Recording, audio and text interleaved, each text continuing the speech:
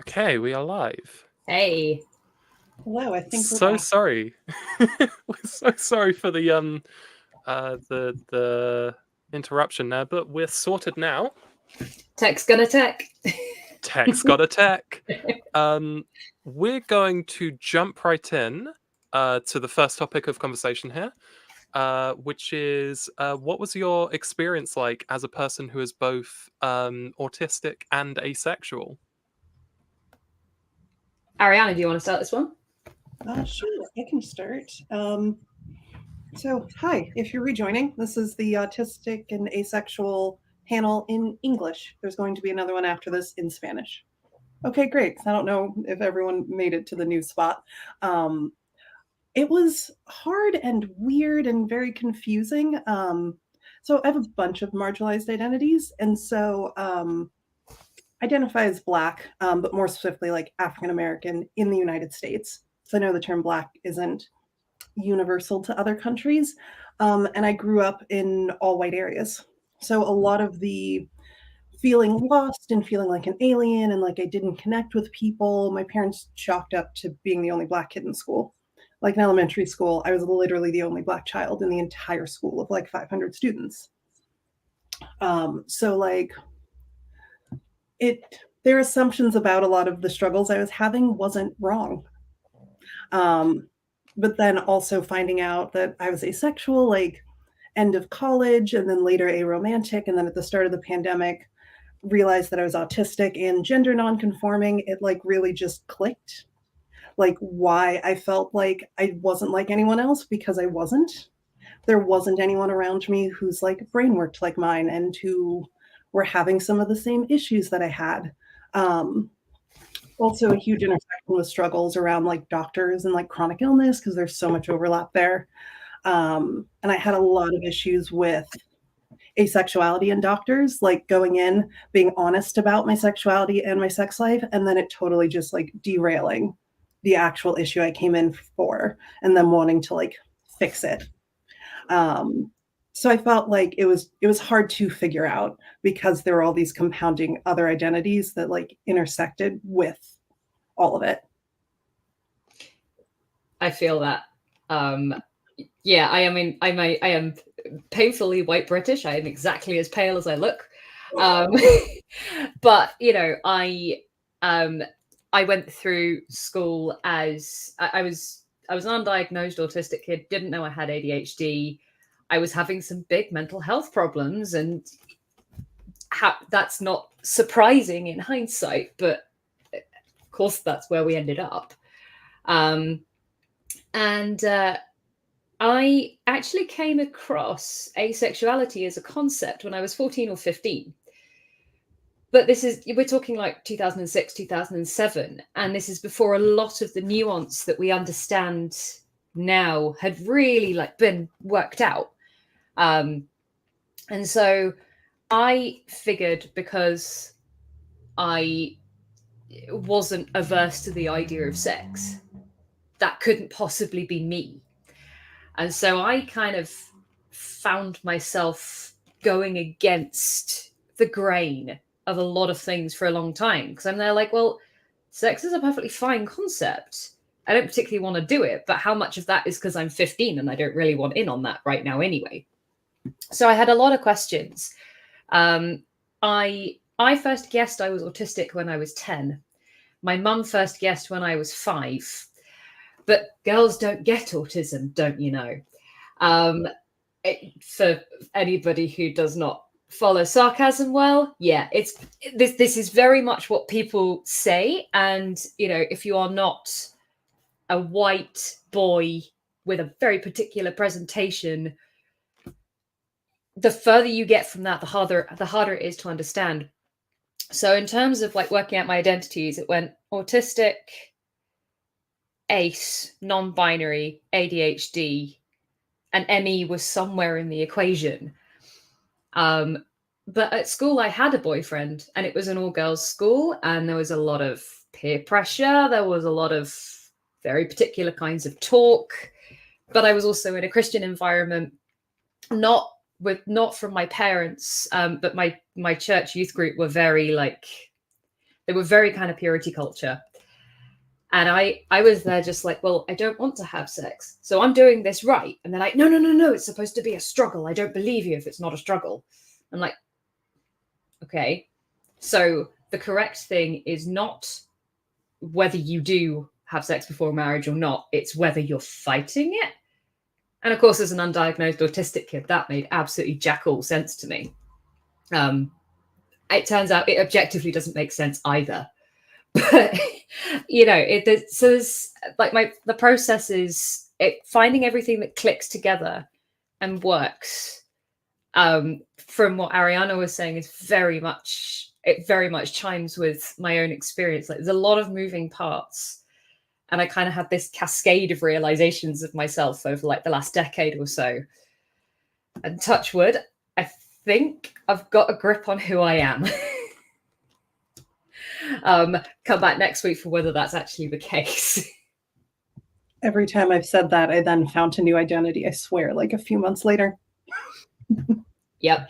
I'm waiting for the next shoe to drop. It's coming. I can't do anything about it.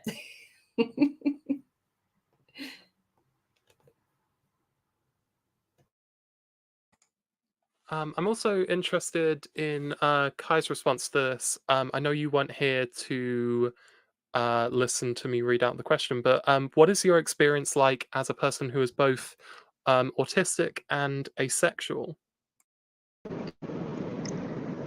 Hi.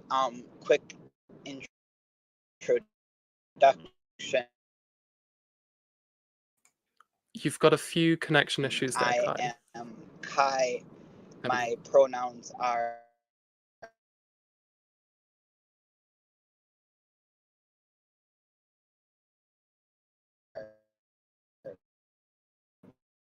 they, their, beasts.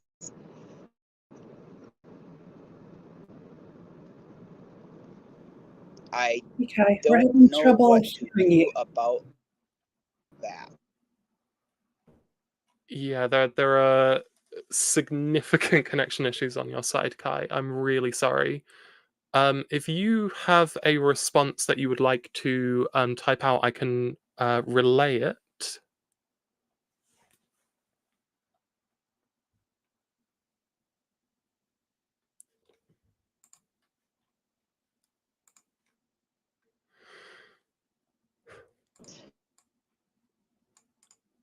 And while we're waiting on that, should we move on to the next topic? Because I'm aware we had a bit of an issue with the connection, and therefore we're running a little bit behind schedule. So what was discovered first, your asexuality or your autism?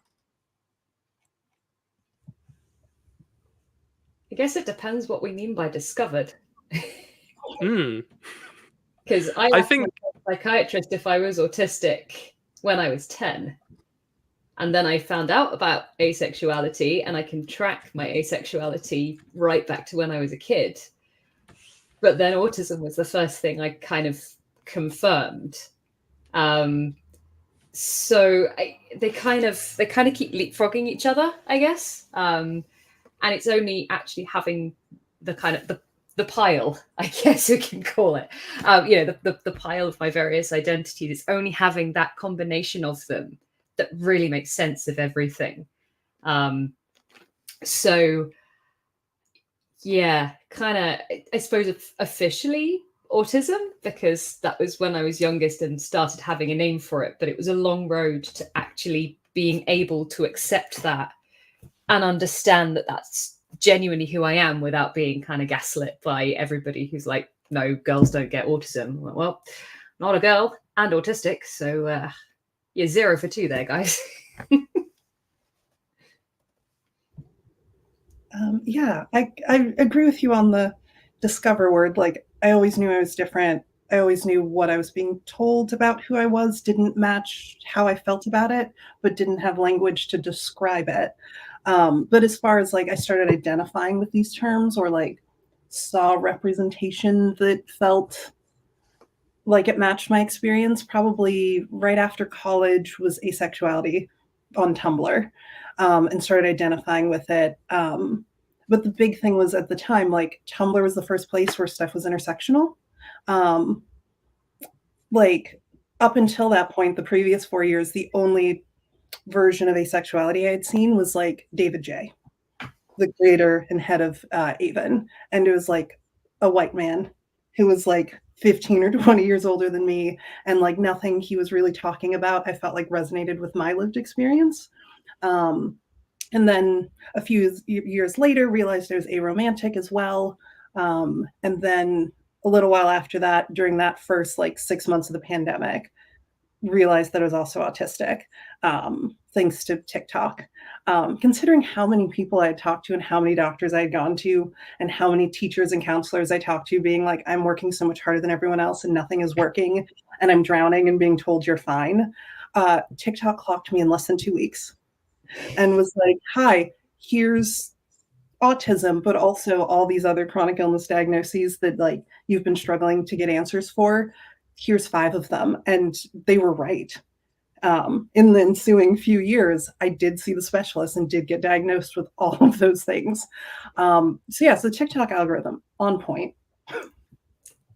I feel like there's a whole generation of people who've had identities to work out in one way or another, who had a lot of time at home in the early days of the pandemic, because that's when I realized I was I had ADHD, and later it was how I realized I was aromantic.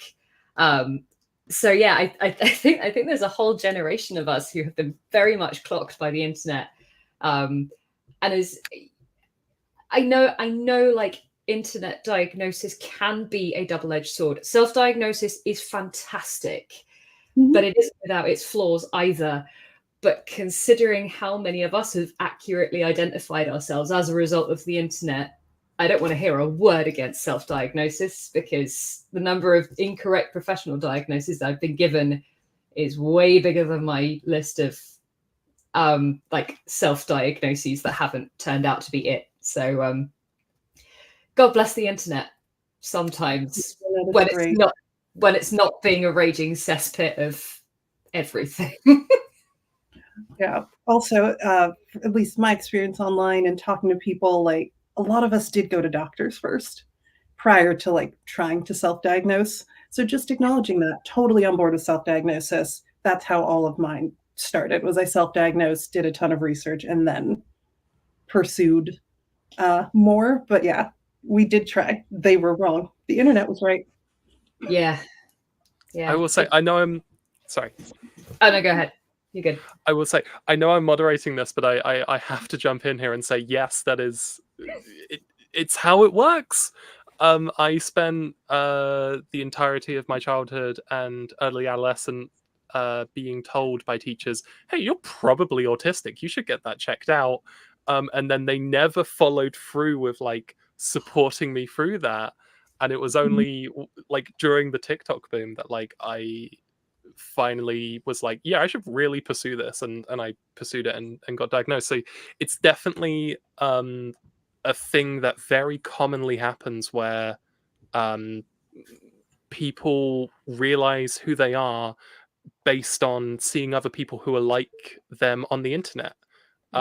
Somebody mentioned in our private chats peer-reviewed diagnosis. Yes. Love that term. It's brilliant. Perfect term. Yeah. I also there's a kind of an unofficial except semi-official like self-diagnosis thing where it's like a lot of people I know think that one of the primary diagnostic criteria for a self-diagnosis is if you get put in a room with another neurodivergent person, what happens? Because if we get it, we click so often. And actually, my partner, who's also aro-ace and also agender, we were talking about this recently. I have their permission to mention this. They have realised that they're probably autistic, and they're like, yep, yeah. As somebody has just said, if all your friends are neurodivergent, well, yep, peer review diagnosis, and also like bouncing about with me. You know, it's amazing what can happen when you find community and people who can actually relate to your experiences. And that was so much of what it was for asexuality with me as well. And often I'll go in like, you know, if I'm having one of my regular crises of like, am I really ace enough? I'll go into like the Avon Discord or Aces in STEM and just be like, somebody tell me that I'm not just a total fraud, because like I'm having this kind of thinking about sex and romance and stuff, and they're like, oh yeah, that sounds normal. And just having that commonality, you know, I now understand that I'm not doing it wrong. I'm trying to do the wrong thing in my way. So yeah, it's community. I cannot stress enough how huge it is. Well, certainly was for me. It's not uncomplicated. I mean, online communities are always going to have their own issues, but the good bits are really good.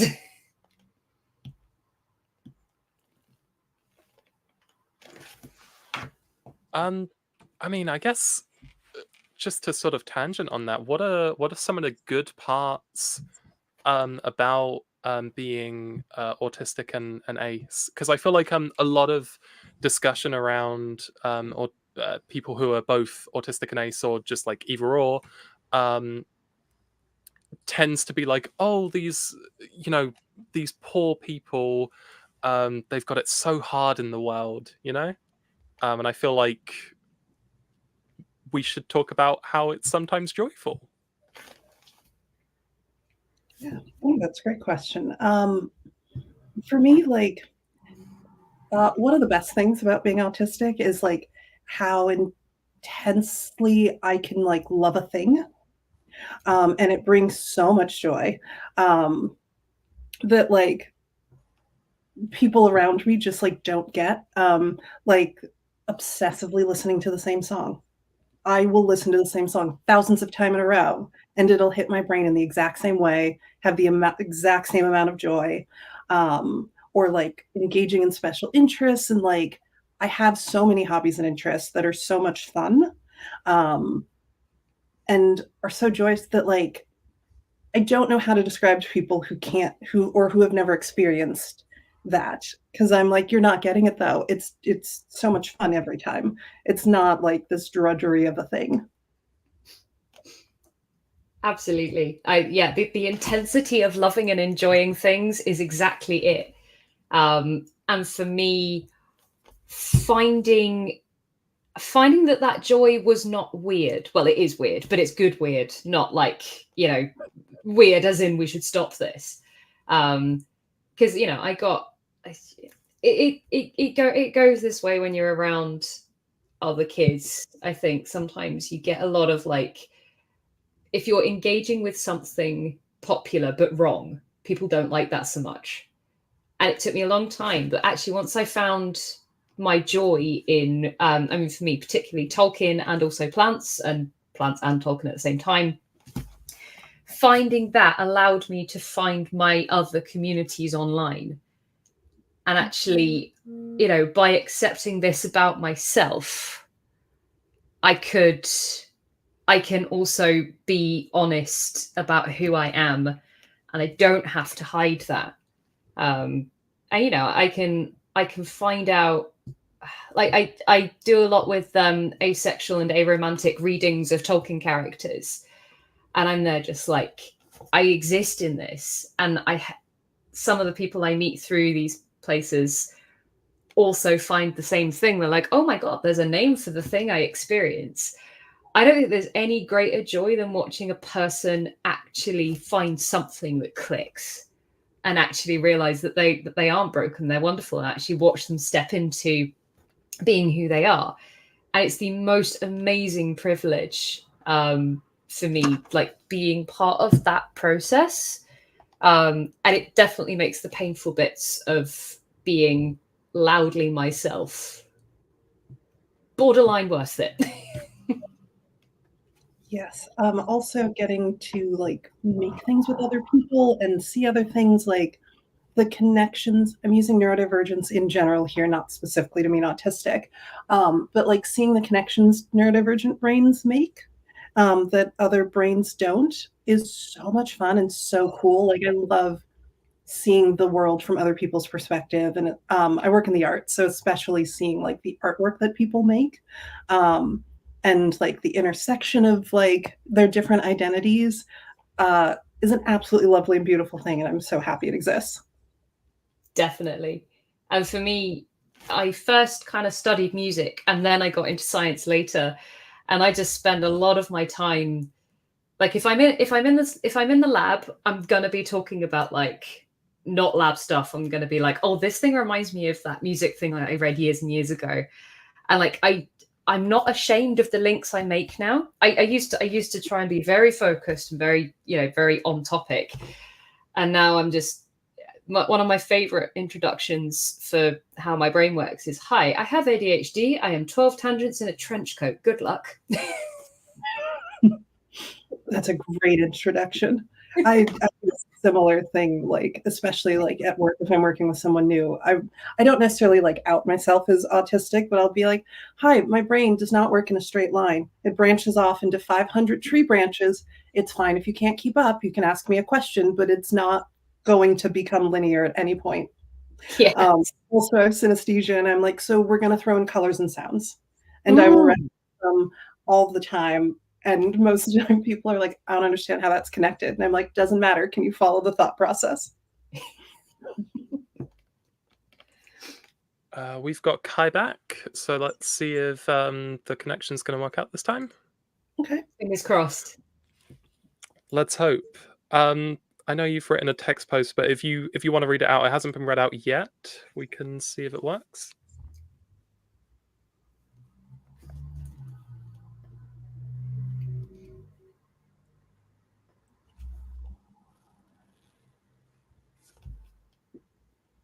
We're going to go with gaping silence.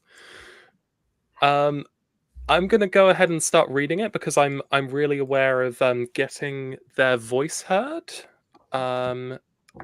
Just sort of a pre-warning for everyone watching. I am dyslexic.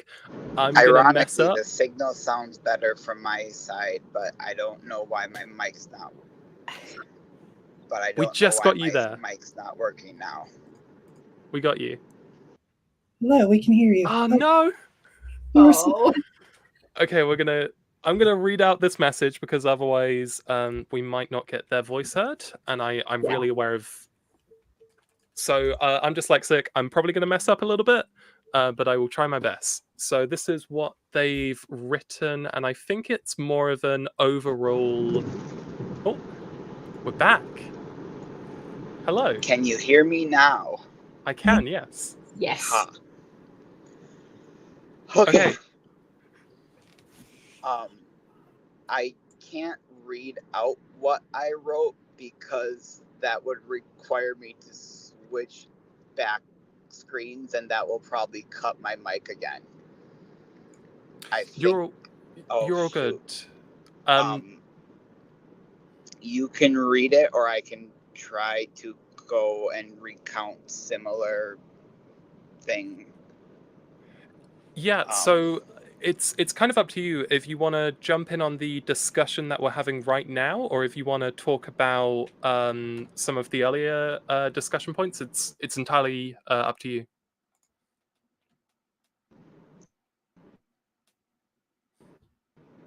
I think it's important to cover the different perspectives of school. Okay. So sorry to hijack the conversation. No, you're all good. Should we just jump into the next topic then? So I'm just gonna put it in the thing so that it can be. How was school for you as somebody who is both autistic and asexual?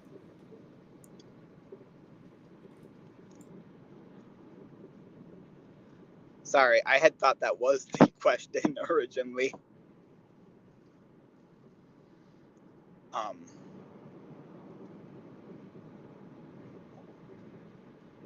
But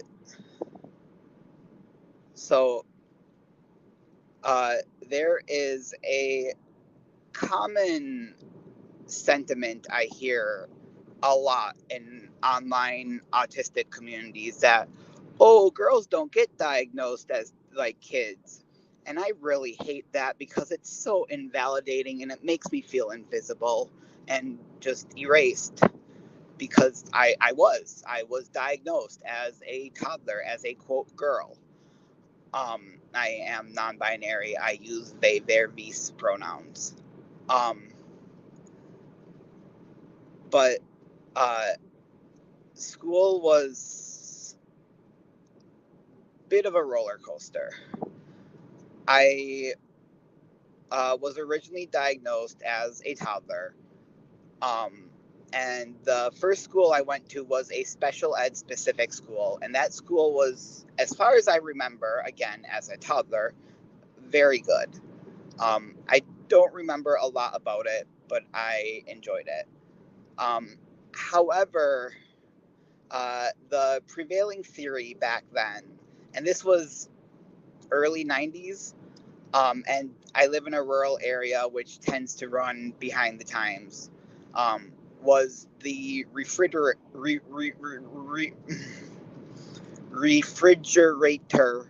mom theory, which is the idea that autism was caused by mothers being too frigid with their children and not loving them enough.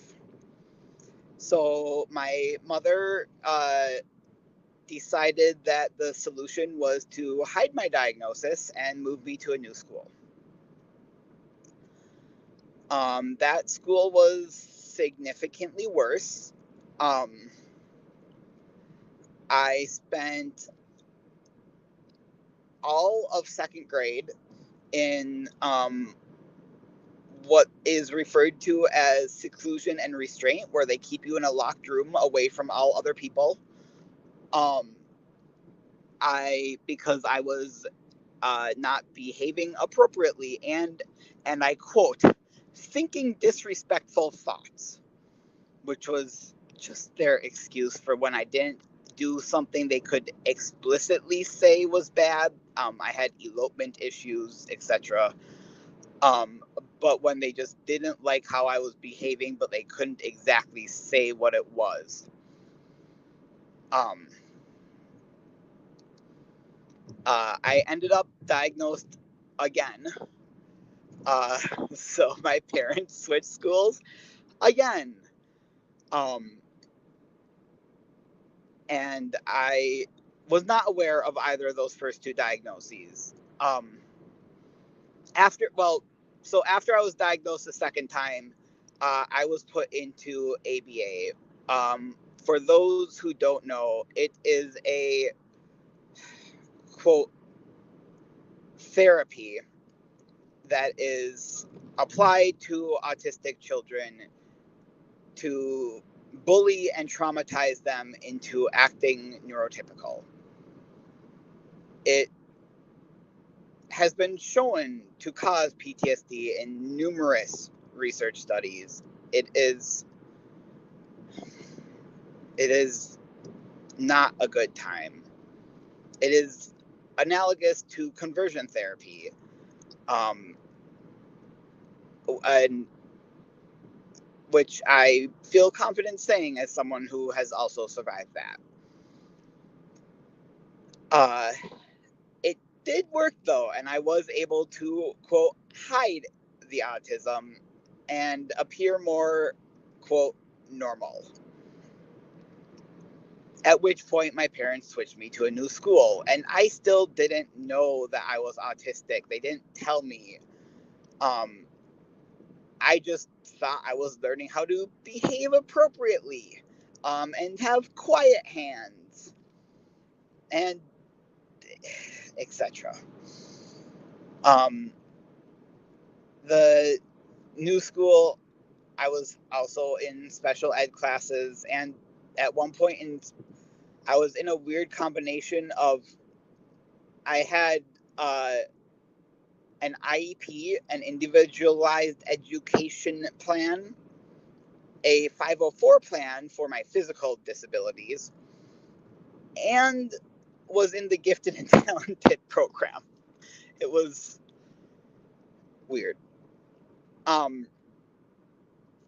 But anyways, fast forward to my early teen years. I was diagnosed with autism yet again, but this time I stole a look at the paperwork and saw the term and went home and Googled it because I had no idea what that meant.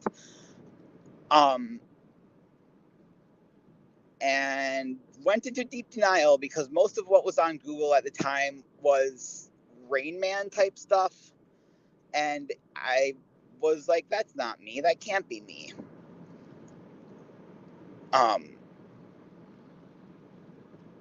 Ironically, it's around the same time that I came into the term asexual, which I say came into because I didn't come across the term in a normal way. I was very into language and linguistics, and I knew that the prefix a meant not or without from various scientific terminology, and I knew the suffix sexual from heterosexual, homosexual, and I just kind of stuck them together to describe my own experiences. And then, like a year or two later, I was on TV Tropes of all websites and found the term. I was like, oh shit, is this a real thing? Have I been like using a term that actually means something, using it wrong? And identified as demisexual for a while, but anyways, that's a different story. But school was weird because from both perspectives, I was the outsider, and from both perspectives, I was put into a what they call a therapy, but it's really just codified bullying to make you more like they want you to be, to make you more, quote, normal. And it didn't work. It never does.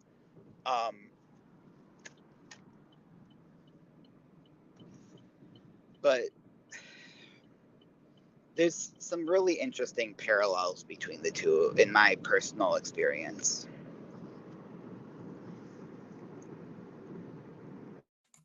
Thank you so much. It's so good to hear you. And since we've had so many tech issues, not just with your stuff, but with the stream as a whole.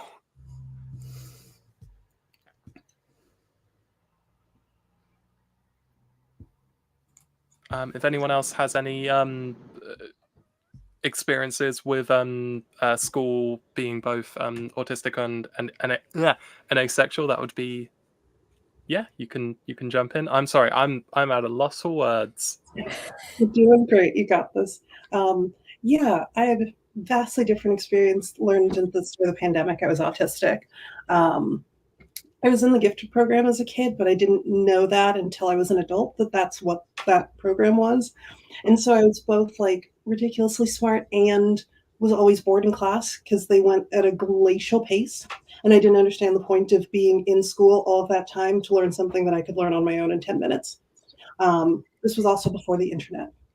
So like the idea of online schooling or alternative schooling, at least where I grew up, didn't exist. You went to school or you're like in the hospital. There was no in between or other option. But I also really struggled with like asking adults for help and being met with, well, your grades are fine, therefore you are fine. Direct quotes from like counselors and teachers and stuff. But also not knowing that I was autistic, didn't understand hierarchy, wasn't picking up on air quotes like the unspoken rules. And so I get sent to the counselor's office all the time in high school because I wasn't blindly compliant. But like the teachers couldn't tell me what I did wrong. They were just like, your attitude is wrong. And I'm like, I don't know what to do with that. Did I say something? Did you not like my word choice? I don't know what to do with vibes are off. So they'd like send me to the counselor, and then the counselor would look at my grades and be like, we have a 4.0. I don't know what your teacher's doing. And then they would just send me back to class. But like no one would intervene where I'd be like, I'm drowning. I can't keep up. I can't function in any other area of my life.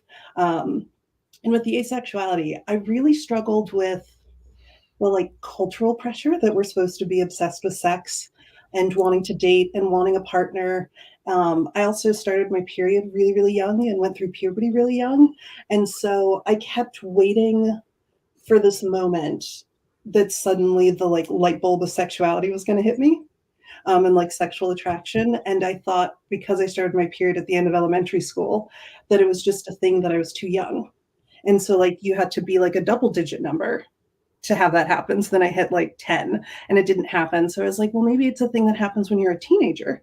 So then I hit like 13 and it didn't happen. And I was like, well, I'm obsessed with movies and TV shows. I was like, well, in all my favorite movies and TV shows, it didn't happen for them until they were 15 or 16. So I like kept waiting for it to like happen, and then it didn't. But I didn't have the language and didn't have the internet to ask anyone or figure out like why what was presented to me in culture didn't match any of my experience. And then also like similar to you, Rory, growing up in church, being applauded for not having sex, and not dating, but then being chastised as soon as I hit my 20s for not dating and not having sex. And my little autistic brain couldn't figure out why. Like, either you don't want me to do this or you do. I don't understand why suddenly I hit a certain age and it was okay in one context, but not okay in this one when I'm the same person. And the rules didn't suddenly change. And then once I hit like my mid 20s, everyone being like, so when are you having kids? And I'm like, you told me don't have sex before marriage. Pick a lane. Like, Definitely. So yeah, so that was kind of my schooling experience. But yeah, really struggled, and especially once I hit college, I did get my degree, but like was really struggling to keep up and maintaining it, and it was really just autistic burnout. And having gone through my whole schooling career without any supports, but like I wouldn't know that for a long time, that like that was what the struggle was. Yeah, that all sounds incredibly familiar. So I actually wanted to say, Kai, I really appreciate your perspective on people who kind of don't put the nuance on girls don't get diagnosed, because I think it's one of those things in autism communities, and particularly where there are intersectionalities as well. There's a lot of pain and a lot of trauma around the things that did or didn't happen for us. And it's really easy to kind of internalize some really black and white language on that. So yeah, like girls don't get diagnosed. And I think I did a version of that at the beginning of the stream. So I appreciate your perspective and thank you very much for like picking that up. Like that is definitely something we all need to do better on, I think. And particularly where there are any other intersectionalities at play as well. So thank you for that. I'm sorry, I wasn't trying to call anyone out. I didn't hear most of the beginning of the stream. Oh no. This is a very genuine, heartfelt like thank you. Yeah, it's Okay. it's important. We need it. This is why the internet is so great, because we get to hear this stuff because we need to. But yeah, going back to the school thing, I said a bit about it earlier. I was at an all-girls school, but I didn't yet know I was non-binary. It was an all-girls Catholic school, and I was Anglican rather than a Protestant. I think for American friends, Episcopalian is the thing. So I there were a lot of ways I didn't fit, but I did have a boyfriend, and I was the first in my peer group to have one. And he was lovely. He was great. We were both young. All of the like peer pressure stuff was coming from my friends and stuff. Like, you know, he was a good guy. He seems to have remained a good guy. Fine. But that whole experience, there were so many assumptions about what was going to happen, and are we going to do this, and are we going to do that? And I'm there just like, mind your own business, and no. I think there was one time and they just kept asking question after question. It took them ages to realize that I was just alternating yes, no, regardless of what the question was, just to screw with them. It was it was a bit of a silly choice, really, as an undiagnosed autistic kid. But, you know, we make silly choices as teenagers. But yeah, and I knew I was different. I knew I wasn't doing it right. But I had some of what Ariana was describing, where my grades were good. My relationships with my teachers were good. My relationships with my peers, however, were absolute dog dirt. They were just not. That was just not good. So, I knew I was doing everything wrong.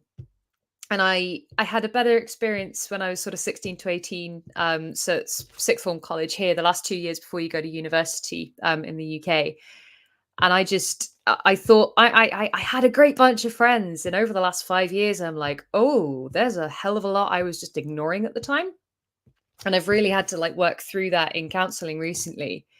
But the bit that I really wanted to talk about was Section 28, which for our non-UK friends was a piece of legislation that basically said that if you're going to teach about relationships, it has to be straight. You cannot teach about gayness or anything else.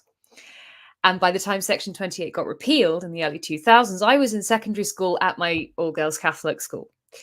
So I kind of, there were multiple gaps to fall into. And so I had no concept.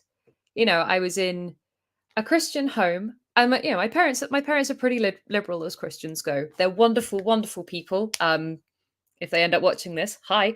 And I have been phenomenally lucky. But my church surroundings, my school surroundings, and everything else, that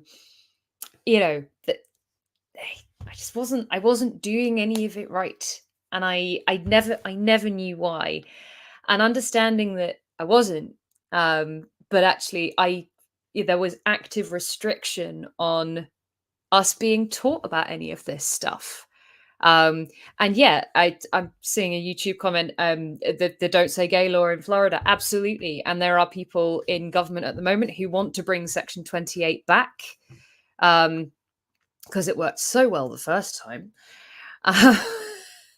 But yeah, so I think it's really difficult when the powers that be, and I agree with you, Ariana, I don't like the concept of the powers that be. I don't like the hierarchies. And we have to learn how to play nicely enough with them that we don't, get ourselves hurt.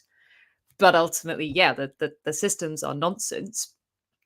But, we have people up there who want to make sure that we don't know about this. I had no idea that gender was anything other than the doctor said it's a girl when I was born and I stayed a girl. I just thought I was girling wrong. And then I realized I was non-binary, and then I realized I was agender, and I was like, so I actually really don't have to give a crap about this, which is a wonderful, wonderful feeling. But it took a long time to get there, and I've had to undo a lot. So yeah, there's a hell of a lot of unlearning, and like I've been reading Ace by Angela Chen and Refusing Compulsory Sexuality by Sharonda J. Brown. If everybody should read both of them. They're really, really good. Ace in particular is it's very readable. I realize like reading hits people differently for various reasons. I think they both have audiobooks as well.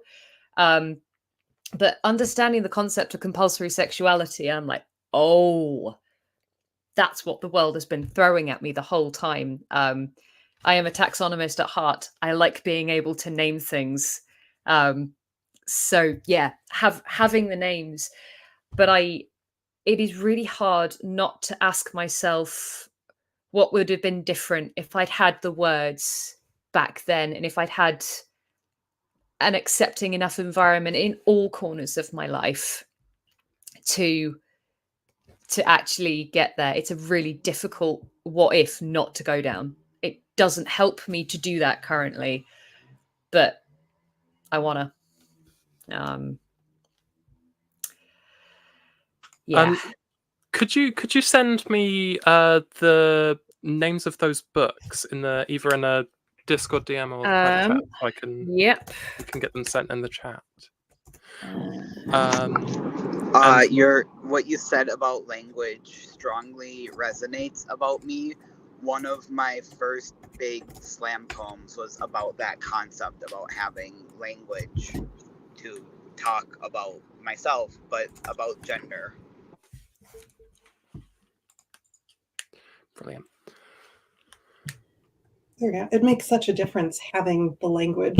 Even we had talked earlier about like self-diagnosis, and that we all agree it's totally valid. But part of that for me was having language. It wasn't even whether or not I had the autism diagnosis or the chronic illness ones, but like language, and also then finding community to talk about the things I was experiencing. Because a lot of us, at least for me, spent my whole life not having language or community.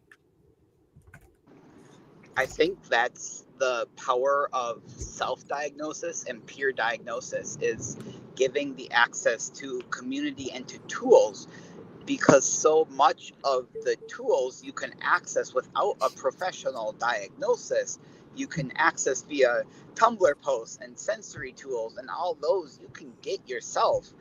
You just need to know they're there, and you need to know that that's something that might benefit you. You need the language. So I am going to. I'm really sorry because we're starting to overrun a little bit, but because we have tech issues, I think it's fine if we're like a little bit later then. So I'm gonna move right along to the next topic if that's okay with everyone. Do you have any ideas on why autistic people seem to be more likely to be ace or otherwise queer in some way? That's a really wordy question now that I read it out loud. I'm so sorry. It's a good one, though. It's a very good question. Yes, I'll go. I kind of touched on it. At least for me, I feel like a lot of us didn't get the like baseline rule book that everyone else around us seemed to get. And because we were outside of the norm, also didn't absorb a lot of those rules as like something internally that we had to do. And so found it easier to then also identify and find language to describe ourselves that was so outside the norm. Like I didn't see hierarchy. Like someone had to like sit me down and explain it to me and give me explicit rules. I wasn't naturally picking up on those things. I wasn't picking up on sexuality. I wasn't picking up on like a boy flirting with me, or trying to ask me out on a date because never used the word date and things like that. That then when I started exploring like the queer community and different labels and stuff, it never occurred to me that I couldn't identify as those things. Like even before that, I was like, well, gay and straight don't fit, so I don't know which one I am. But like the idea of like compulsory heterosexuality and all of that, it was there, obviously, but like I already was outside the norm. So like, what was one more thing outside the norm? And it just felt more natural to me. Yeah, I really vibe with that. Agreed. I also think there's even been research on like the differences in asking people how they identify versus if you actually ask people like who they find attractive. Like those don't align. Like there are people who identify as like heterosexual or homosexual, but they find people attractive who don't fit the dictionary definitions of those terms. So I think that I think a lot of people just use the defaults. Like they'll just be like, oh sure, I'm straight, because it's just the default. And I think that autistic people are less likely to go with the default. I think we're more likely to recognize that like you said, when we are outside of that. Yeah, I was at a workshop over the weekend about queer ecology, and the idea of queering things is like questioning and breaking the systems that we are using. And it's by this amazing ecologist called Jasmine Qureshi. And they talk really good sense and they blow your mind, and you don't even mind a bit that you're questioning everything you know. But actually, with what they were saying the whole time, about like questioning why we think things, why we believe things, what systems have put these ideas in place as the status quo. And I'm sitting there thinking, this scratches a very particular itch in my autistic brain in a very particular way. Because, yeah, it's that thing when you don't come pre-downloaded with the neurotypical rule book, when you are prone to questioning, when you are spending a lot of time seeking community because you can't find it anywhere else, you're going to find a lot along the way. And I had this really great chat with a family member a while ago, and they were asking me what non-binary meant. And that's a fair enough question, perfectly fine question. And I was like, okay, so you're a woman, right? And what makes you a woman? Is it having had kids? Is it your physiology, everything else? And I actually walked her through this, and she goes, well, I think I'm cis at the end of that. And I'm like, cool, congratulations. And I think because of the experience of being different means that you go and seek out answers. If you go through the world fitting enough defaults that it kind of doesn't matter, why would you ask the questions? I don't mean that meanly. Like, if you don't have a reason to ask the questions, we're taught really not to ask the questions.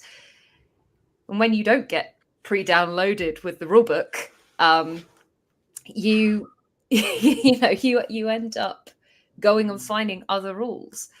So I think it's a side effect rather than like a sort of pathologized link between the two. I think because of the ways that community and people work.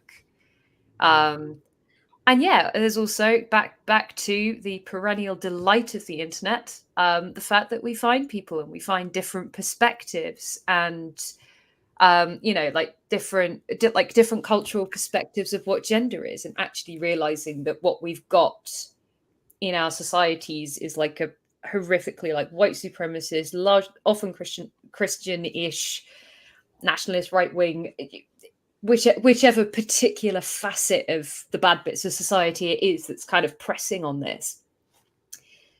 But I think because we have the internet and because we can listen to people and we can learn from them, and I've learned so much listening tonight, I think it's only natural, because we are not instantly at home in society. We have to go find another home, and it means we have to walk through a lot of others as well. That was an awful lot of words. Yeah. Thank you so much, Rory. We are going to end this panel, but I just want to ask one more thing of you guys, and that is a very quick takeaway of what you guys want people to take away from this panel while we say goodbye. If we can start with Ariana, maybe? Sure. First off, thank you everyone for coming. I have been reading your comments. They've been lovely. Yeah, takeaways. I would say just intersectionality in general from the whole 24-hour live stream, but this panel as well, because we talked about the panel was autism and asexuality, but as we've been talking, we've also been mentioning gender. I mentioned race. We talked about chronic illness a little bit. We all exist as our person, and you can have multiple labels and multiple things happening on top of each other, and all of them can be true at once. Also, all of us here on this panel are one small facet of what being autistic and asexual can look like, but there's so much more variety and representation that's out there. Definitely. Yeah, I would absolutely agree with intersectionality. It was something we talked about while we were trying to organize this panel, making sure we had as many facets as we could cover, within who we had volunteering. And I'm really, really glad that we managed to get as much as we did. I guess for me, it's if you are autistic and/or ace, and autistic, I think, includes people who think they might be autistic and haven't got the official diagnosis. If you're one of us, you're one of us. I don't care. I'm not checking paperwork. I don't have time for that. But I think you're not broken just because you didn't get the rule book downloaded just because you haven't been told what it is you're working with. The world wants us to think we are broken. They want us to think that we are doing it wrong. And frankly, unless you're like deliberately treading on somebody's foot or like actually stealing their food, you're probably not doing it wrong. And that goes double, triple for every kind of compounding layer that you end up adding to that. And it is really, really hard. But there are people that, for everything that you think and experience, there will be somebody who shares it in the world. And if you find them, yeah, good. And if you don't, they will still be out there. And yeah, somebody's just said there's room in the world for everyone. There is. Some people have to elbow their way in a little bit harder than others. That's why intersectionality matters. But, if we all get our elbows out, we can probably make this work. Kai, do you have any final words? Yeah, I really just want to echo and uplift what's been said. Intersectionality, diversity within identities, like there a lot of times the representations shown tend towards certain types, and there's a lot more diversity out there. And just really echoing that you are not broken and you are not alone. Thank you so much. Those are brilliant words to end on. So next up, we've got the Spanish-speaking autism panel. So stick around for that. Goodbye. Thank you so much, guys, for joining us. Okay, so let me move you guys and add my Spanish-speaking friends. Ok. Bueno, bienvenidos. Por fin llegó el panel en español. En esta próxima hora y media voy a estar junto a Ampi Clifford Vilca, que no sé si va a poder sumarse porque estaba con problemas técnicos también con su computadora, y Gebrail de México. Y vamos a estar hablando un poco de la interseccionalidad entre lo que son las identidades asexuales y las identidades dentro del espectro del autismo también. ¿Qué les parece si para comenzar entonces se presentan, nos cuentan un poco de qué hacen, si son de alguna organización, hace cuánto están haciendo activismo? Clifford, ¿quieres arrancar? Sí, cómo no. Me llamo Clifford Daniel, tengo 31 años y soy de Asexuales Panamá, a pesar de que vivo en Barcelona, la ciudad en la que nací. Y hoy he tenido la oportunidad de asistir a unas jornadas de futuro como parte de la Asociación Catalana, de las actividades de la Asociación Catalana de Asexualidad, y han estado muy interesantes porque hemos tratado temas tan diversos como la vivienda, la soledad, la salud mental, y es algo que también nos atañe hoy.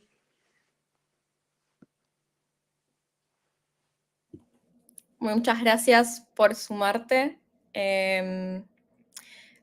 Clifford es ya como abonado común, ya hace tiempo que venimos haciendo paneles juntos sobre asexualidad en español, así que un placer poder compartir nuevamente un panel con vos. Ampi creo que es la primera vez que estamos juntos en un panel, así que contanos un poquito de vos. Bueno, hola a todos.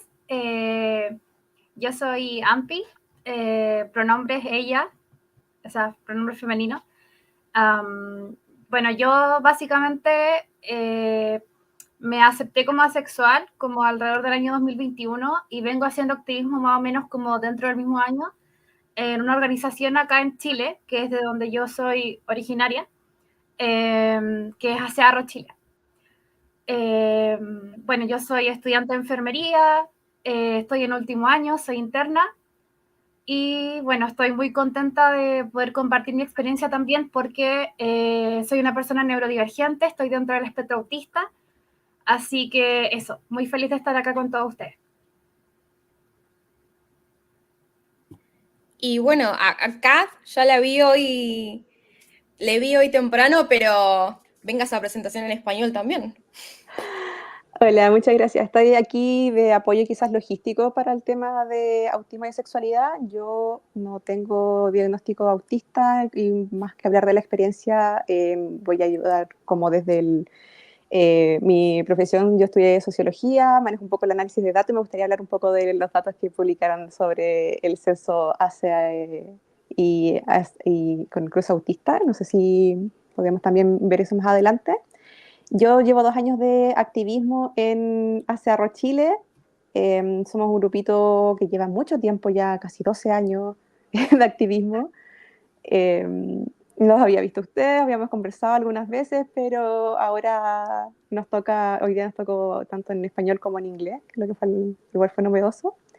Y también mi participación en Arro Chile tiene que ver con dialogar con instituciones, muchos proyectos con municipalidades, con ministerios de educación, ministerios de salud. Entonces, por ese lado también hacemos recomendaciones y tenemos este espacio también dentro de la asociación, de la organización.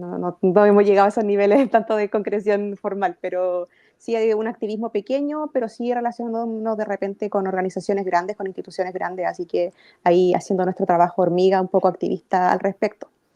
Y también tenemos otro grupo que ha sido Esi en mi Muni, que también ha sido un trabajo de la mano de Arro Chile, ha sido un proyecto de hablar de educación sexual integral, saliendo como desde lo biológico, desde lo sexual meramente, hacia lo que es la parte más socio-psico-sexo-afectiva integral de lo que es hablar de educación.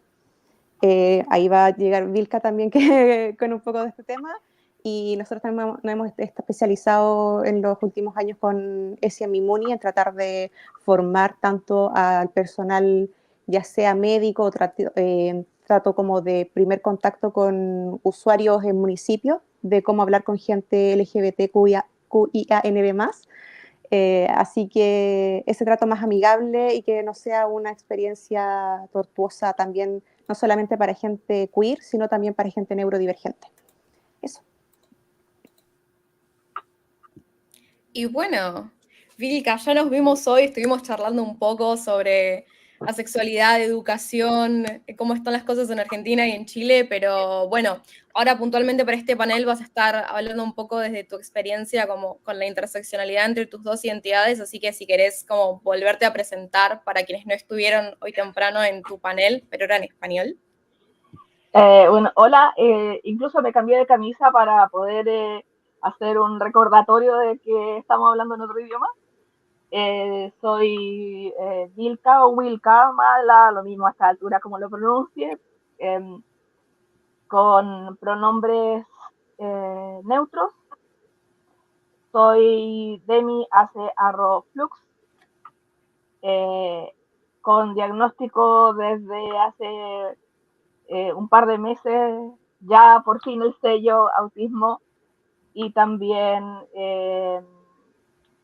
CDAH, condición de déficit atencional y hiperactividad, que no me gusta mucho el nombre porque el nombre es para lo que le molesta a la gente neurotípica.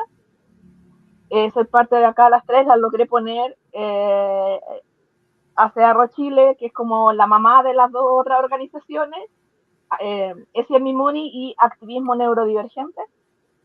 Hacemos algunas cositas lo que podemos.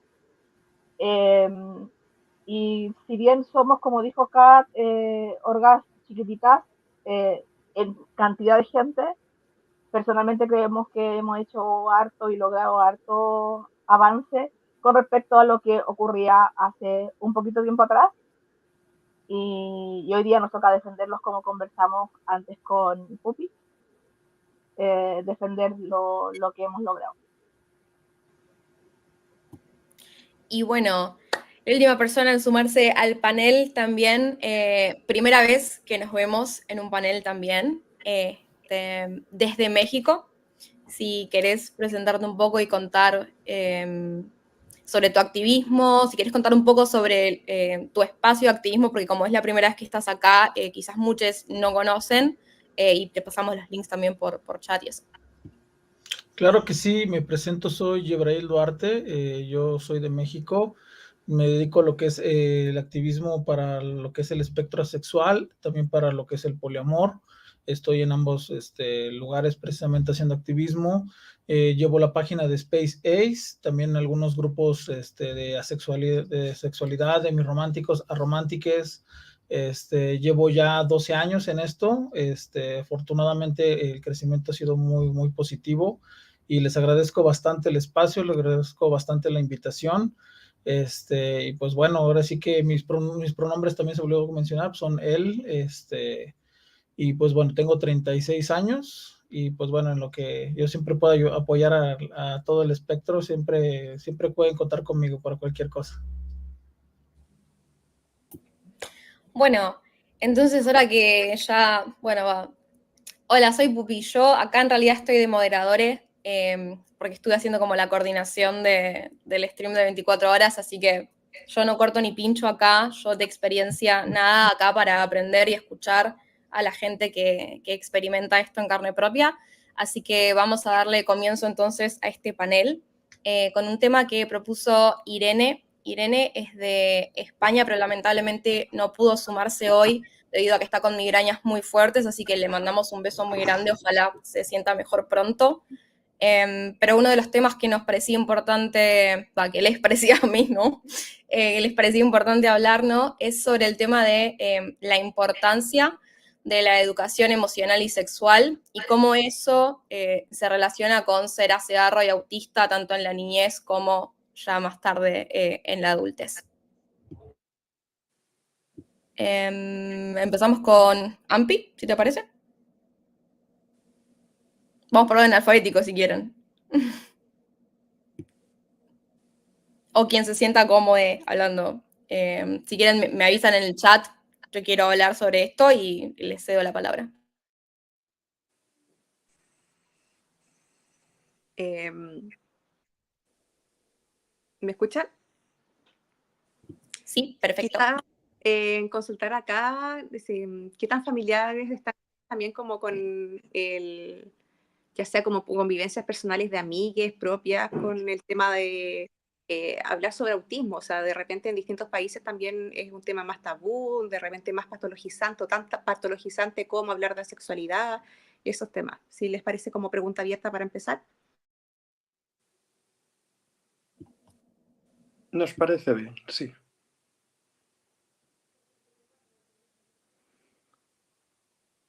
Dale, Clifford. Pues yo creo que un tema importante es la educación en valores, sobre todo porque muchas niñas desde bien pequeñas experimentan abuso, acoso, y es algo que tanto personas queer como personas autistas experimentan especialmente en edades tempranas. Y, y bueno, ya en edades más adultas, algo que se da bastante es la infantilización, ¿no? O sea, cuando eres pequeña eres rara y a medida que vas creciendo, pues eres demasiado infantil, ¿no? Entonces, creo que las charlas en colegios pueden ser de gran ayuda para combatir este tipo de dinámicas, de presión de grupo y demás violencias que puedan acontecer.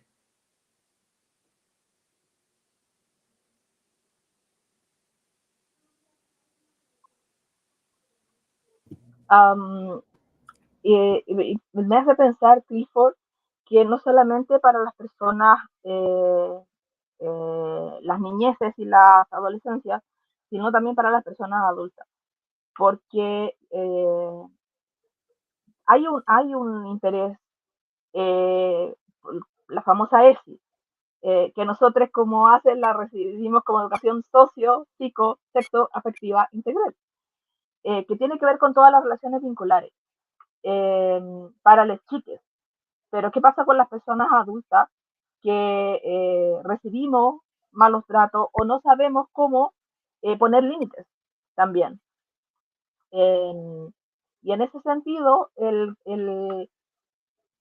aprender, por ejemplo, que a no todo el mundo le gusta, como es muy, muy latinoamericano, saludarse de beso. A no todo el mundo le gusta que le toquen. Pedir permiso o simplemente asumir que no toco a nadie hasta que haya un acuerdo y pueda pedir permiso. Desde ahí, partiendo desde esa base. Y esa es una parte que falta. Y en especial que voy a llevarlo al autismo. Hay personas autistas que no nos gustan que nos toquen. O dejamos que nos toquen o preferimos ser tocadas. Y estoy hablando de abrazo o de tomar mano, etcétera, por algunas personas o en algunos momentos.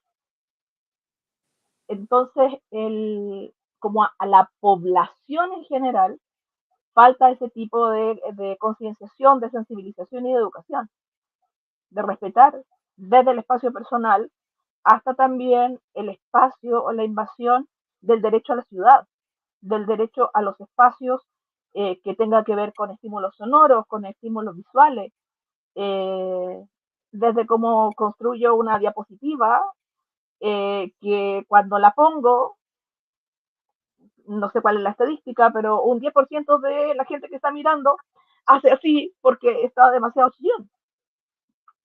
O como pongo el volumen de la música en un evento, cómo ecualizo los micrófonos. Ustedes saben que es el fu, no lo voy a hacer acá, para nosotros es fatal. Y que no sea la respuesta es, por favor, ecualicen el micrófono porque nos rebota y nos lastima, no te digan, aléjate del parlante. Como nos pasó una vez con Kat, que nos dijeron, aléjate del parlante si es que le molesta. Sí, hoy precisamente hablábamos también de la importancia de llevar estos temas, por ejemplo, a residencias de ancianos para que llegaran a personas de la tercera edad. También cabe señalar que hay un infradiagnóstico de autismo en personas racializadas y mujeres. Esto es importante, sobre todo por temas de interseccionalidad.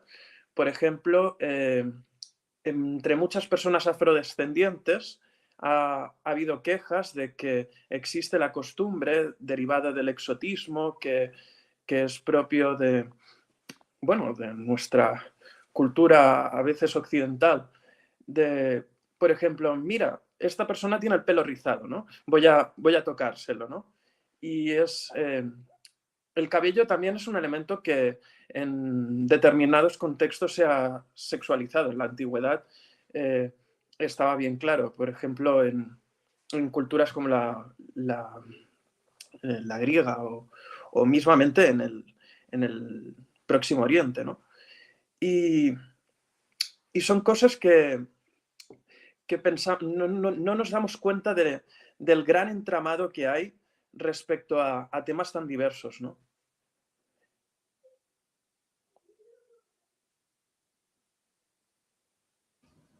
Bueno, no sé si me puedo yo opinar un poquillo.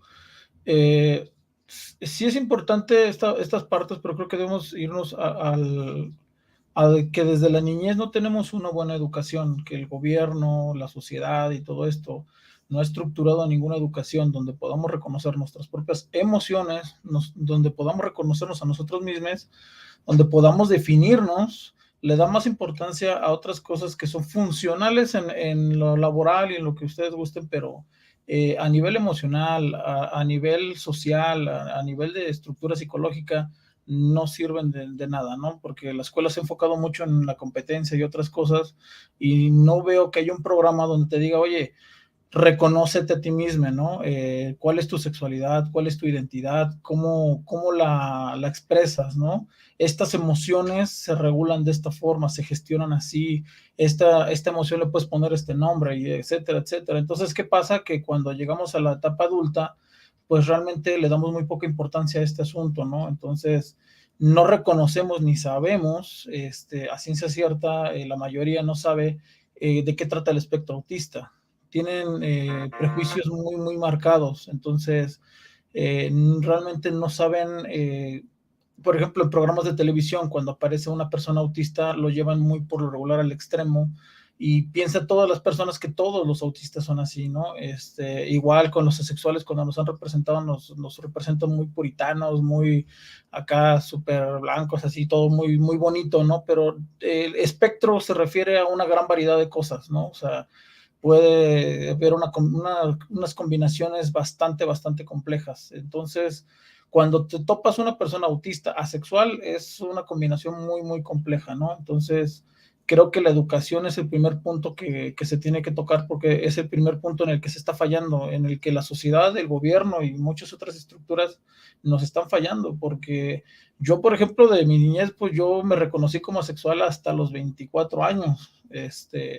El diagnóstico como autista me lo dieron ya hasta los 22, entonces, y eso solamente porque literalmente yo quise averiguar más, ¿no? Pero por la escuela, por la educación que tuve, nunca hubiera yo sabido identificarme, me hubiera quedado en un sitio sintiéndome solo, sintiéndome poco identificado con el resto de la gente, presionado para encajar en la sociedad, y realmente pues no, ¿no? Y como dicen ustedes, mi espacio personal y otras cosas, lo tenía yo que doblegar a veces por los trabajos, porque en un trabajo hay lugares donde no te dan espacio personal propio, hay trabajos donde son cubículos chiquitos, hay trabajos al aire libre donde se congrega muchísima gente, y una persona como autista te sientes muy incómodo, ¿no? Te sientes muy así de, no me gusta estar aquí, pero necesito estar aquí porque necesito trabajarlo.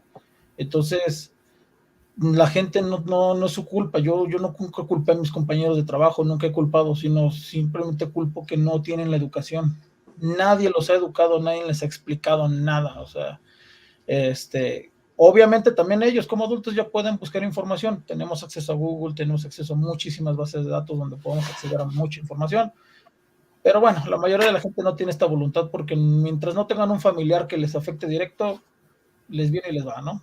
Pero yo lo que diría es que instemos siempre a las instituciones, al gobierno, a que ya implementen esta educación sexual integral, que tengan educación también emocional, que nos enseñen a identificar emociones, a regularlas y a entendernos a nosotros mismos, ¿no? La verdad, bueno, yo siento que por ahí iría el tema, ¿no? Yebrail ha dado con otro punto importante, que es el de los estereotipos, ¿no? O sea, y es que cabe señalar que ni todas las personas autistas son asexuales, ni todas las personas asexuales son autistas.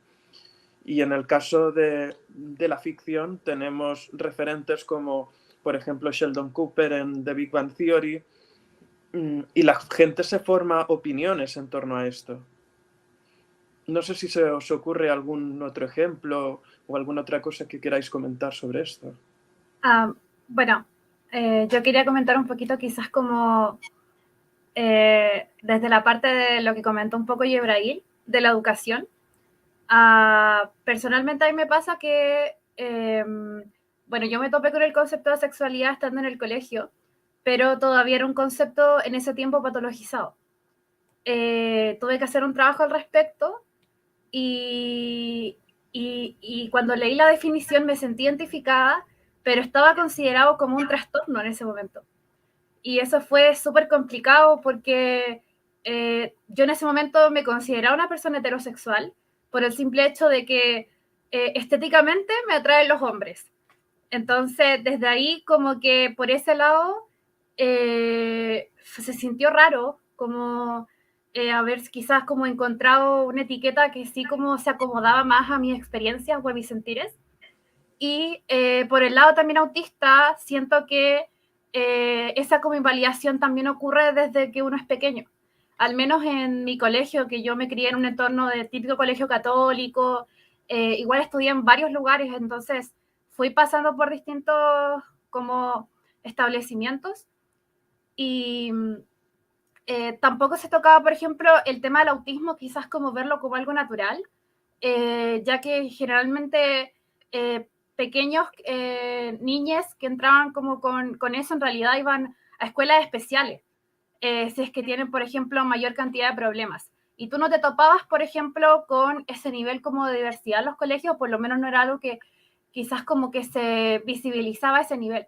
Entonces, como no se visibilizaba, no se reconocía y no se validaba. Entonces, de la misma forma, como que yo tampoco, al igual que Yorail, como que yo vengo a saber hace poco, más que nada, como que quise investigar más por el tema como de que me han dicho de que tengo como rasgos autistas y que también es muy distinto para el caso de las mujeres también, el hecho de serlo. Se da de distintas formas. Yo, en general, siempre que, por ejemplo, hablo con mi familia del tema, también resulta de alguna forma como invalidante porque es típico que te dicen, no, pero es que tú no pareces. Entonces, desde ahí como que se genera ese choque en el fondo con cómo uno se siente a cómo el resto te percibe. Eso más que nada. Es súper interesante lo que dice Ampi. Encuentro súper interesante ese tema como de...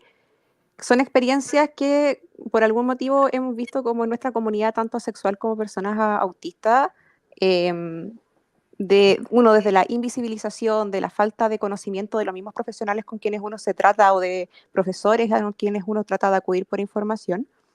Queríamos también hacer una unión ahora, como ver qué otras cosas más se sobreponen quizás en vivencias comunes entre ser asexual y ser autista, porque honestamente no existe ningún estudio que diga esto es una consecuencia de lo otro, ni que sea una causalidad más allá de como una interseccionalidad, nomás cruces que se ponen con vivencias comunes. Así que también para que tengamos cuidado que por mucho que estadísticamente estos vivencias o experiencias vayan de la mano, no significa que por eso uno las vaya a explicar. Sigamos adelante. Vilca, si no sé si alguien más quiere comentar sobre otras vivencias comunes o experiencias. A mí me pasó con la psicóloga me pasa el test, varios test, que tienen que ver con el autismo, la alexitimia, que es cuando no puedes identificar lo que te está pasando. Y lo que me dijo es que esto lo vamos a trabajar, no es que lo llenes en un momento porque quiero saber tus comentarios, etc. Yo le mandé un correo, pero así gigante, criticando las preguntas, y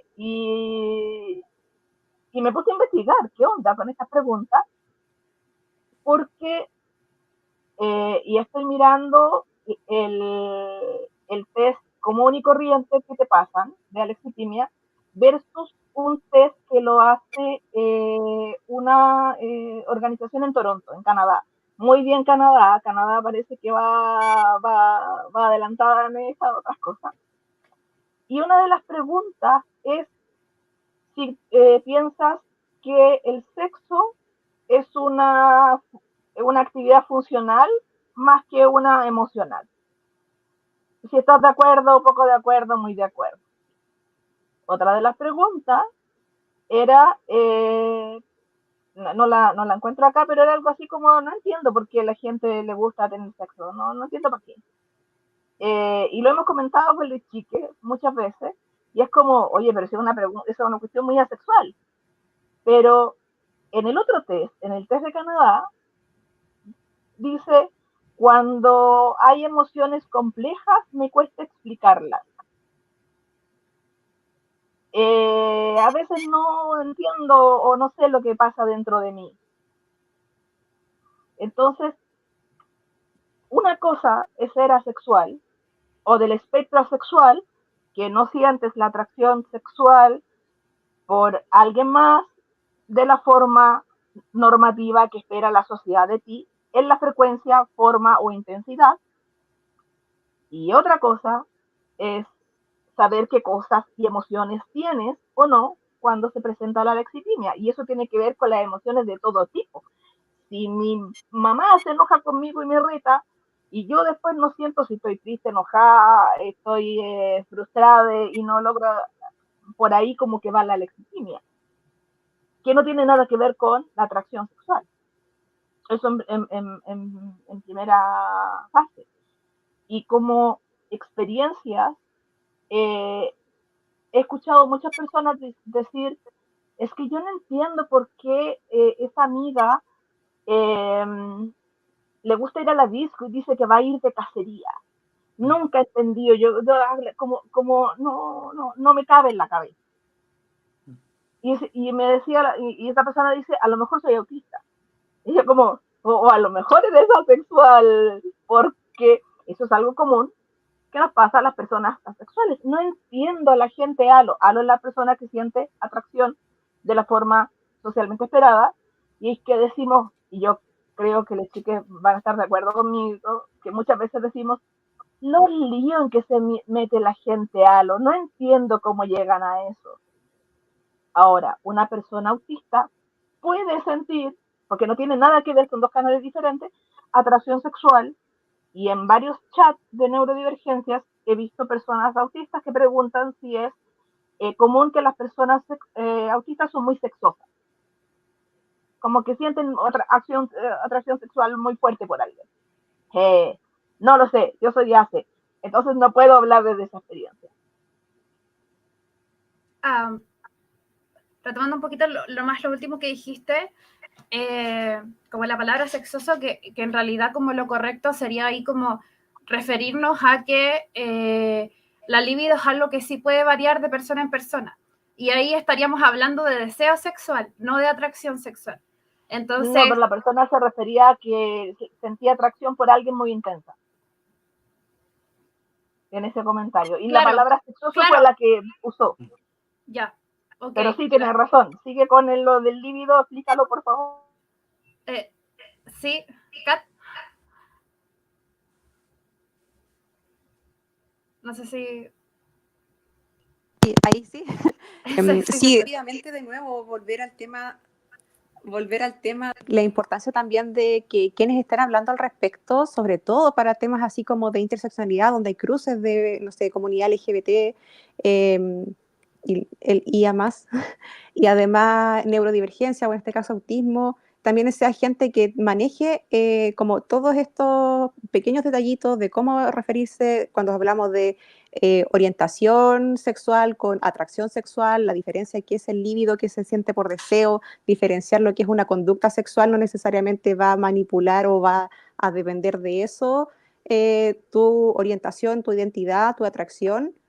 Y todos esos que son igual pequeños detalles que de repente uno ni siquiera como desde, no sé, digamos desde el, por ejemplo, tu caso, Ampi, desde el mundo de la salud, el ámbito de la salud, que se forma profesional de esa forma, o nosotros también como desde la parte más de activismo, o de repente desde la educación misma, tener esos pequeños detalles y también tener ese lenguaje es algo que cuesta mucho.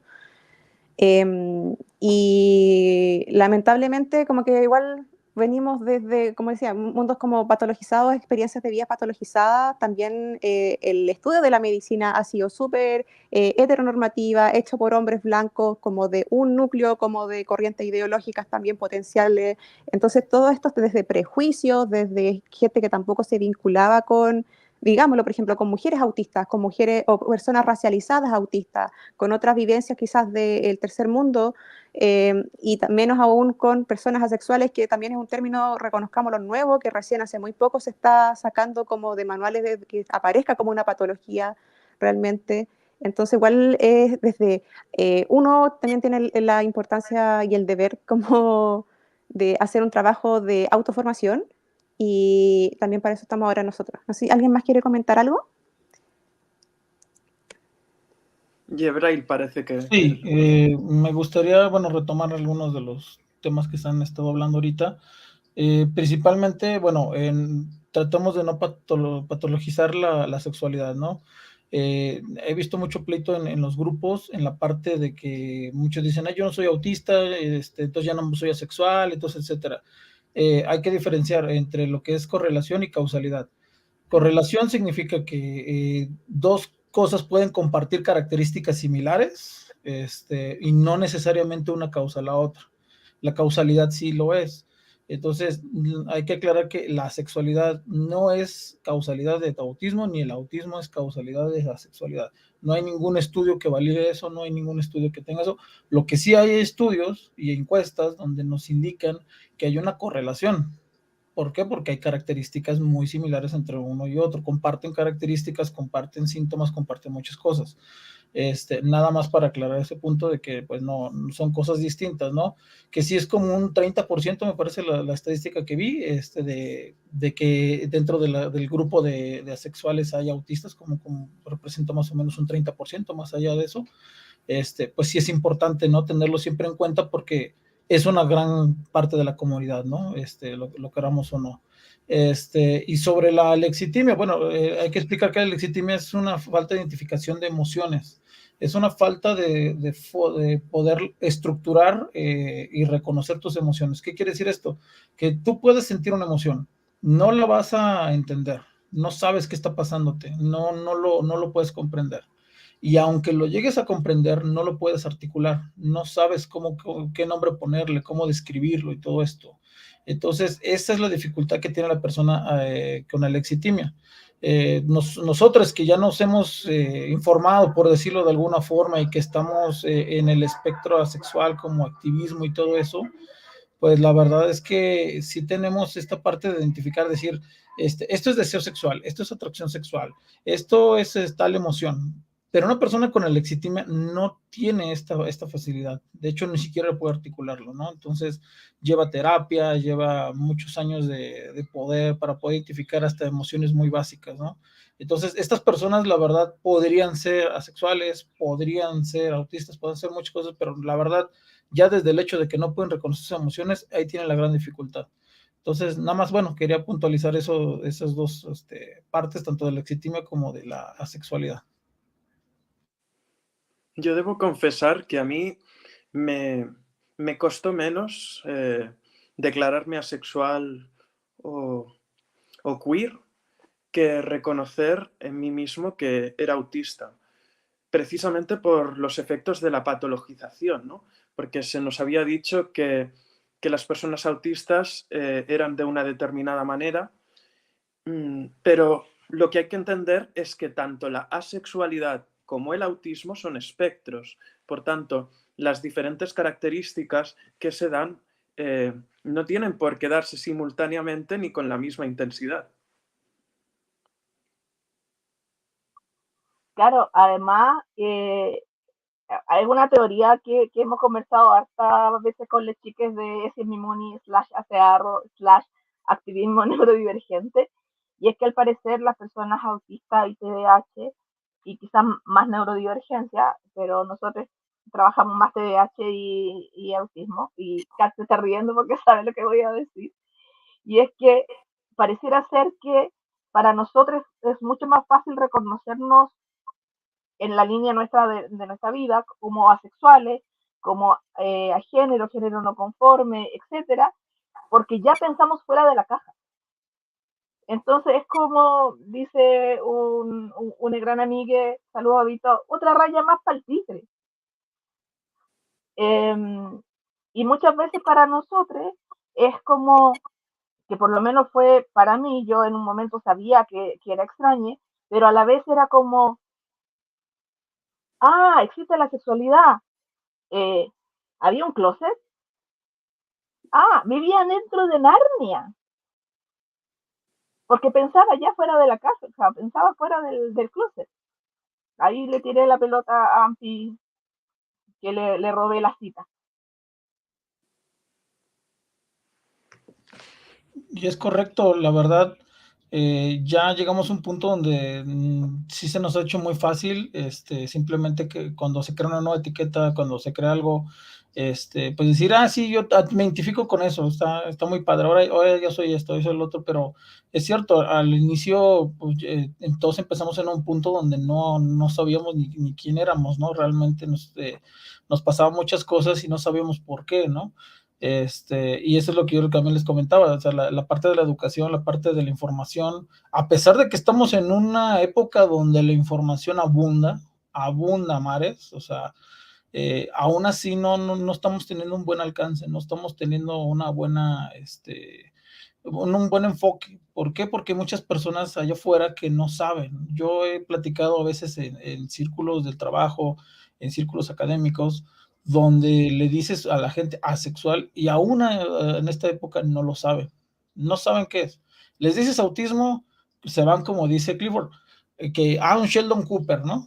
Entonces, no todos somos Sheldon Cooper, no todos los autistas son súper mega inteligentes, no todos los autistas tienen TOC, no todos los autistas tienen problemas con el espacio, incluso ahí no todos tienen ese problema, ¿no? Entonces, no somos una checklist donde tú vas poniéndole y si cumples con estas 10 cosas eres autista. No, el autismo y la sexualidad son espectro, pero la gente no lo entiende, la gente tiene estereotipos. Ahora ya nos pusieron a Bob Esponja como un personaje sexual. Está muy padre, está muy bien, pero no somos inocentes, no somos como niños, no somos todos así. Nos dan una imagen muy puritana, muy de inocentes, de que no sabemos qué es el sexo, de que no sabemos qué es nada, como medios ignorantes, como sí. Y la verdad, sí está padre que muchos personajes ya digan, yo soy asexual dentro de caricaturas, series, películas, pero lo que está mal es caer en el prejuicio y en el estereotipo de que solamente así son las personas. Y esa información sí es la que sí le está llegando al público en general. No la verdadera información que debería estarles llegando, donde vienen las descripciones y todo lo que somos, sino estereotipos. Y desafortunadamente esto en unos años nos va a repercutir. Si ahorita ya lo está repercutiendo, en unos años puede repercutir si no combatimos esto de la mejor forma, ¿no? Decirle a la persona, está bien, Bob Esponja es asexual, pero su actitud y su forma de ser no lo hacen asexual. Lo que lo hacen asexual es su falta de atracción sexual. Es todo. Nada más. Que se comporte infantil, que se comporte torpe, eso no tiene absolutamente nada que ver con esto. Sheldon Cooper es autista, está bien, pero el que sea autista no lo hizo súper intelectual, no lo hace rarito, no lo hace así de que tenga TOC o que él insulta a los demás, porque en la serie lo meten así como que constantemente insulta a los demás, ¿no? Con comentarios peyorativos. No, eso no lo hace autista, eso simplemente es una caracterización, ¿no? Entonces, simplemente informar a la gente de que esto no es real, o sea, eso tienen que entenderlo. Pensarán que es sentido común pensar que no es real, pero desafortunadamente la gente sí lo toma muy en serio, o sea, de verdad sí lo toman así como de, o yo conozco a mi hijo que tiene autismo y él no habla bien, ok, entonces tú no tienes autismo. No, señora, van varios grados, tenemos varios grados, ¿no? Hay personas que tienen precisamente como característica secundaria, pues precisamente el poco uso del lenguaje o el desarrollo del lenguaje impedido, y otras cosas, pero eso no en automático significa que ese es el único tipo de autista que existe. La palabra espectro a veces la gente no la comprende y la pone muy secundaria, muy secundaria, y no. La palabra espectro por algo va, espectro autista, espectro asexual, porque es toda una gama de colores, toda una gama de características, toda una diversidad increíble, o sea, y la gente se queda corta en ese aspecto. Pero bueno. Súper cortito, cuando hablamos de espectro, para la gente que nos escucha, estamos hablando como un paraguas, también decimos términos paraguas, es un paraguas, pero todo lo que está debajo del paraguas, o como una pelotita, como una esfera, que en el centro está lo que lleva todas las características del libro, literatura y todo lo que tú quieras, pero dentro de esta bolita te puede estar en cualquier parte o incluso fluir, que es lo que se llama la presentación. A veces yo me presento más, porque también soy TDAH y también quiero decir, nosotros somos autistas, no tenemos autista porque no apareció de ninguna parte, venimos de fábrica. Entonces, yo soy TDAH y hay veces que se me presenta así, pero hoy le vilca, párale con la hiperactividad y la desatención. Te fuiste no sé para dónde. Y otras veces se va a presentar más características autista, va a depender hasta del calor que hace o de cómo ande yo. Katy va a preguntar algo, ¿no? Sí, hay un poco igual para unir lo que estamos hablando, que de nuevo como que vuelvo a encontrar muchas cosas en común, como vivencias, ya sea como desde, no sé, desde la marginalización de cómo encuentro información, de cómo me tratan, ya sea asexual, sea autista o tenga las dos características. Em, Volvemos como un poco a lo mismo, también es como el que no se reconozca, también quizás por falta de representatividad, ya sea como en los medios de comunicación o también en la formación de los profesionales que con los que nos topamos, el reconocer que son identidades dentro del espectro asexual, son identidades dentro de un espectro neurodivergente donde están distintas características que tiene el autismo, y también reconozcamos que desde cómo ha evolucionado el llegar a hablar, por ejemplo, de salud mental a lo que era una patologización de cómo esto es como el ser humano como correcto e incorrecto, o como el que productivo y no productivo, que también cae en eso, y todas las otros también prejuicios desde, por ejemplo, no sé si los primeros estudios, por ejemplo, desde autismo eran en hombres, era porque los hombres también trabajaban y necesitaban producir y necesitaban saberse por qué no eran tan productivos este tipo de personas versus a otros. Y lamentablemente que todavía estemos con estos estereotipos y sesgos de género, ya sea desde los estudios de, no sé, desde orientaciones sexuales, que sería para la sexualidad, o para los estudios como de neurodivergencia, salud mental, para gente en el espectro autista. También nos habla de todo desde, además de sesgos, de quizás un poco una formación como arcaica, y que tampoco se están tomando en cuenta también como el labor que hacen los mismos activistas autistas, o investigadores autistas, investigadores LGBTQINB+, y gente dentro de ambos espectros para hablar sobre ellas mismas y darle un espacio y una voz. Por eso ahora le quería hacer una pregunta sobre si quieren comentar, no sé, cuáles han sido quizás sus referentes autistas, ya sea desde el activismo, desde la información, o también, como mencionaban, a Charles Cooper. Mencionaron acá en el chat, por ejemplo, a Doctor House, como que igual será muy buena serie, pero médicamente le puede hacer también muchas críticas. También como si tú eres dentro de estas identidades de las que se toman en esos temas, no sé, en televisión, o Big Bang Theory con Sheldon Cooper, uno también tiene sus propias críticas. También el mismo hecho, por ejemplo, de hablar de Asperger, hoy día es un tema súper como hiriente, sabiendo toda la historia que hay detrás de esos estudios de ese personaje. Entonces, también a ustedes, si quieren nombrar a alguien, algún referente, alguna representatividad, ya sea ficticia o real, adelante. Bueno, yo quería como un poco como quizás retomarlo del principio, claro, de lo que habló Clifford de los estereotipos y lo último que habló Jebrail. Como que pasa mucho eso, que al principio como que nos podemos identificar con estos estereotipos que aparecen en los medios de comunicación, pero más que nada como por características como que quizás tenemos en común con los personajes, pero esos personajes de por sí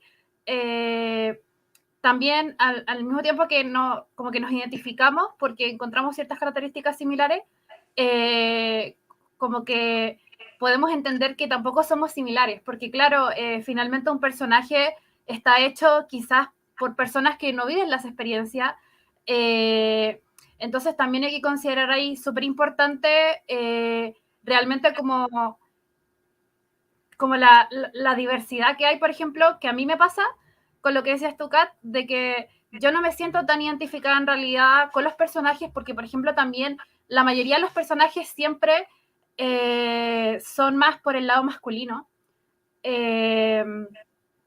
Casi la verdad es que yo no veo mucha representación, más que nada como desde la estética femenina, también, y siempre, claro, desde un modo más, como más típico estereotipo, ciertos rasgos autistas, porque sí, también todavía se sigue viendo desde por ese lado cómo se representa en hombres, también obviamente que no hay diversidad de cuerpos, de color de piel, entonces eso también va generando como esas diferencias en el fondo, que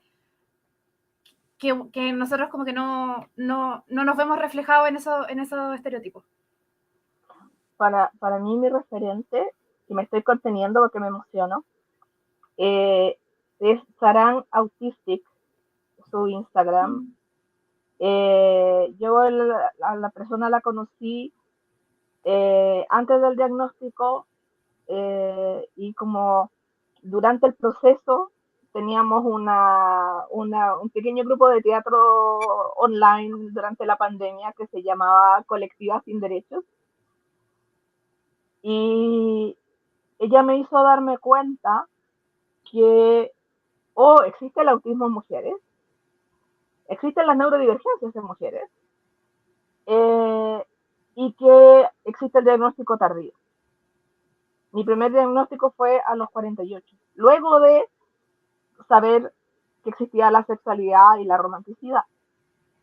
Entonces, Nair, o Misu como le conozco yo, que hace socioacompañamiento y es una persona muy, muy bacana, que sabe mucho además, ella ha sido mi referente, absolutamente.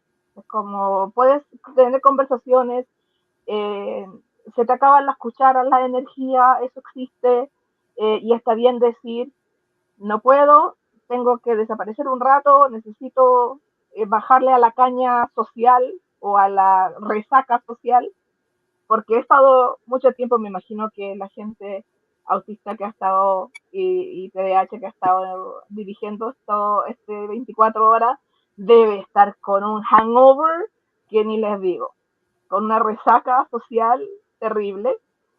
Les deseo mucha suerte en su recuperación de cucharas, pero sí, Nair Fajardo, Sarán Autistic, lo vuelvo a decir, es mi referente, absolutamente. Pues de referentes mujeres se me ocurren algunos ejemplos. Quizás, por ejemplo, Mónica Vallejo, Sara Codina. En la ficción no sé si en la serie Rizzoli Eyes me parece que hay algo, no estoy seguro. Y referentes para mí, no sé, yo creo que el personaje de Doctor Who es, bueno, aparte de asexual, lo considero, no sé, quizás neurodivergente. Es posible.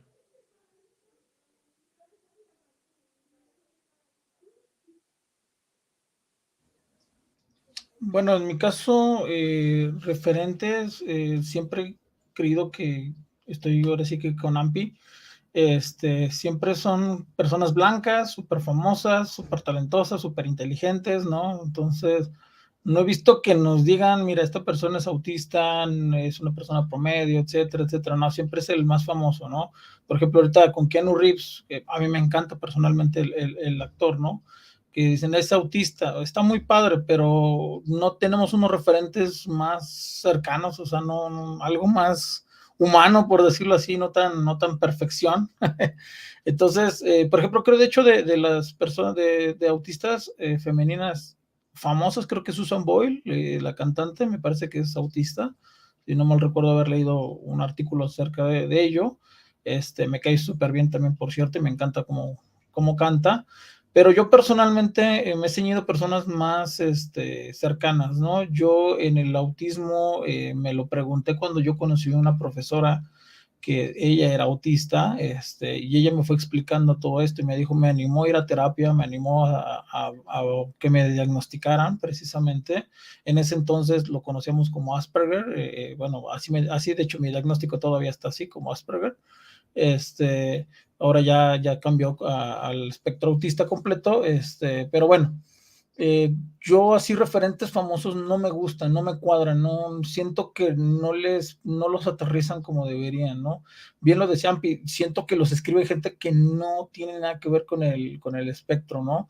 Que toman como una referencia del M5 o simplemente agarran y conocieron a una persona X y yo de estas características lo escribo así y ya. Y simplemente hasta los exagero para que se acentúe más la forma de ser. Lo que decíamos de House, de Sheldon Cooper, que tiene una forma de ser muy, muy acentuados, o sea, hasta el punto de exageración, ¿no? Entonces, está bien, sí somos asociales, sí, nos cuesta mucho la parte social, es una de las principales características, sí, pero no significa que seamos un Doctor House grosero que va y les dice cosas horribles a medio mundo, peyorativas, un Sheldon Cooper que menosprecia a todo mundo, o sea, no es la representación, la verdad, les falta mucha sensibilidad y realmente estudiar lo que significa el autismo, ¿no? Entonces yo así, una persona que tú digas, no, este famoso, yo sí, no, la verdad no me puedo identificar con ninguno, porque lo siento que no, pareciera que están interpretando todavía un papel, precisamente, incluso en su vida privada. Entonces no me gusta cómo lo representan. También creo que Greta Thunberg, también creo que le habían dicho que era autista, no estoy seguro de ella. También ya ves que ella es una activista del medio ambiente, pero bueno, yo así nomás las pocas personas que conozco, yo los he conocido más en persona, activistas mexicanos, que la verdad su labor ha repercutido mucho en nuestra sociedad porque le han dado bastante importancia y han hecho que el gobierno empiece a tomar medidas en las escuelas, muy pequeñas, muy, la verdad no muy trascendentes, pero sí, son al fin y al cabo cambios, ¿no? Y es los pequeños granos de arena al ratito van sumando, ¿no? Pero yo así famoso no. Acá por interno me piden que explique lo de las cucharas. Todas las personas amanecemos con una cantidad de cucharas, que son energía, y las cucharas nos dan energía. A lo mejor para alguien va a tomar una ducha fría le da energía. En mi caso, tomar una ducha fría es terrible porque me duele la neuralgia y me duele el cuerpo y es terrible y necesito ciertas adecuaciones en el baño para poder ducharme, incluyendo una canción que me hace tener mucho ánimo. Luego vienen los tenedores. Los tenedores te quitan energía, te quitan cucharas. La persona neurodivergente, en el caso del TDAH o el autismo, amanecemos con menos cucharas que la gente neurotípica, además. Entonces, una actividad como quizá mandar un correo nos quita energía y quizás harta. Y luego vienen los cuchillos. Y a mi amiguito, sí, tengo tu cuchillo, se me olvidó pasártelo el otro día. Los cuchillos son cosas que nos tiran al suelo. A lo mejor va a ser una comida familiar con le pariente acefóbico, homofóbico y capacitista. Entonces eso nos tira al suelo y ya no podemos más. Entonces, de eso se trata, que nos van quitando cucharas y tenemos menos cucharas y se me acabaron las cucharas. Ya no me queda energía y a lo mejor lo que hice fue esperar todo el día al live porque necesitaba juntar toda la energía y solo hice esperar el live y no he almorzado, no he tomado desayuno, no he tomado agua, no he ido al baño porque estoy todo nerviosa porque tengo que estar en el live y luego del live voy a comer algo y voy a caer muerta en la cama porque se me acabaron las cucharas. Entonces, esto, las cucharas, los cuchillos y los tenedores. Muy buenos ejemplos. Muchas gracias por la aclaración de esta teoría de las cucharas. Como apareció escrito abajo, pueden buscarla, ojalá también de referentes de activistas discapacitados. Está en inglés también en Wikipedia, sale mucha información, pero para que la conozcan, porque de verdad es una forma muy bonita también de relacionarse con amigues. Nosotros en nuestra comunidad Cerro Chile, casualmente, o no sé si casualmente, tenemos mucho cruce de personas también neurodivergentes y esta teoría de la cuchara también nos ayuda a todos a mantenernos y mantener este formato como de co-cuidado, no solamente de yo me cuido a mí mismo, sino yo como comunidad cuido a quienes están alrededor mío. Eso, no sé si quieren agregar más o pasamos a otro temita. Si quieres pasar a otro tema. ¿No? Bien, como le había propuesto acá en el chat interno, ¿qué les parece a ustedes también que demos al público algunos tips o comentarios para facilitarle la vida a quienes quieran, ya sea comunicarse de mejor forma, relacionarse con alguien que esté en el espectro autista o alguien que esté en el espectro sexual? Lluvia de ideas, lo que quieran, aquí vayan levantando la mano y podemos ir complementando también esas cosas. porque me imagino que mucha gente que está acá vino ya sea por interés de que yo creo que me puedo estar autodiagnosticando, o a mí alguien me diagnosticó con autismo, yo creo estar identificándome dentro del espectro sexual, o conozco a alguien que podría estar en alguno de estos espectros, así que por eso la pregunta, si tienen algún tips para el público.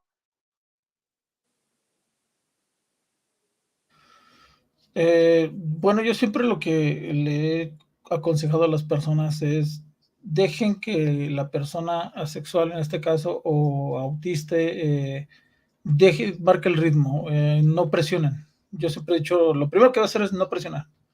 Cada quien maneja un ritmo, cada quien maneja sus tiempos, y lo primero es no presionar a la persona. Creo que en eso incluso hay una correlación presente entre las asexuales y los autistas, porque precisamente no nos gusta que nos presionen en la parte sexual o en la parte social, ¿no? En el autista. Entonces, yo siempre aconsejaría a estas personas, pues simplemente sí, acérquense, pregunten mucho, pero hasta donde la otra persona les diga o ya no quiera, hasta ahí párenle.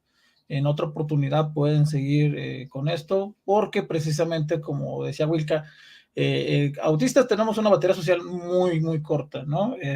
Y en la parte asexual, pues he notado que también, de hecho, gran parte de las personas asexuales son muy introvertidas. Entonces, ¿qué pasa? Pues que tampoco les gusta tanto esto de la parte social, ¿no? E incluso muchos asexuales ni siquiera les gusta salir del, vamos a decirlo así, del closet. No me gusta mucho la palabra, pero no les gusta salir mucho del closet, no les gusta que les pregunten de esto incluso. Entonces, yo siempre digo, dejen que la persona les marque el ritmo. Así luego yo incluso con personas con TLP, con otras, también igual, tengo curiosidad, pregunto, pero hasta donde la persona me diga, hasta aquí, esto me incomoda, esto no me gusta, hasta ahí le paro.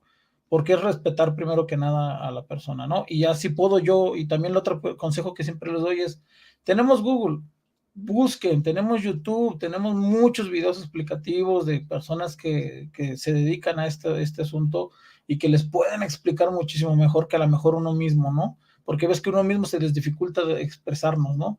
Entonces, busquen información aparte de la que le dé esta persona, busquen también información externa, pero información buena, información válida, no información en películas, series, novelas, no.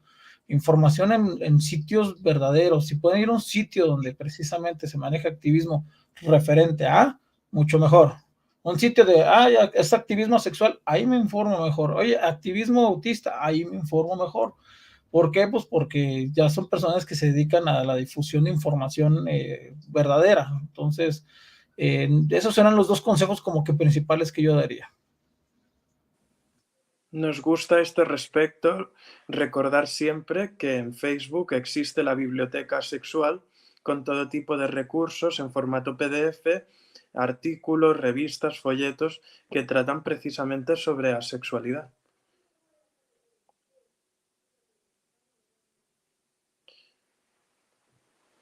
En cuanto a lo que ha comentado Yebrail, estoy totalmente de acuerdo. Es decir, existe un concepto que viene a colación, que es el de la temporalidad queer.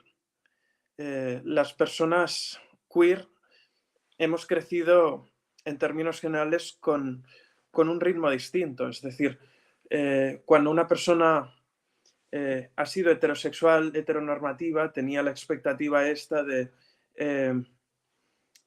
a partir de esta edad tengo que tener pareja, tengo que casarme, tengo que tener hijos, la casa, la hipoteca, el coche. En cambio, desde tanto el colectivo asexual como personas autistas, somos dadas a cuestionar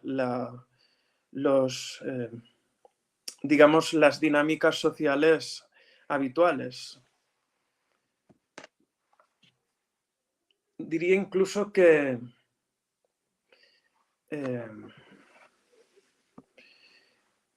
se dan dinámicas alternativas. Por ejemplo, Yebrail ha tratado temas como pueden ser, por ejemplo, el poliamor. Existe también la anarquía relacional y y podríamos plantear algunas de estas cuestiones. También la relación entre lo público y lo privado, es decir, ¿dónde estableces el límite?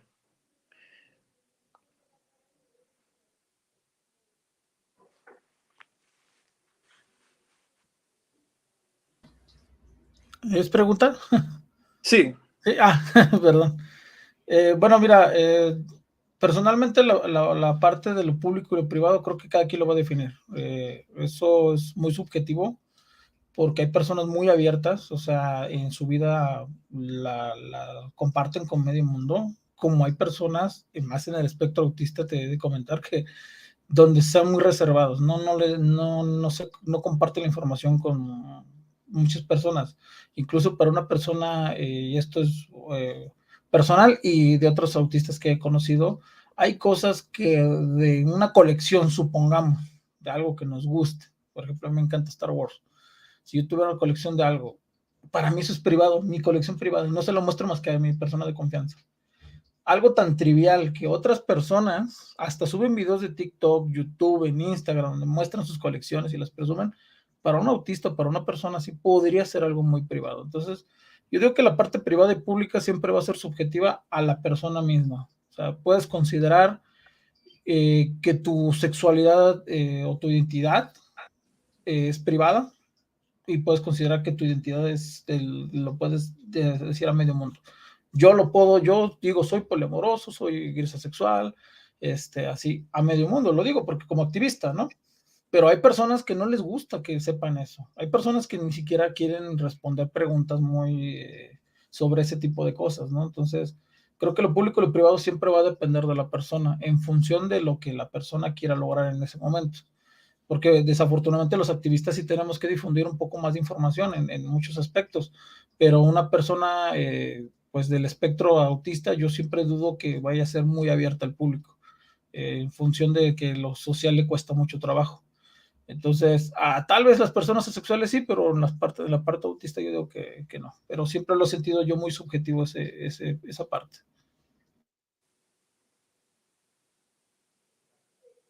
A mí, por ejemplo, me pasaba mucho que mi madre me decía, esto, por ejemplo, no se lo digas a nadie, y yo, pero madre, es que si me pongo así, no cuento nada. Claro, y luego es una quien, por ejemplo, no se relaciona con otras personas, que mi hija no tiene amigos, o sea, se dan este tipo de situaciones.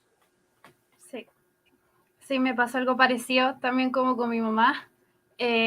Cuando yo quería más o menos como por temas de prácticas clínicas y cosas así, como enviar informes con respecto al tema, por ejemplo, de ser autista, quizás como, porque yo creía que quizás así como que el trato iba a ser un poco más sencillo, pero como que mi mamá me dijo, no, pero ¿cómo? Después te van a tratar con pinza, y como que me dijo, no sé, que quizás para ella como que podía generarme problemas, porque claro, igual es de una época en donde estos temas todavía no se visibilizaban tanto, entonces igual entiendo quizás un poco su temor al respecto.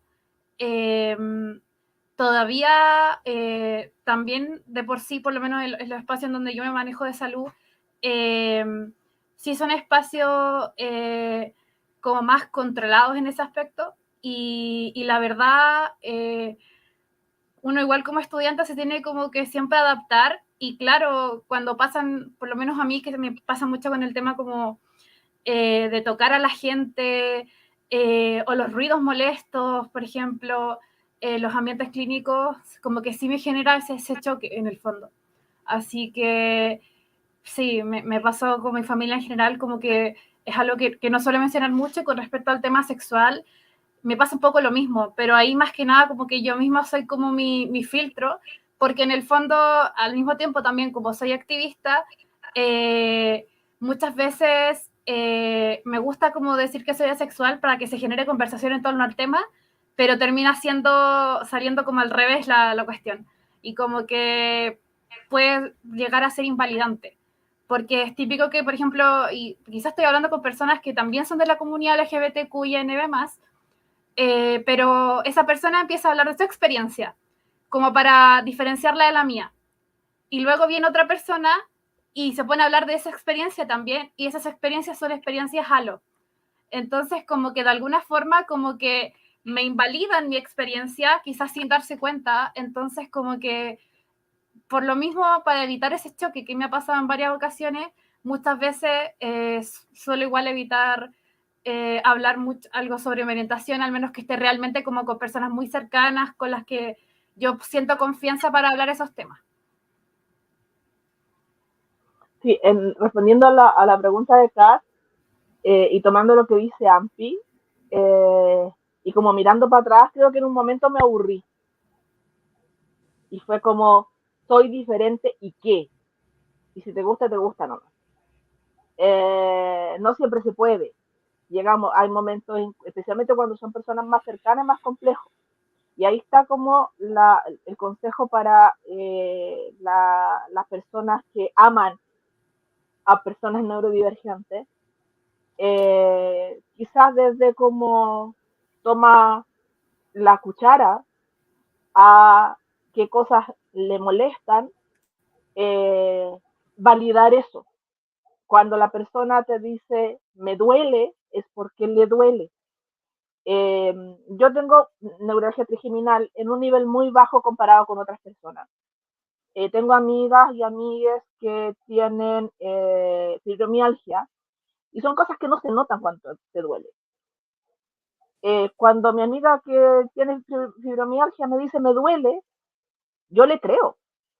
No puedo no creerle porque no le sangre el cuerpo para que el cuerpo me avise que le duele. Lo mismo con las personas neurodivergentes. Si alguien me dice no me dan las cucharas, no puedo. O me dice, ¿sabéis que me dio pánico? No puedo. Puta, la lecera, bueno, ya. Y eso en primer lugar. Y sobre lo público y privado, es una discusión que no está cerrada. Y ahora estoy hablando como sombrero del lado académico. Es una conversación que no está cerrada porque lo privado es público. Porque cuando hay dos personas que se juntan para decidir en cómo tú tienes que vivir tu vida y cómo te tienes que comportar, ya es político. Y les quiero dar una noticia. Habíamos estado en la mañana hablando sobre los espacios de la academia que no están posibilitados para los activistas. Hoy me llegó un correo de la UNAM, de Senda, que es quienes hacen estudios de la sociedad digital, para resumirlo, y aceptaron que yo dé una ponencia en el próximo ciclo de Senda, lo que me tiene muy contente. Y la ponencia es sobre el activismo de la comunidad ASEARRO en Chile. De eso va a ser la ponencia, del activismo digital. Y ese también es el otro consejo para la gente que está en posiciones de poder, como posiciones en la academia, que le den espacio a los activistas. No asuman que porque la persona no tiene 5 doctorados o 7 magísteres, no sabe cómo hacer una investigación, no sabe cómo usar las metodologías y no sabe cómo enseñar y no sabe investigar. Y piensen que si no sabe, aprende. Entonces, ábranle las puertas al activismo, porque muchas veces la academia está como un poquito detrás. Y también para los activistas, la academia es quien le da los datos duros que la institucionalidad necesita para hacer políticas públicas. Entonces nos necesitamos mutuamente. Y la academia también necesita, y la gente que está en posiciones de poder en la empresa, necesita gente neurodivergente. Se están preguntando por qué no nos resultan las cosas, pero siguen contratando siempre el mismo tipo de personas.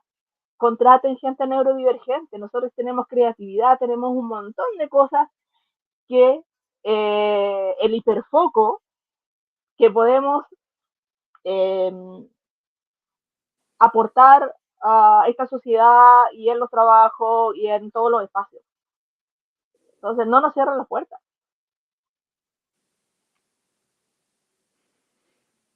Una cosa que nos gusta mucho es que también, al menos aquí en España, tanto las asociaciones asexuales como las asambleas autistas se organizan de manera horizontal y antijerárquica, también con ese criterio de vamos a respetar todas las opiniones, los puntos de vista, porque cada persona tiene una perspectiva y esa perspectiva puede llegar a aportar mucho al diálogo.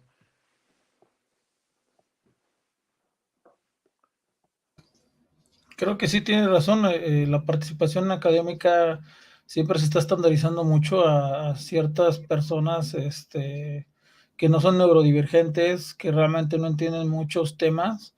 Y ahí es donde se ha visto, por ejemplo, aquí en México se ha visto muchísimo la parte de la intolerancia. O sea, si en tu salón tienes 40 alumnos y 2 de ellos son neurodivergentes, le dan siempre más preferencia a todos los demás, no le ponen atención a estos dos personas y realmente no les dan la atención debida, no les dan esa educación que debería ser, ¿no? Porque estas personas requieren otro tipo a veces de educación, ¿no? Las personas neurodivergentes muchas veces no están hechas para el estándar educativo que nos están imponiendo todo el tiempo, ¿no?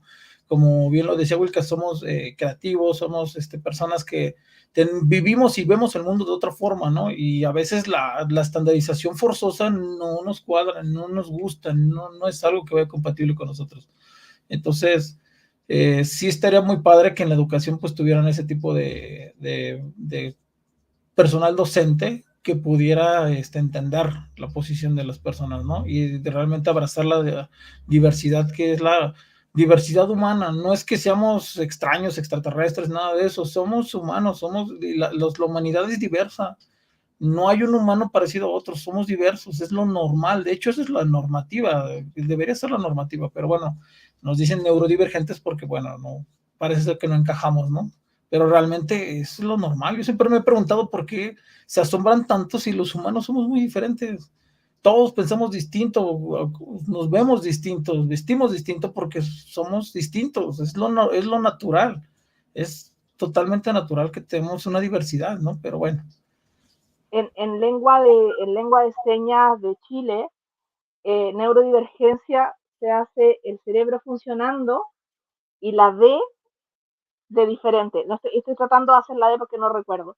Entonces, neurodivergencia, diferencia. Entonces, el cerebro funcionando, diferente. Creo que lo explica muy bien.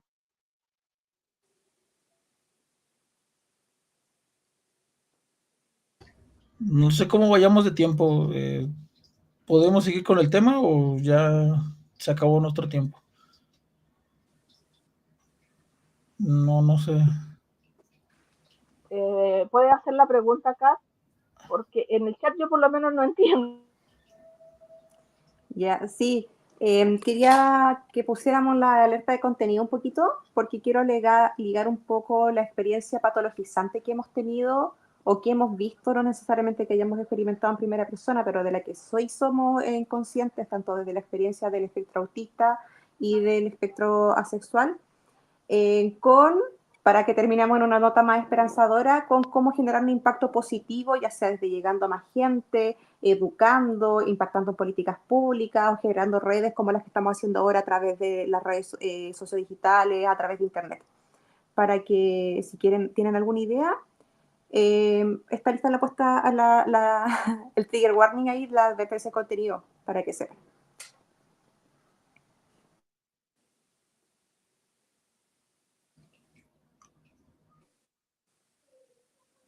Creo que se nos acabaron las cucharas de memoria. ¿Puedes hacer la primera parte de la pregunta de nuevo? La primera parte, y así quieren parto yo también, que por ejemplo, experiencias patologizantes, ya sea desde la experiencia asexual o autista, y que con lo que hemos conversado, y de hecho con lo que alcancé a escuchar un poco del panel anterior en inglés, pasa mucho esto de que tenemos experiencia en común, de repente sin darnos cuenta, por características que la sociedad nos encaja a nosotros, de una identidad u otra, a veces terminamos como siendo como amigues o generando redes o compartiendo espacios. Eso puede ser un tema. Y después le hago la siguiente pregunta. ¿Cómo qué otras experiencias patologizantes pueden compartir? En mi caso, por ejemplo, en 2014 me diagnosticaron con un trastorno depresivo mayor grave con ansiedad concomitante en un joven de carácter esquizoide. Todo para negar el hecho de que era una persona autista que no se adaptaba, ¿no?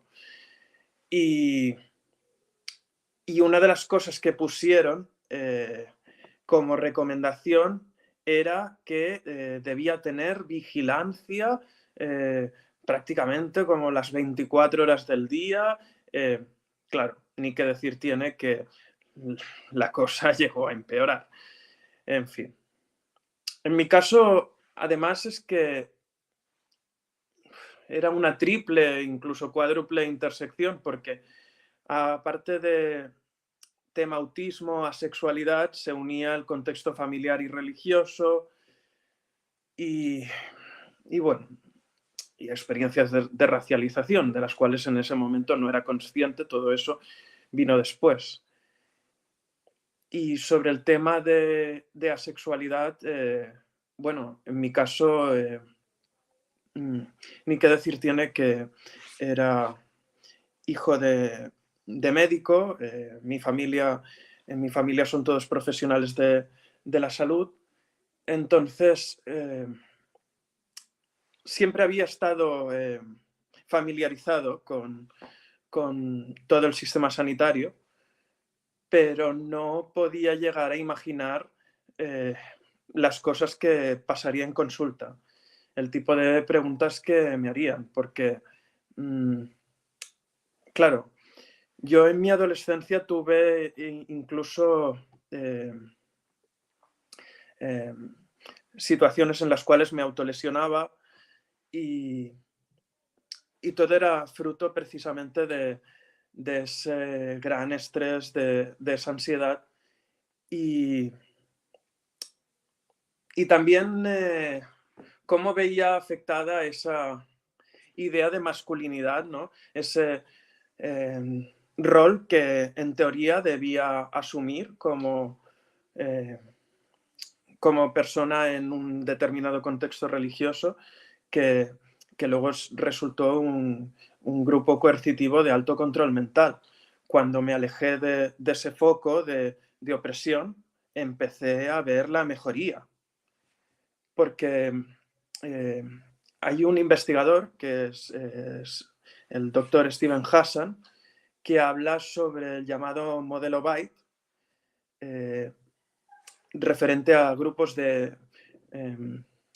coercitivos de alto control mental, y el modelo Byte establece que estos se constituyen en base a 4 ámbitos, ¿no? Que serían el control del comportamiento, el control de la información, el control del pensamiento y el control de las emociones. Hoy también en las jornadas de futuro de la ACA, de la Asociación Catalana de Asexualidad, han tratado un tema muy interesante que son lo que se llama las terapias de tercera generación. Porque, como bien sabemos, la psicología es una ciencia relativamente reciente. En el siglo XIX empieza lo que se conoce como el psicoanálisis con Freud. Más tarde, a principios del siglo pasado, se incorpora la terapia conductual, que sería esta primera generación de terapeutas. Una segunda generación cognitivo-conductual que ya presta más atención al pensamiento, y las terapias de tercera generación lo que pretenden es analizar sobre todo el contexto. Es decir, no vivimos aislados del mundo exterior. Hay todo un sistema que nos altera emocionalmente. Y una cosa que he valorado mucho también de estas jornadas es que han habilitado espacios, por ejemplo, para las personas que tuvieran en un momento determinado una sobrecarga sensorial, que pudieran pues tranquilamente ir a una sala, y había incluso objetos que se dice de estimulación, no sé cómo se comenta, sensorial. Y esto para aislarse de los ruidos, de los olores, las luces, y poder procesar todo aquello que se está viviendo. Es algo que muchas veces no tenemos la oportunidad de hacer, estas sesiones a veces que pueden ser a nivel individual o a nivel colectivo. Se comentaba también que ha habido mucho caso de intrusismo en todo el tema de la psicología, con el mindfulness, estas cuestiones, ¿no? O sea, porque lo que se conoce como sectas, ¿no? Que son grupos coercitivos, no tienen que ser necesariamente religiosos, pueden ser sectas de carácter económico, de carácter, digamos, espiritualoide. Hay muchas, bueno, incluso políticas, lo estamos viendo también a nivel mundial. O sea que hay muchos temas a abordar en lo referente a la salud mental.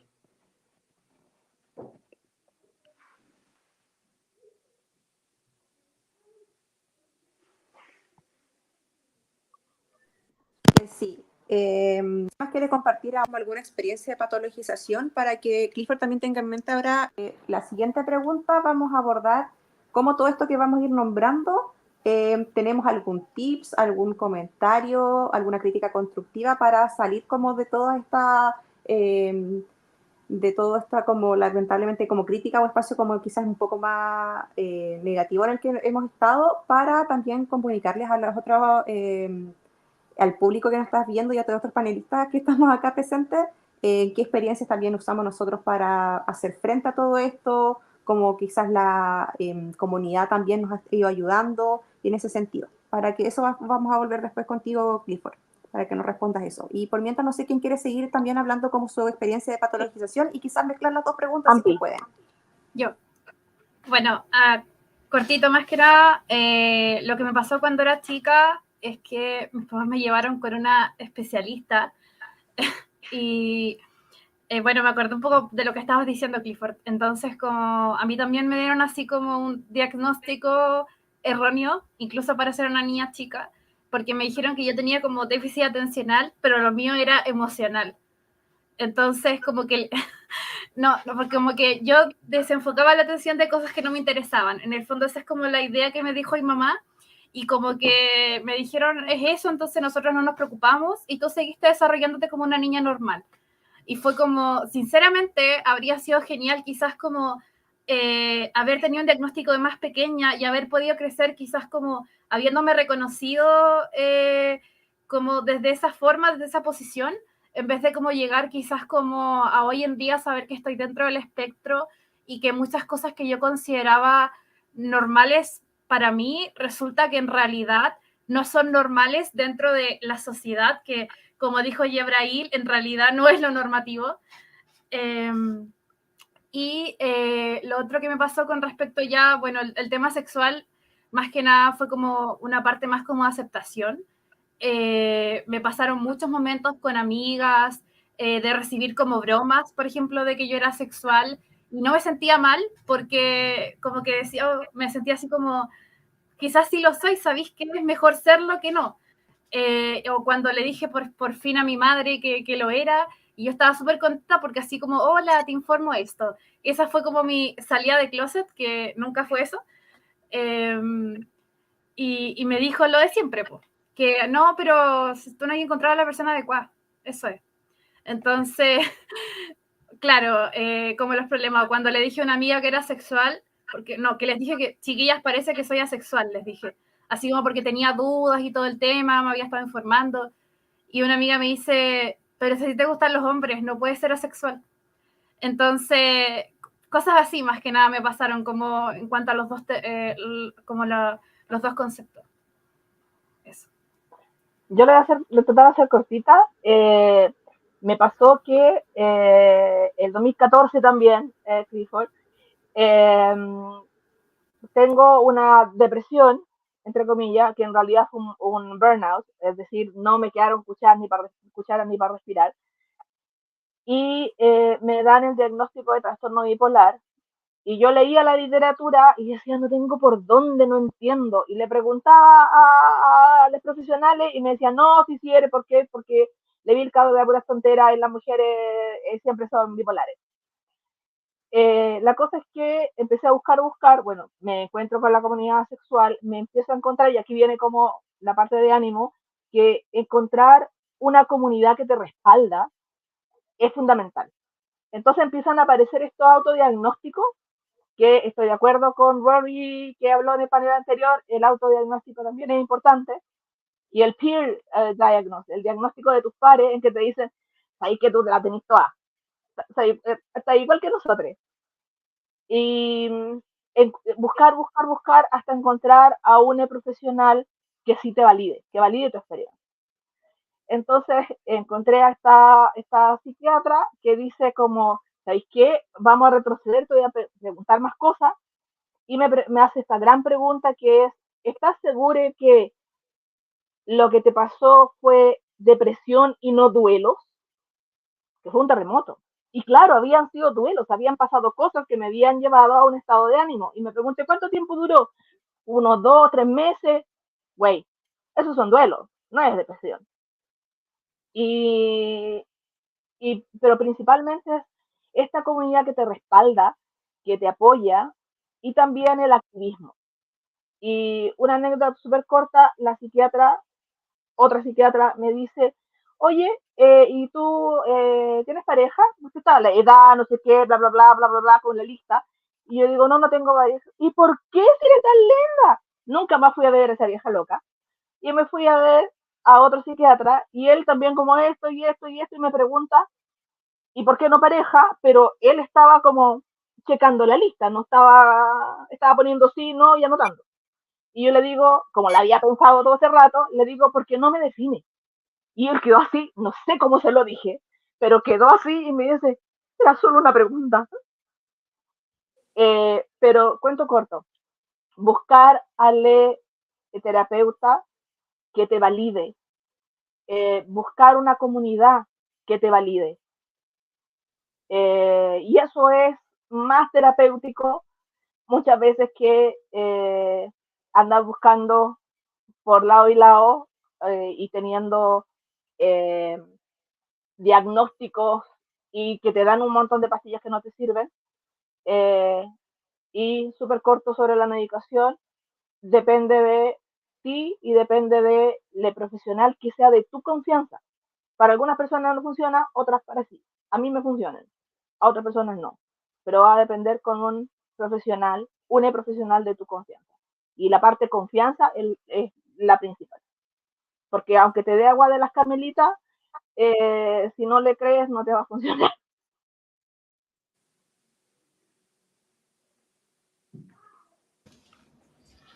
Bueno, a mí más que nada creo que ha sido lo más recurrente que nos ha pasado, creo que la mayoría es como autista, que cuando doy alguna conferencia, cuando estoy en pláticas así, me dicen, pero si eres autista, ¿no se supone que eso te debería sentir incómodo, no que no te gustan las masas, no que no te sientes cómodo con lo social?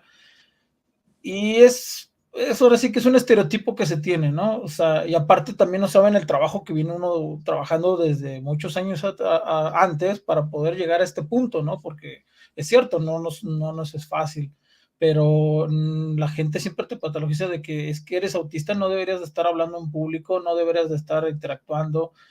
Por ejemplo, mis trabajos, cuando como la mayoría he sido gerente o llevar a gente a mi cargo, también tengo que mediar muchas situaciones, hablar con muchos clientes, negociar, y todas estas partes, cuando ellos se enteran que soy parte del espectro autista, no les cuadra, ¿no? O sea, como que me dicen, ay, pero no te gusta a ti eso de interactuar, ¿no? Incluso a veces ni siquiera te invitan a muchos lugares porque lo mismo, te dicen, es que a ti no te gusta ese tipo de cosas, o sea, ni siquiera te lo preguntan, te lo dicen. Igual en la parte sexual me ha pasado muchísimo que cuando les digo que tengo un hijo, pues me dicen, ¿cómo puedes ser asexual y tener un hijo, no? ¿Y cómo puedes ser asexual y tener pareja? O cómo, lo mejor de todo, soy poliamoroso, ¿cómo puedes ser poliamoroso y querer más de una pareja si ni siquiera tienes sexo con ellas? O sea, es como decirme, o sea, como que tienen una definición muy cerrada, la verdad. La gente tiene una muy, muy mala definición, no se informa bien. Yo lo único que siempre propongo para que se mejoren esto, bueno, lo vuelvo a repetir, es la educación, pero que la labor es de cada uno. Yo siempre le he dicho a las personas, dentro de tus círculos académicos, sociales, de trabajo, lo que tú quieras, ves que alguien tocó el tema, corrígelos. No nos cuesta nada decirles, miren, es que esto es así, así, así, así.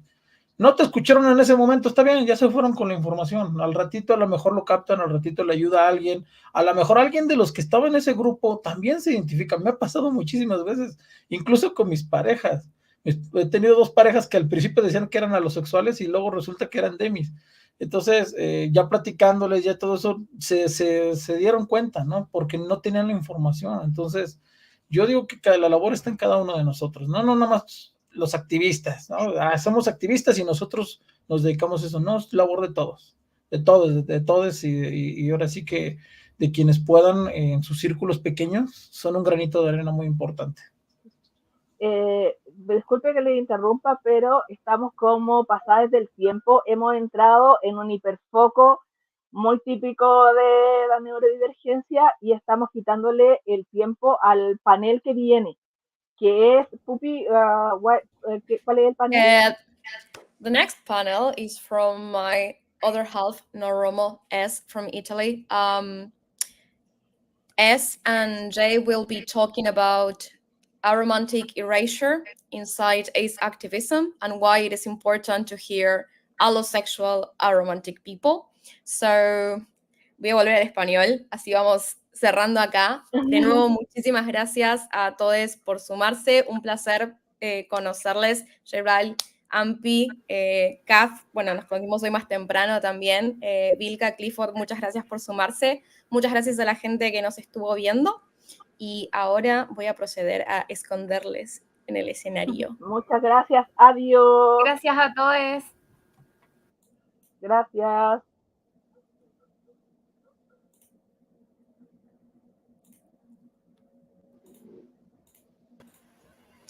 Hello. Okay. I am so sorry. Hi. We always have this issue, you know, like with Spanish people, it's like we start talking and we go like off the tangent and we start talking about something else and then we have to come back.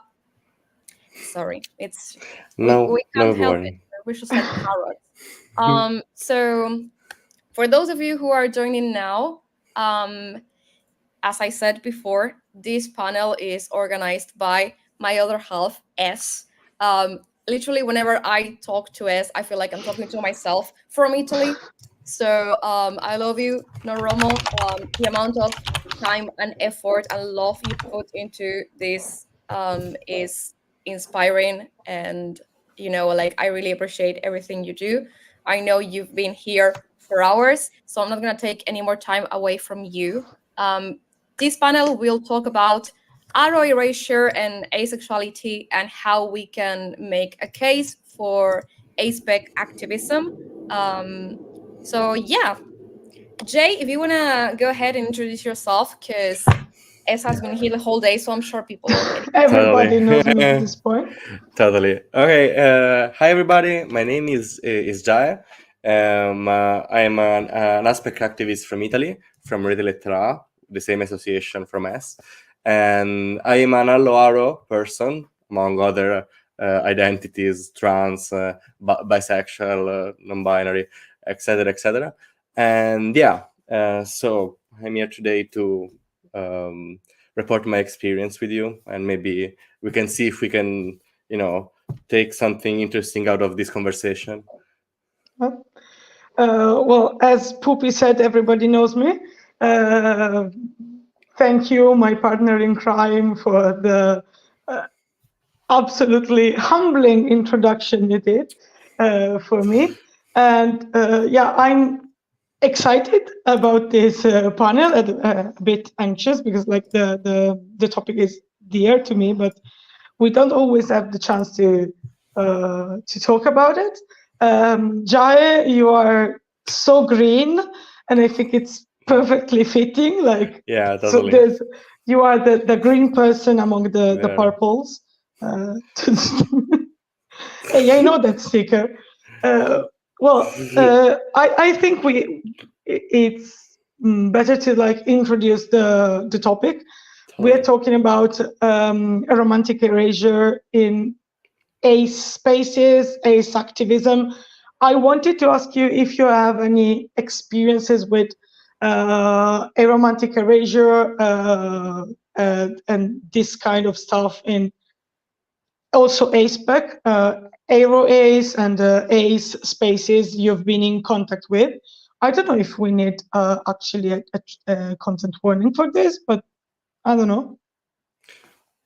You be the judge of that since you're telling your experience. No, I think that this like it could be useful for maybe if there are Aloaro people, or even just not even Aloaro people, even ROAs people who can find their Aro side invalidated by this kind of experience, because usually for when it comes to my experience, it's not that like there is a full erasure, like it's not recognized the existence of aromanticism, of course. It's not that given, but at least in the context I experienced, the fact that the aromanticism exists was a fact.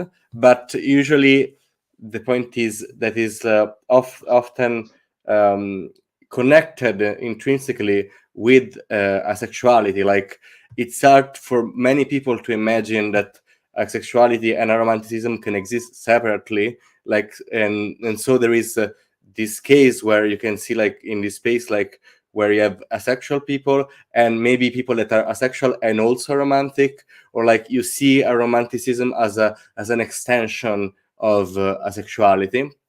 And when it comes to people that are allo-aro, or so people that are allosexual and aromantic, when it comes to their experience, usually is not very well understood. And for example, I was in this Telegram group chat that was a group chat that had the aim to collect aspect people from all over the region where I live.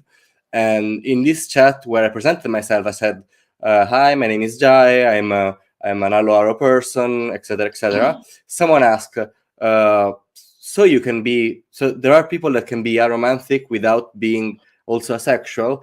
And and the admin of this chat, that was someone related to an aspect group also in my region, but also in Italy in general, answered, "Of course, the people that are just there for casual sex, basically." And so this was a very invalidating experience, because like it's like us, you know, when it comes to the aromantic experience, is not like there are people that, of course, are not interested in relationship, or like are very romantic repulsed, and like they feel like they don't want in their life stuff that is associated with romanticism and relationship.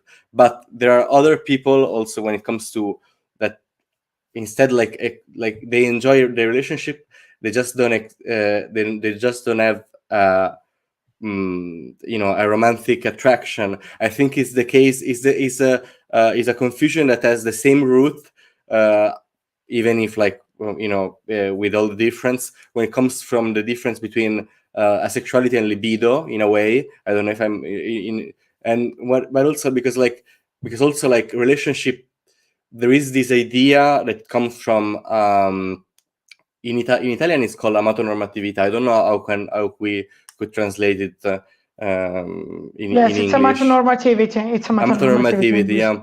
When it comes to amatonormativity, so you see like the romantic connection as the most important connection a person can have somehow. So like, and when it comes to, and so if in that perspective, like, if you don't have a romantic attraction to any gender, like, where's the point in having a relationship? Or like, who could ever want you as their partner, you know, in an optic of like, unless you find yourself with another aro person. And so there is all this theme that is very poor understood in many aspect spaces, or like, or a space that aims or claim to be also aro space. I want to then move on from this question, but also I want to bring a positive note, because this was part of my experience, but my experience was also positive in a way, because I encountered other spaces, I encountered other people, Rete Lettera being one of them, that are like, that brings forward an aspect activism that I think it's very inclusive, it's very welcoming towards aro people and ace people, and where like the differences and the thing in common between these identities are well understood, and the activism is brought forward in a very in a very, I think, productive way, and also, you know, in a very welcoming way. I'm very proud of like of the association I'm part of for this. I would have never guessed that the word productive would have ever been bestowed on what we do, but that's great, I guess. Well, thank you so much. Like, you went straight to the point.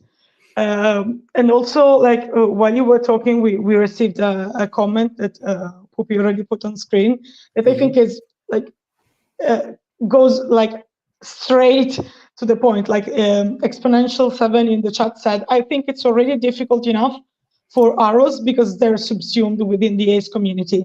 On top of that, is the erasure they encounter from within the community. Like, it's true that like we have seen, I guess at least one of you have seen at least one post today that like, it's International Asexuality Day, and then in the 7th slide mentioned, and aromanticism is technically not part of asexuality, but let's talk about this in the 7th slide. So we say it's not, but we are giving that impression anyway. But unfortunately, sometimes ace spaces or ace activism like tend to reinforce this instead of, you know, like dismantling this. So I wanted to go to tonight's topic. Like, tonight's topic is not just discussing aromantic erasure, but it is discussing how we face this and try to avoid this. And what we have done up until now, it's more often than not, or in the last years, it has been for many reasons, like usually having separate spaces. The one we are in right now is technically separate spaces. Like, we have asexual spaces and we have aromantic spaces. Like, I think everybody and their mothers know that I personally prefer the other way, like aspec, but I am asexual and alloromantic. And I'd like to, for once, talk about that with an allo activist. Of course, you're not the representative of all aro people in the world. And also, if there are allo and aromantic people in the chat, please interact with us and insult us if necessary. But what do you think of that? Like, separate spaces are a necessity? If so, why? If not, why? This is a very complicated question, because like I can see that was kind of the topic of the panel. Yeah, so. Totally. And yes, because like, of course, there are, I think I can see pro and cons for both of these options. Like, me personally, I you know my opinion, but of course the public doesn't. So like, I am also pro aspect spaces and I'm pro an aspect activism. But also I also understand why it was felt the need for separate spaces, and in a way I think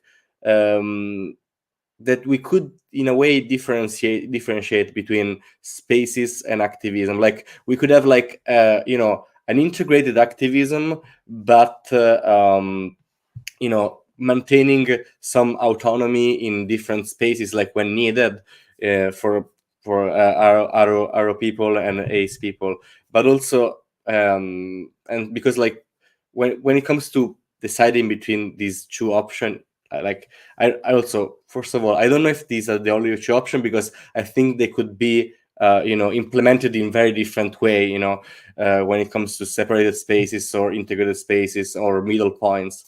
But for example, when it coming back to the pro and con list, when it comes to separated spaces, of course there is the pro part of recognizing the difference of these two identities, like the fact that they can exist separately, like they don't have to be in, you know, in a way connect in a continuity between one another. But also I think there is a great loss when it comes first to ROA's people, which like they could feel divided between these two spaces. And also there is a great loss of opportunity when it comes to what instead the aspect approach aims to, that is recognizing the fact that the aromantic and the asexual community has lots in common when it comes to the way they discover their identity and the way they are discriminated by society, the way they're discriminated by the LGBTI community at large in general, the way they are erased. And also, you know, there are lots of, and also of course existing ROS people, there is a part of a community that intersect between the two, but it's not just an intersection. Like it could be, like for example, I'm a bisexual and a romantic person, and we could argue that there is maybe an overlap. There is, of course, in me an overlap between these two identities and the way they interact. But I think there is, if not bigger, at least there is a more interesting intersection between the aromantic and asexual community when it comes to the activism standpoint.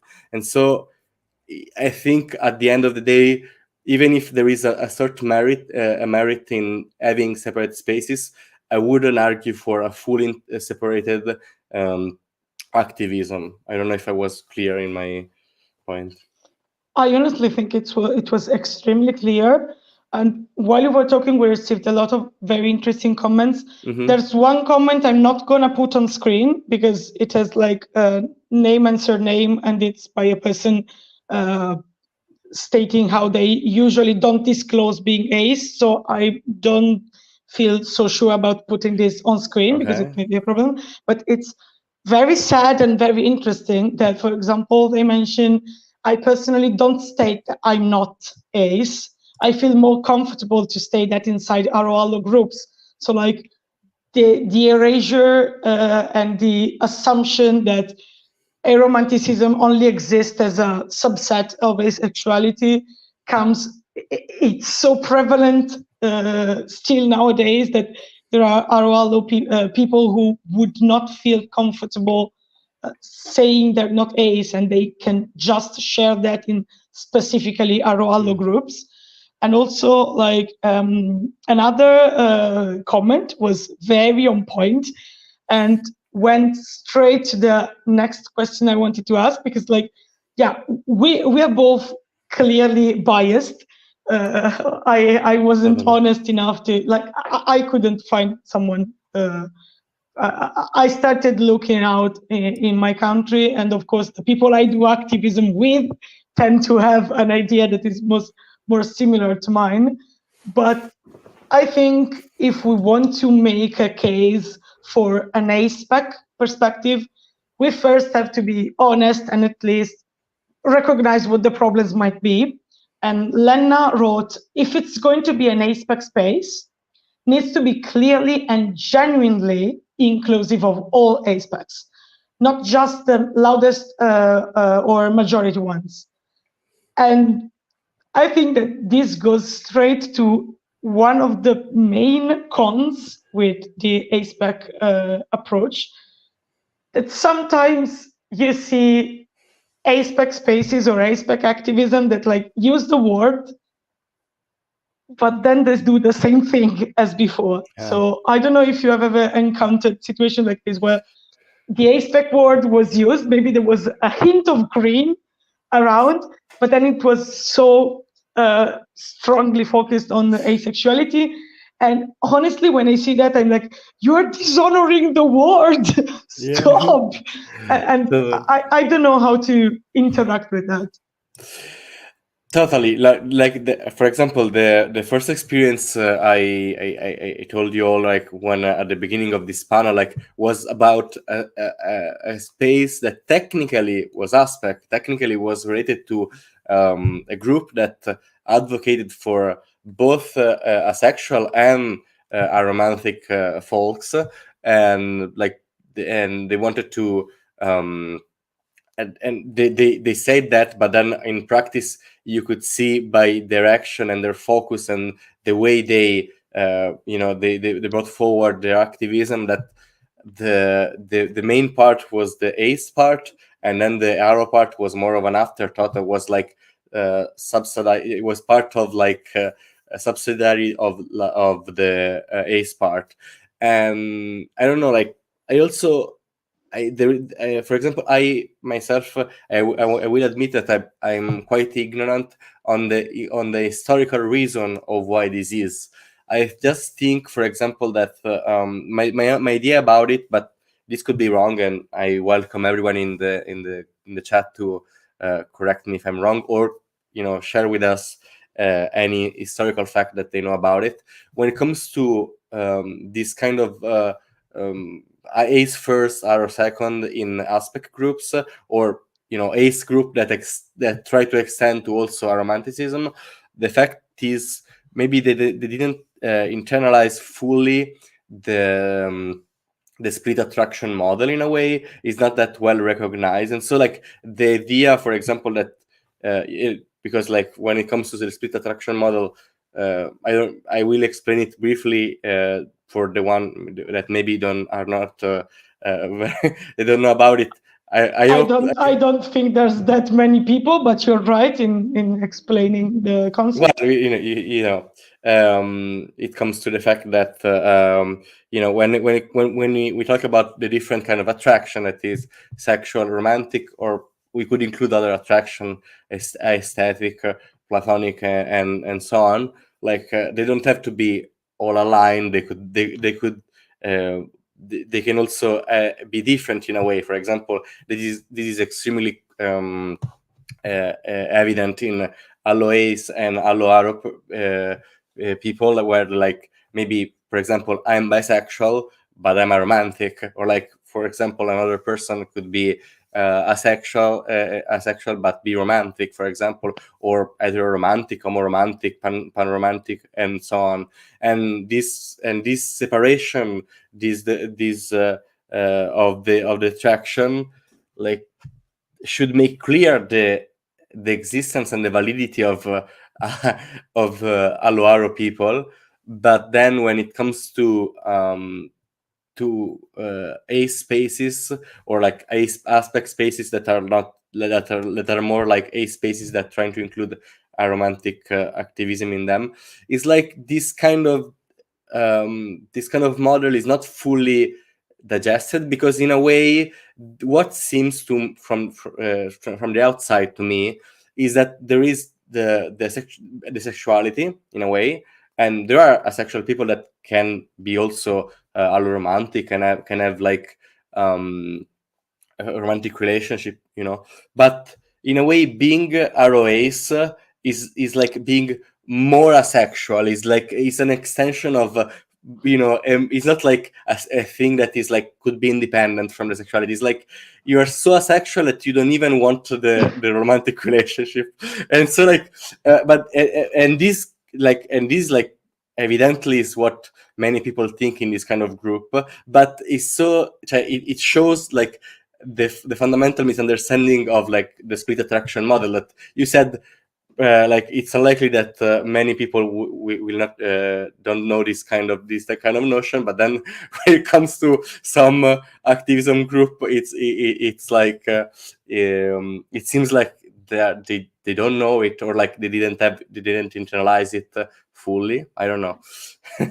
Yeah, like what you just said resonated with me so much, because like the thing about sometimes this, sorry if I focus on my experience for just 1 second, but like this thing about like aces are like mega asexuals, like they are so asexual, and like I have sometimes felt that I am seen as a half asexual because I'm not.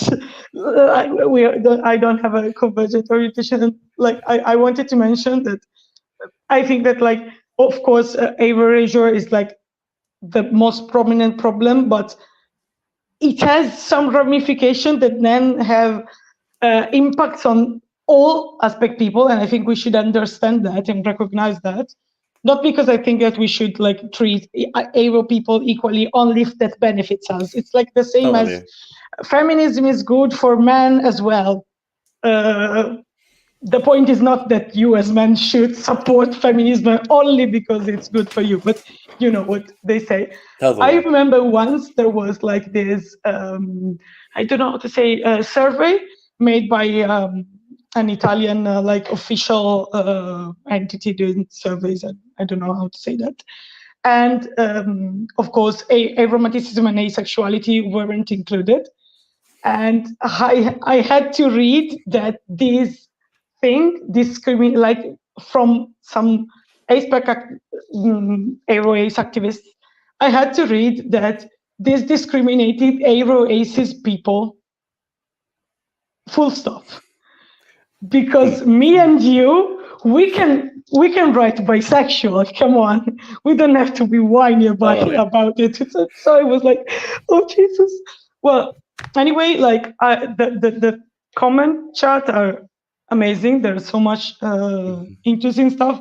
Lena we mentioned the split attraction model before, but like there are so many nuances in the aspect community, and there's also people who describe their orientation as non-SAM, like they don't identify, they don't conceptualize their orientation through the split attraction model. Lena, if I'm saying something stupid, feel free to correct me. And for example, they identify fully or mostly with their romantic orientation, for example, not feeling like that means I also have the sexual one. And it's interesting to notice that also these people then don't know where to fit in when erasure kicks in. I read something that like, I also read, oh yeah, romanticism, the evolution of asexuality, which made me laugh.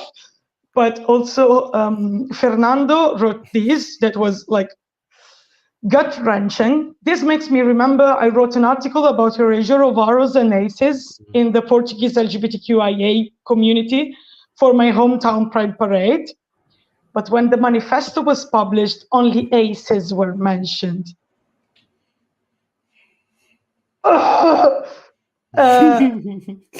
Like that's a hate crime. I don't know how else to describe that. Fernando, like you were doing God's work, talking about this stuff, and like I hope the Pride Parade in your city gets better. But things like this happen more and more, and that actually. Oh wait, there's another comment. This is the perpetual thing about the communities. In it, we experience exclusion and marginalization, and we end up revising the pain and negativity and toxicity of others. Hurt people. Like, we can go home, by the way, because the chat is doing like all the heavy lifting. There are all these interesting comments. But there's something I wanted to mention, and I have been thinking about this like all day. Because like we had not 24 yet, but like at this point, 20 hours of live We're going stream. there. We're going there. We're getting there. And there were a lot of ACE activists and ACE advocacy groups there were also ASPEC groups that sometimes like didn't know how to fit, but like the topic of aromanticism sometimes came up. And at some point, the topic emerged of the fact that it's that asexuality in the, let's say, public discourse when trying to interact with policymakers and stuff like that is more easily understood, and people start to squirm a bit more when aromanticism is mentioned. We're talking about like, you know, politics, policymaking, and etc. I am always been skeptical on this, and I really want to hear your point of view and other aromantic people's point of view, because I can understand how, in some way, it can be possible that aromanticism is harder to understand for people living in a society that literally like keeps romantic attraction as like the outmost benefit you can have in life, the thing making your life whole. Like, we are told that sex is what makes us human, but we are not that much told that like sex is literally what makes our life happy. And well, okay, we get that said as well, but you know, like the obsession about romantic love and romantic attraction and romantic relationships tends to see that, and so people get a bit more weirded out, let's say, by the concept of aromanticism. And I can understand how that can happen, but on the other hand, I've always asked myself, aren't we creating the problem? Like, the ASPEC community is the only one. I know that this can sound like something minimal, but the ASPEC community is the only one that consistently uses two terms. Like all other orientation potentially indicate both romantic and or sexual attraction. But historically, they use one word. We are the only community that systematically uses two. So that's already can be a bit confusing for the policymakers. What I'm asking is, aren't we creating the problem? Because we mentioned asexuality and like they have, you know, filled in the slot of the A, and then aromanticism looks like something more, something radically different that they should add to their system of how they see world and sexual orientation and romantic orientation. And so when we leave behind the topic and then we have to go back to it later, aren't we actually creating that problem? I mean, I have the problem of not being able to ask in short questions, so I'll synthesize. Like, is aromanticism that much intrinsically harder to explain to the general society and the general public? Or are we creating the problem with this attitude of saying, okay, let's do this one small step and present asexuality, and then it will be better to come back to it and put aromanticism as well? This basically was the question.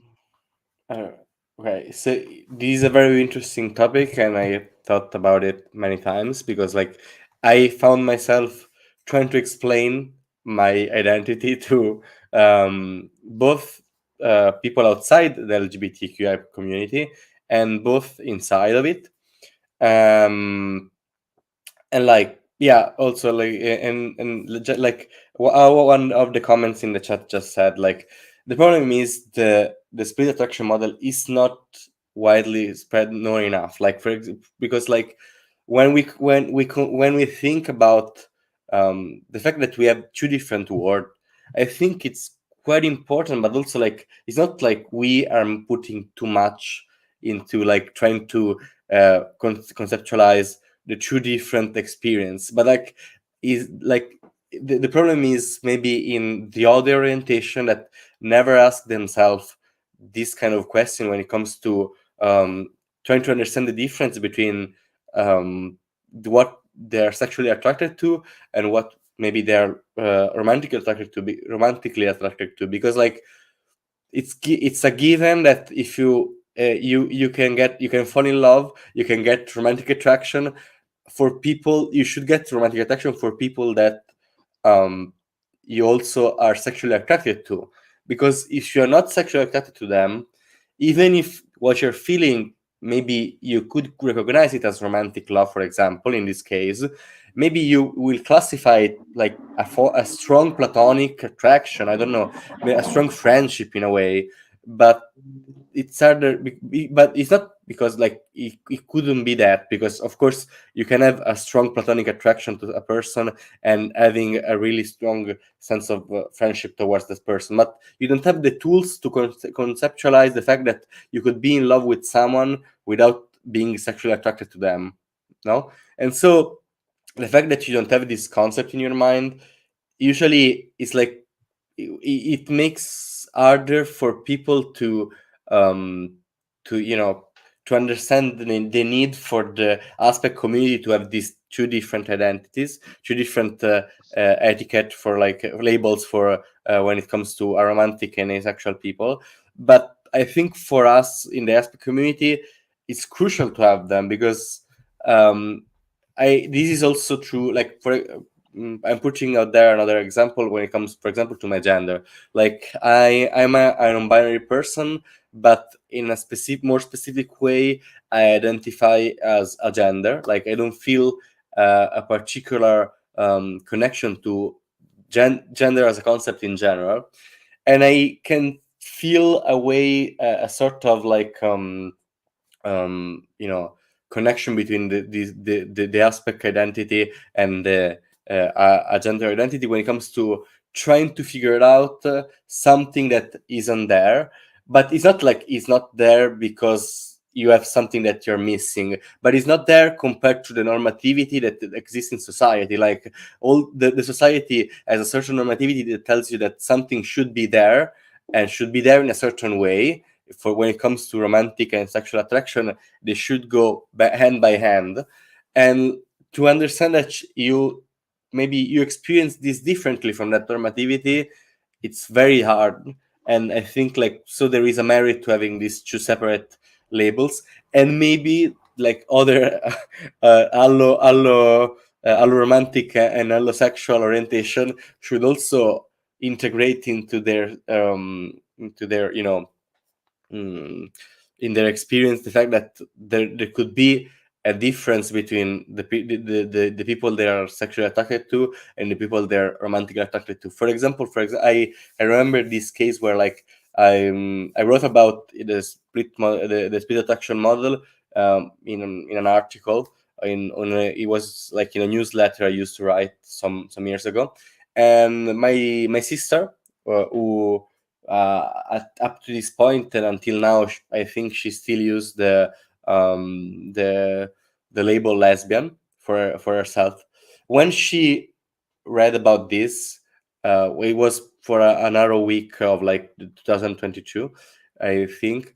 She said to me, "This was so enlightening. Like I until now I thought of myself of a lesbian that when she's not partnering with someone, she's okay with, you know, having casual sex with guys, you know, and this could also be this wouldn't be contradictory, I think, in any one experience, because, you know, sexual behavior is not the same as sexual orientation. But for her, at least, discovering the fact that there is this model was very enlightening, because she said, right now I can if I want to, you know, label myself in a more precise way, I could say, and I feel like this is more you know, more correct for me, I could say I'm bisexual and I'm a romantic, and this could be like, you know, very simple experience, very anecdotal, but I think it shows the power of like of the fact that maybe we shouldn't be simpler to explain to the rest of the community and the rest of the world. Maybe we should be an example of the complexity that the rest of the community and the rest of the world could apply to themselves to have a better understanding of themselves. I don't know if that was clear. Yeah.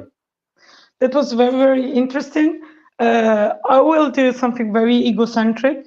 Allow me to answer my own question as well.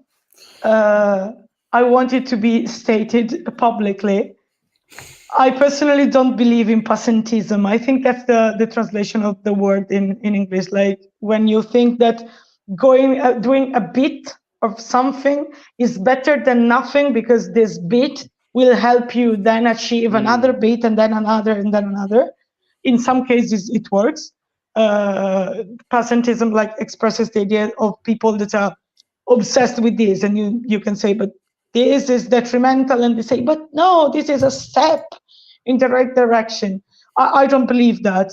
I don't think it works in this context. I honestly, every time I see some production or about, like, some explanations about a topic that would normally should include aromanticism as well, only focused about asexuality, I don't think that will make it easier to talk about aromanticism later on. I actually think it will make it sometimes even harder, because it will make it look even more as if aromanticism is something radically, completely out of the world. I like to say that, like, our orientation are extremely nuanced, extremely diverse, extremely hard to grasp sometimes and complex, but they're also incredibly easy. Like on a piece of paper, you have hetero, you have homo, you have bi or pan, you have A. The other ones keep the romantic and or sexual together. We use two terms. That's basically it, like the basic explanation. And keeping out aromanticism from this explanation, I think it's actually forcing it out, and it won't make it easier later on. But yeah, I just wanted to say this because, like, that might Chiodo I don't know how to say it in English, but I don't care. I wanted to, like, first of all, I mentioned that, like, we can have some more minutes, like, since we started we started 15 minutes later, and so the activists from the US have already said that we can have more time. I'm a hypocrite because I'm always, the US this, the US that, they should shut up and let other people talk, but I feel so guilty now, honestly. Yeah, okay, good. So going back to serious stuff, like Exponential wrote a very important comment, but I'm not ignoring you. I will go back to it later about the challenge we have to face when trying to build ASPEC activism. So we said a lot of things and we made it clear where we stand, but I don't think we have made a clear case for ASPEC yet. So we talked about the pros and cons of one approach, and we talked about the potential cons of ASPEC. Let's have like 5 minutes to sell the product. Why we think that an ASPEC perspective can be better, can be beneficial, can be not something we have to have because there can be difficulties, but something we should try to move toward. The answer is very simple, because the asexual and romantic flags match very well together. No, so I'm joking, but and so we should see them more often together in spaces.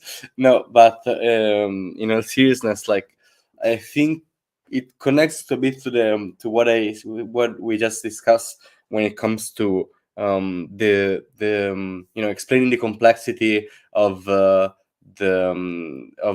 sexual and romantic attraction, of the fact that we have these two labels, like, and having an aspect, like as you just said in your very simple but very effective explanation of how we could look at the spectrum of orientation that exists, like is like in a way a romantic and asexual people have the like their experience can be connected, but also it can have their difference. And so, for example, as I said before, I'm not against the existence of dedicated spaces in by themselves. You know, like we had the IAD, we had the Arrow Week in February, and those are fine and lovely, and I would like to keep them. But when it comes to you know, the actual understanding of ourselves and our identity, for example, like the fact that we have in common the fact that we express an identity where we don't have.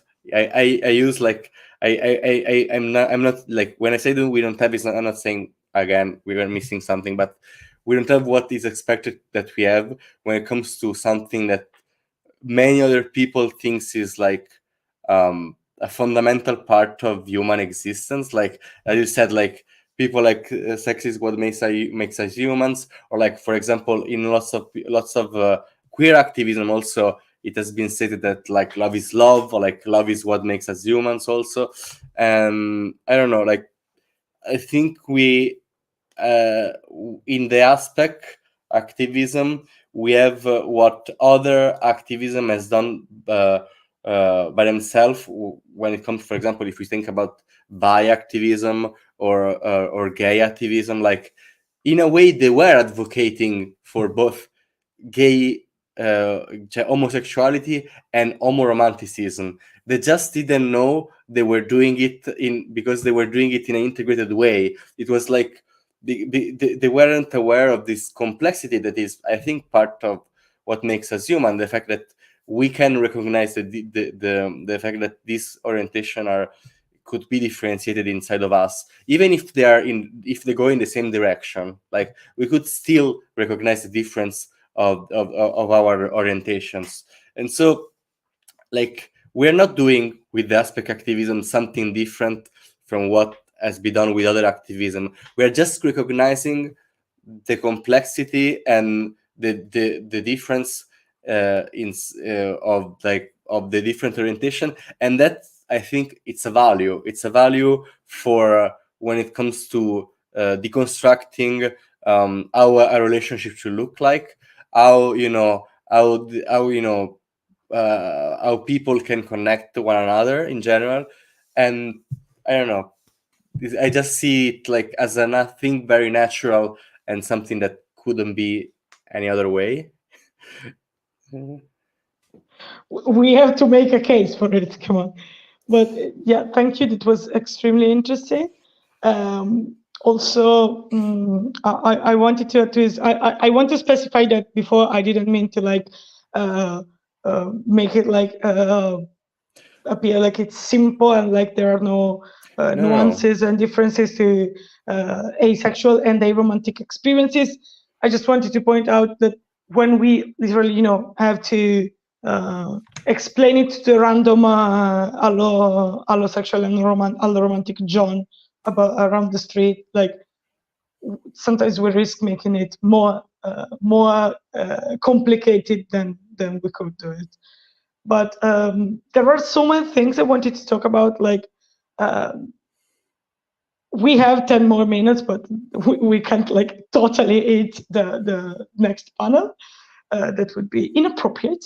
But yes, I think that one of the main point, like, I really agree with the idea that we can have an integrated activism and dedicated spaces.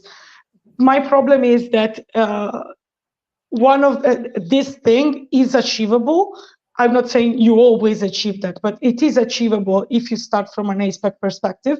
It's not achievable if you start from separated spaces, because then you can almost never have integrated activism. And honestly, I think like even today, like there were some ASPEC groups involved, but also, for example, I go completely crazy when I hear or read stuff about, I don't know, like discrimination in mental health care. Like, of course, there are specificities, but that is a context in which we share so many similar discrimination that sometimes when I am asked to talk specifically about asexuality with my group, I have to like physically remind myself that yes, it should be also about aromantic people, but I should not mention them here because we're only talking about asexuality. And that makes no sense. There are so many discriminations we share, because I think the core issue is that our experiences are very different, like aromanticism and asexuality. But the way the allonormative world sees it, they sometimes don't differentiate that much. And that means that like we can both receive like the worst of both words and discrimination. Like, but then we never, we don't integrate our activism in that perspective. I remember like, I think someone hates us because like so many times like people ask, it happened once that a group was doing a survey about asexual people in mental health care services, and they asked us to proofread it, and we proofread it, and we said, it's great, now go back and do it again and completely change the research and start from scratch, because these are things that are also in aromantic people interests. So we don't see the benefit of having finally an academic paper about this going out. And then what? We have to wait other 4 years before someone says, oh, technically this should have been also about aromantic people. Let's go back and start from scratch. Why? Let's do this fast. Let's be faster. Because also like I will add a very small thing, because like this also came to my mind before when you said about the fact that you don't believe in incremental steps, because like you don't think like, and I agree in the most part when it comes to the fact that is not all there is not always the case where you can say like, okay, if we do this bit is better than doing nothing, because I think when it comes to the activism and the fight for the rights and the visibility and the recognition, like it's very easy to like give away an idea that is simple and more digestible, and so is very very easily accepted, but an idea that is wrong or incomplete.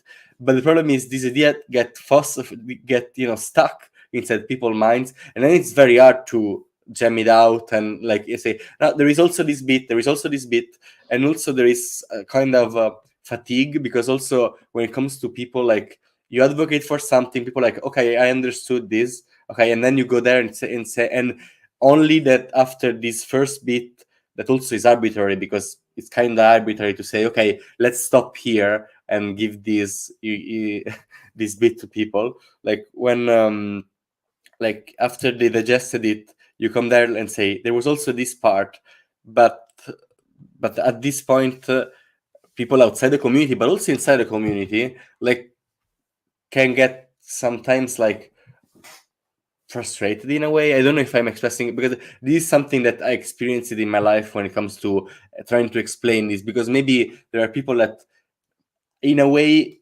understood asexuality because they encountered sexual activism, and so they felt, in a way, they felt done in their extending their understanding about the world, where they say, okay, there is also sexuality, and then I comes there and I come there and I'm like, okay, there is also romanticism, and they're like, there's something more, and so it gets and it would be so way easier to just start with something that I think is not like that complicated, as you said before. Like there are nuances, but when you see the structure, you see the overall structure and the overall concept when it comes to sexual and romantic and other kind of attraction identities.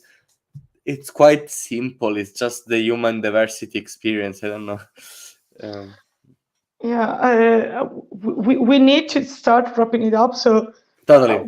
we can't discuss all the topics I really wanted to discuss. I hope we have other chances to do this. Like next month is our group's birthday, and this could be a very interesting panel for something I'm gonna drop on you on the next meeting, probably like 2 weeks before the birthday. But I will skip on the impact on alloaces and alloarrows of this. I just wanted to say that, like, as we said before, like, who discriminates us is not always that specific, and like they go hard. But our experiences have nuances and complexities, and that also means that sometimes you can find similarities and support on like places you would expect are extremely different, and without an integrated perspective you lose these chances, these amazing chances. And I just wanted to put out that, for example, at some point I had quite a dark moment because my friends said horrible things to me. My friends said horrible things to me, specifically because I'm asexual and sex favorable. And where I found like understanding about the thing I heard and how to process that was in some Allo activists blog posts. So complexities and nuances means also that our experiences can meet in other strange places, and we should cherish that. So I just wanted to wrap it up with one important topic. That is like, we have 2 comments about this.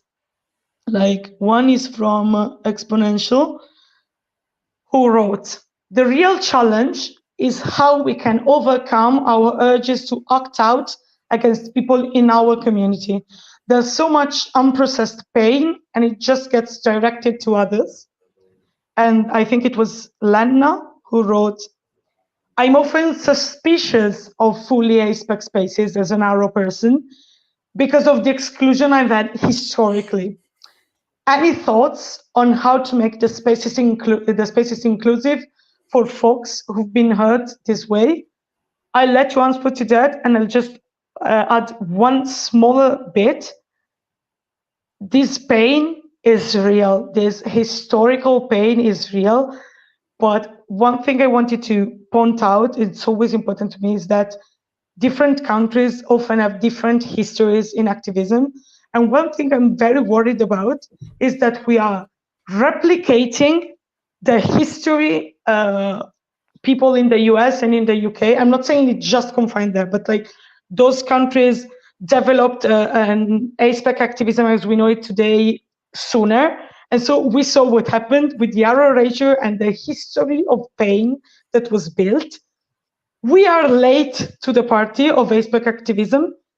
That means we can already know what went bad. And I'm imploring people that are now starting doing that kind of activism. We don't need to follow every single footstep of that activism. They showed us the way, and also sometimes the wrong way, and we have the privilege of not going down that path. I will shut up and I will let you answer to Lana and Exponential, and I will go backstage and say sorry. Totally. Okay. Very briefly, I think like how to make the space more inclusive. I think it could look like a paradox, but it's to include more arrow people, because if you go to an arrow space where like you can already see that there is representation of other arrow people, arrow ace, allo arrow people, like arrow people in general, you already know that there is someone who share your experience inside the organization, inside the group, and that could be a point of reference for you, and also a point of guarantee. Someone you can talk about and ask for how the space is towards other people, you know. And so if you go to an aspect space and you see no one of the organization that is explicitly Aro, maybe be suspicious about that. But if there is another person, go there, go to them, and you know, talk with them, and you know, you can be assured or directed another way. You know. I love this panel so much. People building aspect spaces don't commit too much purple crime, as we talk about it when we say this aspect space is too much asexuality, like too much purple. And I will now leave it to Krista, and I think it's time for the Apex Committee in 20 and anti-racism. So like another wonderful panel. Hi, Krista. Thank you so much. And I just wanted to say thank you so much to all the to all the people in the chat, but especially to the aromantic people who came to this live stream and gave so much interesting insights. Like it was truly amazing. I have to say I'm a bit moved, and now I'm probably actually going to sleep. So bye, and thank you, Jai. Thank you, Krista. Thank you, everyone. That was a great session. Please get some sleep. I have so much adrenaline now that I will need a moment, but yeah, at some point. Thank you so much. Have a nice panel. Thank you. Hey all. We've got one more participant, and oh, there we go. Sorry, I'm going to be a disembodied voice for this.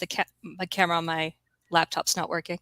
I love the cat. That's okay. So I'm going to give a quick intro, I guess. But the idea is this is going to be a lot more like a discussion, not so much like a panel.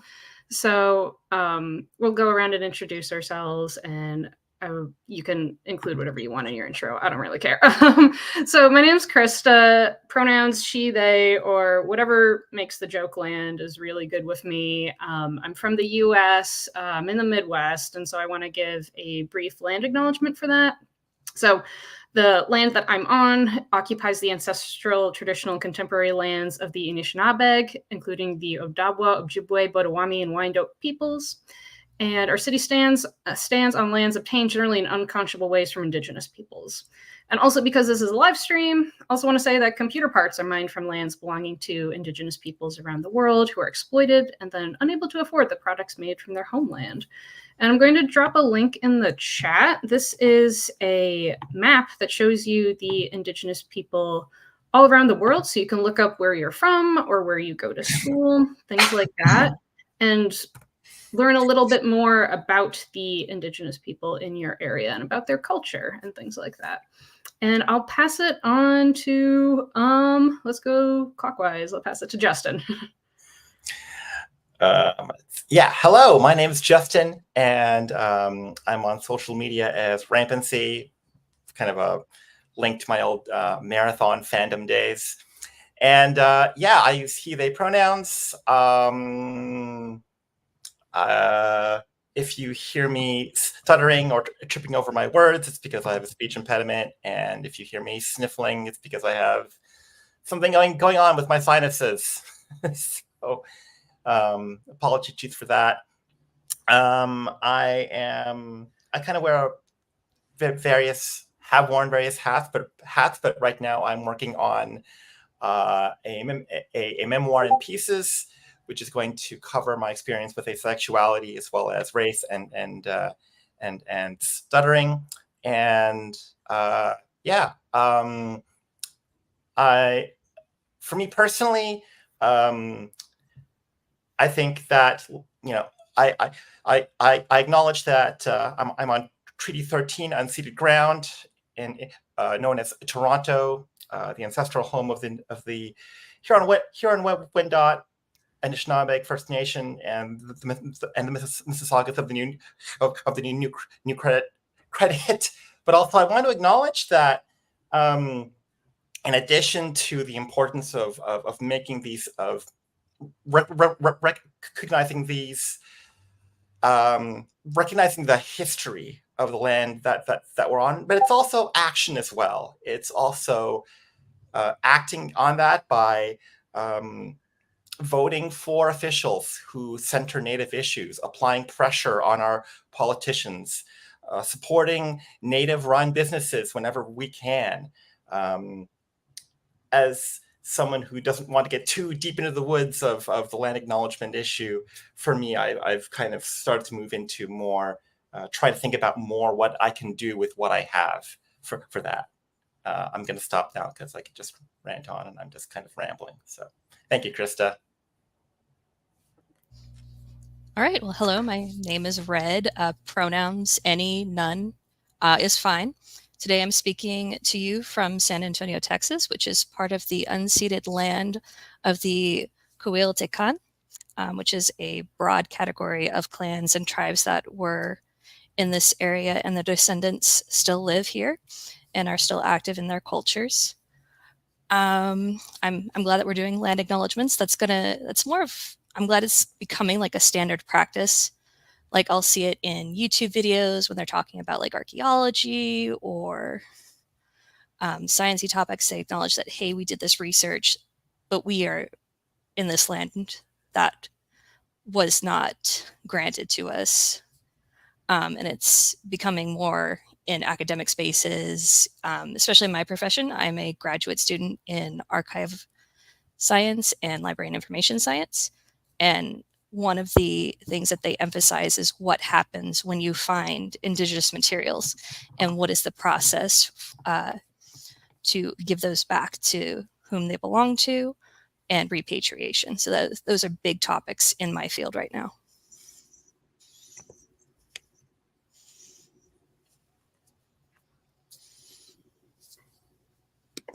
Yilin, do you want to go? And then we'll kick it to our newcomer. Yeah, sounds good. Hi, everyone. I'm Yilin. She, they pronouns, and also currently experimenting with not using pronouns at all. So feel free to try that with me. I am based in the stolen and unceded territories of the Musqueam, Squamish, and Tsleil-Waututh nations, known colonially as Vancouver, Canada, on the west coast here. And where I'm from, it's very common for land acknowledgements to be given at various kinds of events. I wanted to acknowledge that they can often be performative without kind of actual actions being taken to address the fact that, you know, we're living here on occupied territories. And I spent a lot of time thinking about the fact that I'm a Han Chinese settler in these lands. And one thing that I've been kind of encouraging folks to do as someone who's a writer and a literary translator is to read more Indigenous authors and to check those out and to support their work. And also, I also like to encourage people to read the Truth and Reconciliation Report. It comes with a list of 94 action steps recommended to be taken. And they came out many years ago, and unfortunately, we're not making good progress on them. So I really urge people to become more aware of these issues and to reflect on their relationship to the land that they're on.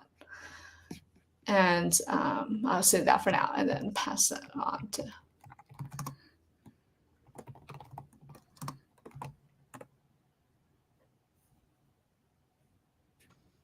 Is it my turn? Yeah, go for it. Okay, cool. So my name is Ashabi. My pronouns are she, they. I am asexual, Nigerian, Black, queer, all of the things. And I currently run the page Ace and Grace. I created that page in 2019, and I use it as a space to kind of center my own experience in asexuality. Growing up as asexual, I never really saw anybody who looked like me in the community. And even with people who look like me in the community, my experience wasn't centered or supported purely because of how Black women are seen in the US and in general, most places. Being hypersexualized, but also having the sexual experience is very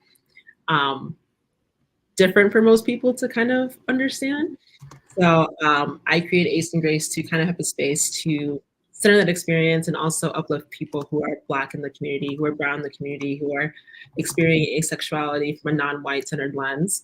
And I have been doing that for a while. And since I've made Ace and Grace, I've been able to kind of connect with more people in the community who understand the importance of that and value uplifting that across the board. So that's kind of me and who I am. And I'm really glad to be able to be in this space and learn more about all of y'all. Awesome. Thank you so much. I'm really excited to get started. We do have a list of questions and like topics that we want to cover. But again, this is going to be kind of a more organic discussion. So if people watching have questions, you can put that into the YouTube chat and we'll also take those as they come up. So final thing before we get started, we want to acknowledge we're gathering during an active genocide taking place in Gaza and that the current violence in Palestine is the continuation of decades of colonial violence under Israeli apartheid. We stand in solidarity with the victims of genocide in Sudan and Congo, and we stand firmly against anti-Blackness and recognize that police violence and all white supremacist violence must be named and opposed because these forms of violence endanger the lives of all trans, queer, gender nonconforming, non-binary people. So as we begin, I want to underscore that none of us are free until all of us are free, and all of our struggles are all intertwined. So I think, again, just to kick things off and get started, and we'll see where things go from here, let's talk kind of broadly about the state of anti-racism in the ASPEC community. And this can be like, is it the online community or your local community? Things like that. Let's just take the temperature on how things are going.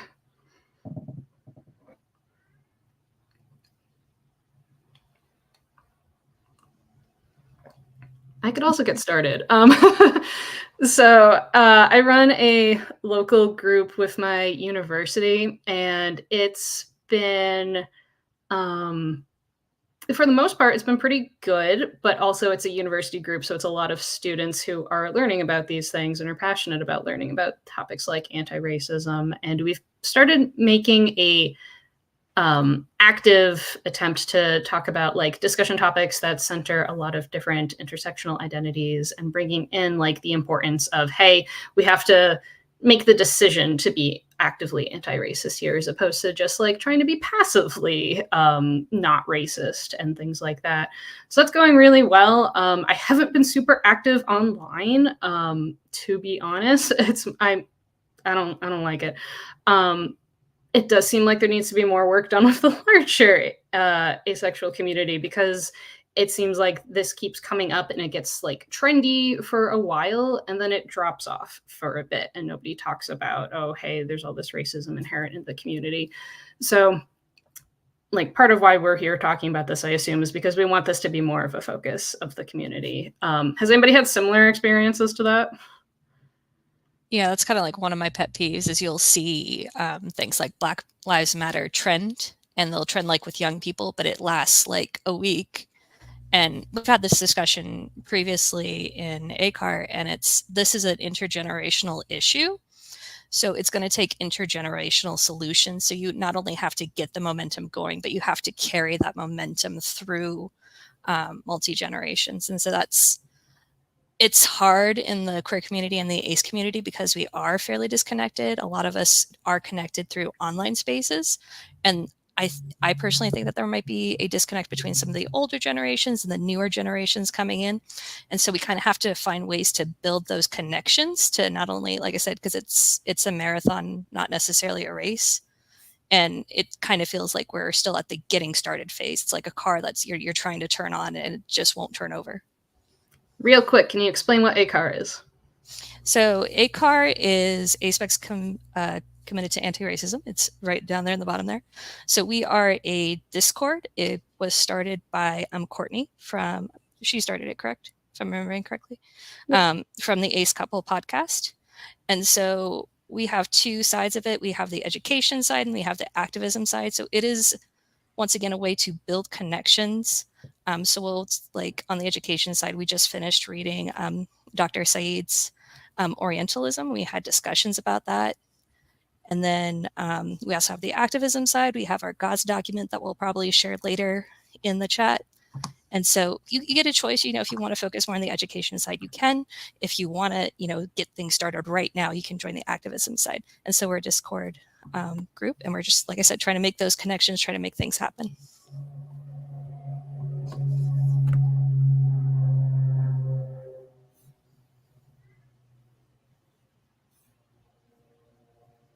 I think when it comes to anti-racism in the ACE community, it's something that is really unfortunate to kind of confront, especially because when you understand that our community is small, 1 to 2% of the world's population is 75 million approximately starting, and knowing that even in that space, there's still many people who choose to hold a very ignorant view of people who are marginalized is really frustrating, especially knowing that we ourselves are also marginalized. We should understand what that feels like and looks like.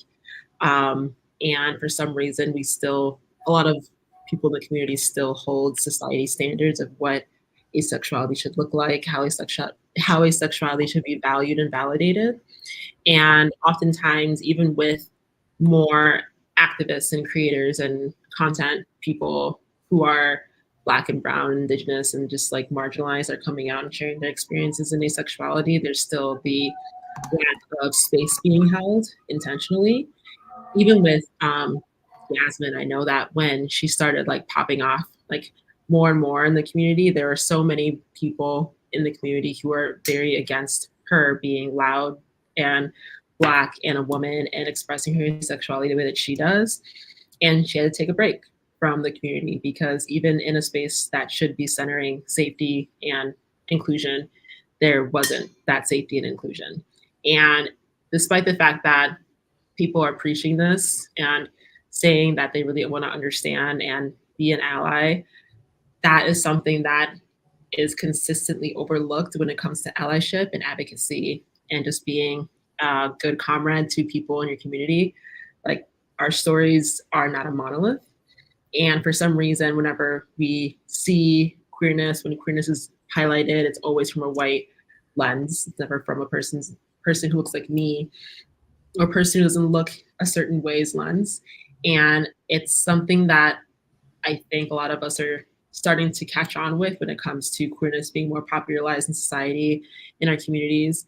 But it's also something that we're consistently looking to, how do I say this? It's something that, despite us being aware it needs to change, I think the fact that people are more comfortable with it not changing is why we haven't made the progress we need to.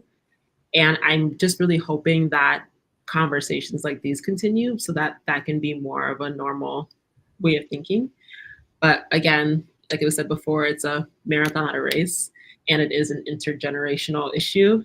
And I'm just hoping that it becomes less an issue as we get older and kind of continue conversations like these.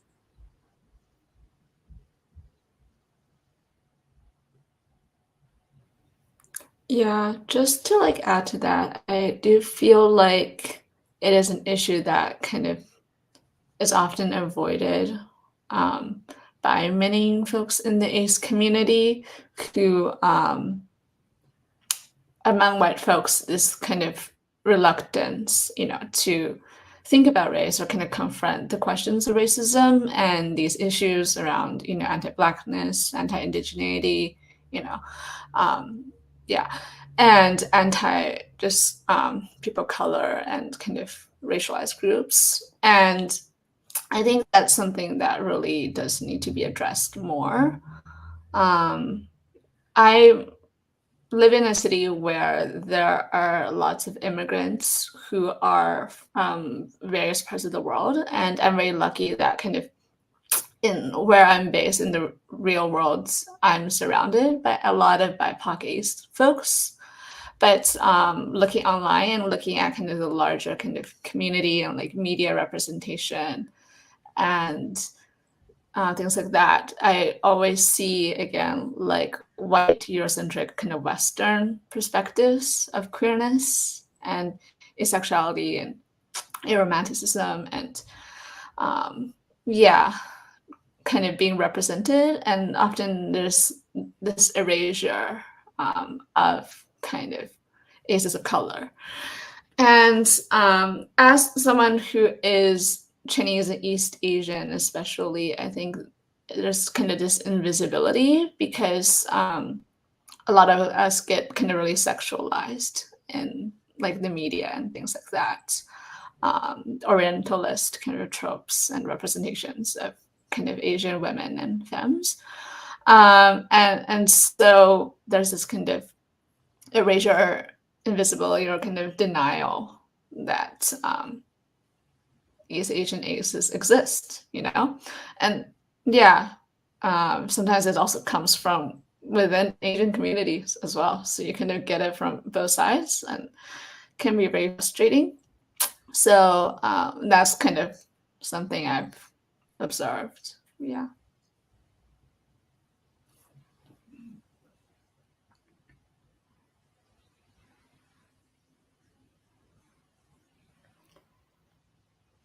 So I think it's interesting. Multiple people have brought up that usually portrayals of queerness tend to be very white. And I think that's particularly bad when you look at like the ace representation that we have, because a lot of the major ones, they're all, well, white dudes, really.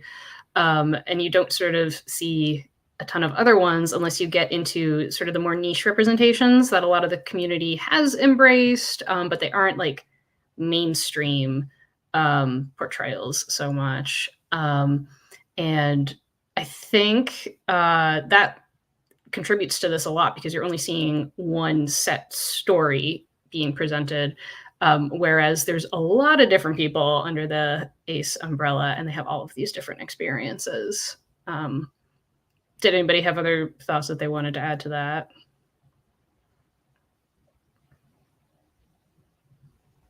I think the only other thought that I wanted to add was on top of the representation being really white, the representation that we do get in media, I'm thinking specifically about Yasmin consulting on sex education. That specifically got watered down fully, and it wasn't given the opportunity to shine that it should have been. Like Yasmin was explaining that the character that she had done consulting for wasn't supposed to represent like a cold malice, like the stereotypical stereotypes that you have with asexuality. Like she was supposed to be a very dynamic character. And instead of them honoring that experience, they made it so this person fulfilled the stereotype that most asexual people are trying to combat.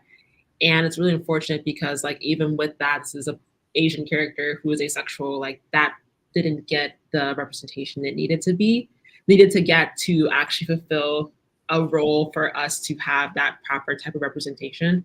And it's kind of unfortunate whenever we are given opportunities to have our stories being written, that instead of them being comfortable sharing the dynamic things that are a part of the human experience that also revolve around asexuality, they choose to make it digestible for themselves so that they don't have to think any deeper than they need to. And that's across the board with most marginalized identities, but with asexuality specifically, it's really disheartening because we don't really have that type of media representation already. So it's just kind of like we're trying to fight harder and harder to have that while also being told that we're doing too much. So that's kind of what I wanted to add to that.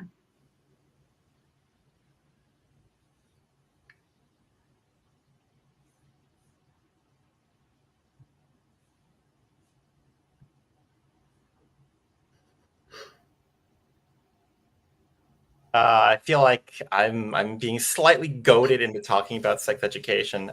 Yeah, and not just that, but going back to the issue of ace rep. I mean, Heartstopper, we had Isaac, who was a white cis man. We had everyone's favorite overtired example, Todd Chavez, who, I mean, I'm not really sure what I would consider that character to be, a white passing Hispanic character. But then you run into the other issue of the ace as the infantilized, immature person. And yeah, I mean, sex education. Well, we had Florence in season 1, and she was a white person. And the thing was, like, that person could have been the springing board for an entirely new plot thread that could have unfolded into a really beautiful discussion of what the Ace experience really is, because that exchange with Jean just was something that I mean, in my little bubble of Ace Twitter, I think, and Ace social media really just captured the imagination, like all these memes coming out, all these images. I did a workshop that had that scene, and that just like, I could just tell that all the people who I was speaking to about asexuality got it. They fully got that metaphor, and they fully got the deeper understanding of the Ace experience. I'm cat sitting now, so if you hear a cat.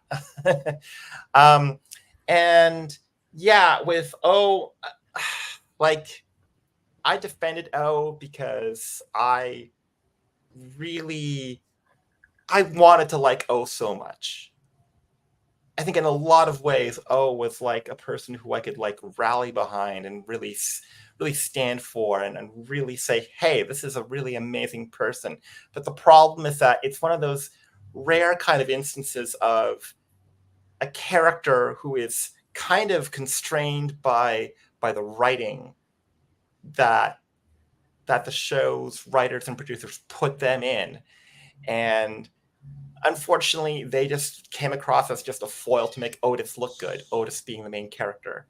And it's like, oh, like, basically you took the Asian Ace character, and they became a vehicle to turn a white guy character who, in my opinion, was totally unlikable in season 2. Season 2 just really made me, I had to quit the show because I just did not like him. I loved him in season 1 until the very end of season 1, but okay, I'm just kind of going on. But and then now, like, the white guy is the hero by way of the villainous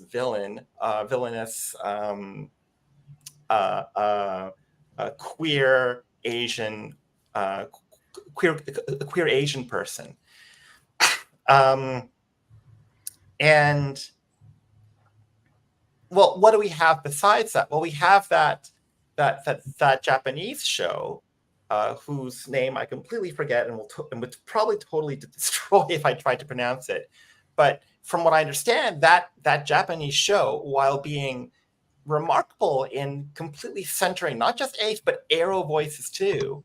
I believe there's an Arrow character in that show. It's completely unavailable and inaccessible to anyone outside Japan unless you go through all these various means to watch it. Krista said it, titled there. Is it Koyanzu for Futari? Is that what you're thinking of? Yes. We'll put that in the public chat. And I don't know. Are we going to have representation that is modern, that truly reflects the depth and breadth of diversity in our community? I remember several years ago, like a couple of years ago, where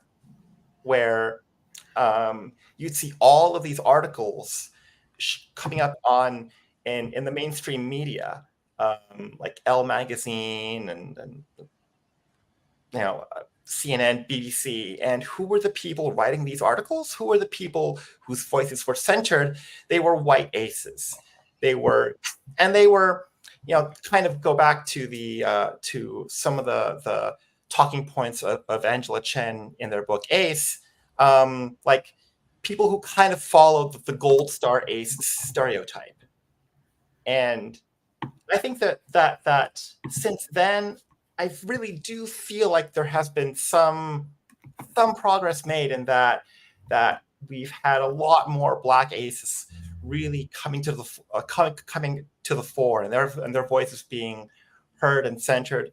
Not just Yasmin, but everyone's favorite ace. I mean, one of my favorite aces, Marshall Blount, Gentle Giant Ace, Tiger Songbird, who was interviewed in Michelle Kiranchaya's book, Ace Notes. But I think it also is a testament to the fact that we still have a long way to go in terms of really centering the diversity in our community.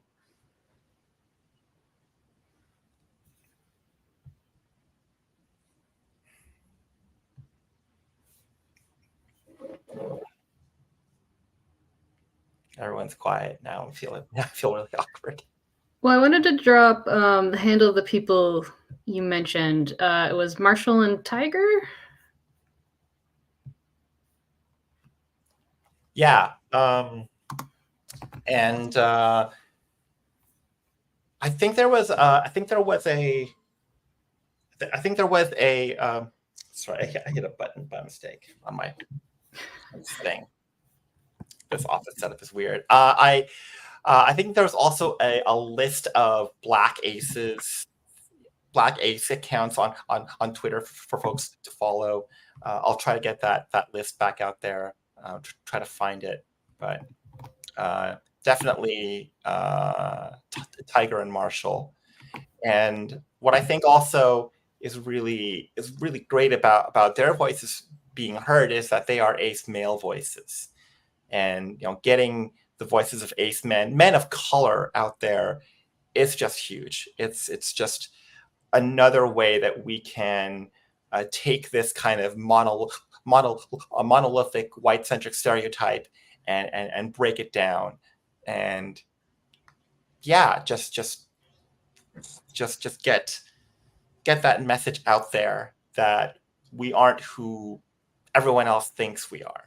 We are more than that. We transcend stereotypes. We transcend preconceived notions just based off of the common image of what it means to be queer these days, which unfortunately is very white-centric. Yeah, and in the spirit of it's not a monolith, also listen to multiple POC voices and follow multiple people. Don't just have one person that you're listening to, because no community is a monolith. Even the aces of color aren't a monolith.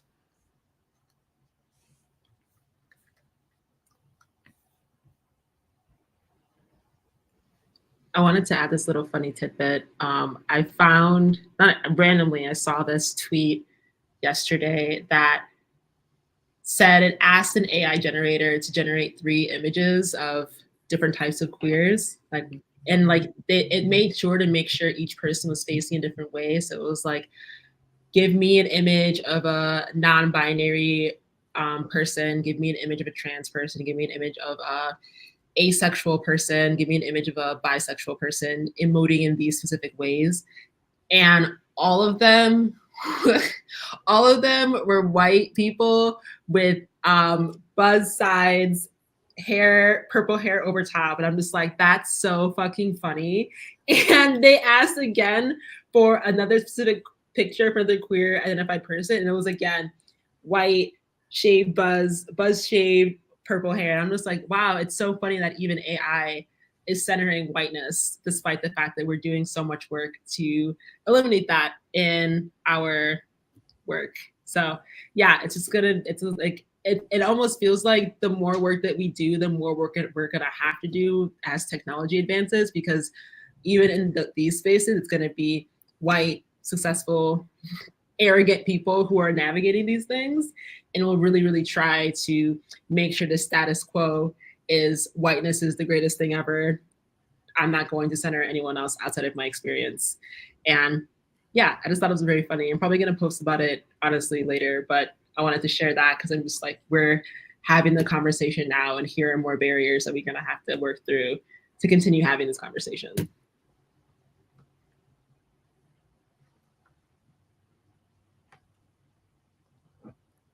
All right. Since it was brought up that white voices have been kind of centered in the ACE community, now is probably a perfect time to drop some names and some books. So earlier I was listening to the streams and they did mention Angela Chan. They also mentioned Sharanja Day Brown, who came out with Refusing Compulsory Sexuality. A Black Asexual Lens on Our Sex-Obsessed Culture, which is a collection of her articles that she's written extensively about. And then she has her glorious list of citations in the back there for anybody who wants to get nerdy with that. And then what hasn't come up yet, probably because it just came out, is Ending the Pursuit, Asexuality, Aromanticism, and Agender Identity by Michael Paramo. So that one just came out, and we were discussing of having it as one of the readings coming up in ACAR. So I have my physical copy. I've read the author's note in the intro and kind of like flipped through it, and I'm very excited about this book. So feel free to drop any other books that we forgot about or you don't think have been mentioned or need to be reemphasized. Yeah, I've actually already read, I've started and finished Ending the Pursuit. It's so good. The book is explicitly about having a decolonial lens on queerness. So it's very relevant to what we're talking about. Highly recommend that one. Oh, I forgot to mention also, Michael is also the editor for AZE Journal. So that is also a massive writing project. It's a once again, it's a collection of aces, arrows, agender identities. So it's poems, written works. We'll post that link later. So if you don't have the time to read a whole book right now, maybe something a little bit more digestible like a poem or an article might be more your speed. And that would be a great way to also get more perspective than your own, is to look there, because it used to be the Asexuality Journal, and they changed it in 2019 to AZE with the focus of bringing in more diverse focus. So that's on their About page as well if you wanted to look at that history.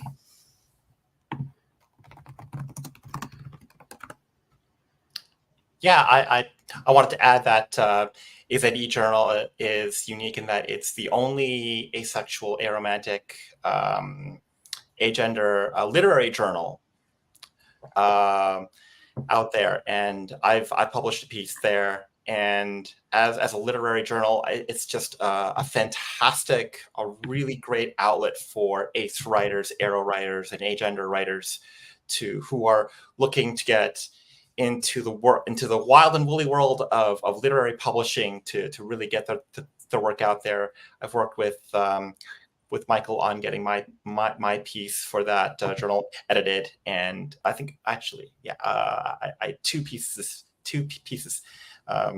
published and edited by him and by them, and yeah, they're great. I also wanted to really just to really express my enthusiasm for Sharonda's book, Sharonda J. Brown. Their book just to me was a revelation.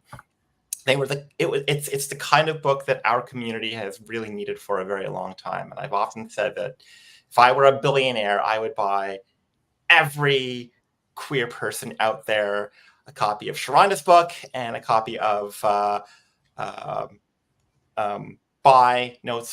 Notes for a Bisexual Revolution by Sherry Eisner, because that is also an amazing book too. I did a review for Sharonda's book on my page, and I read through the book as well. And Sharonda's like super private. So first of all, shout out to Sharonda for coming out with this book so randomly. I wasn't even expecting it, to be honest. But like, it's like, I'm so glad they specified the fact that it's from a Black asexual lens, because again, there aren't many people like my own personal experience as a Black asexual person. And it's almost like reading your journal. It was, for me, reading the book, it was like reading my journal thoughts on paper and having it be validated and fully, completely, like it was like very emotional to finally have that type of representation and validation. Because in my city, it's like, I'm like honestly one of very, very few out and assertive Black asexual women in the space. And oftentimes because of that, like asexuality is not something that people talk about with pride. It's more like, oh, you're asexual, that's kind of weird, or you're asexual, I have immediately sexualized you since I met you, so how can you be asexual? So it's like all these negative things.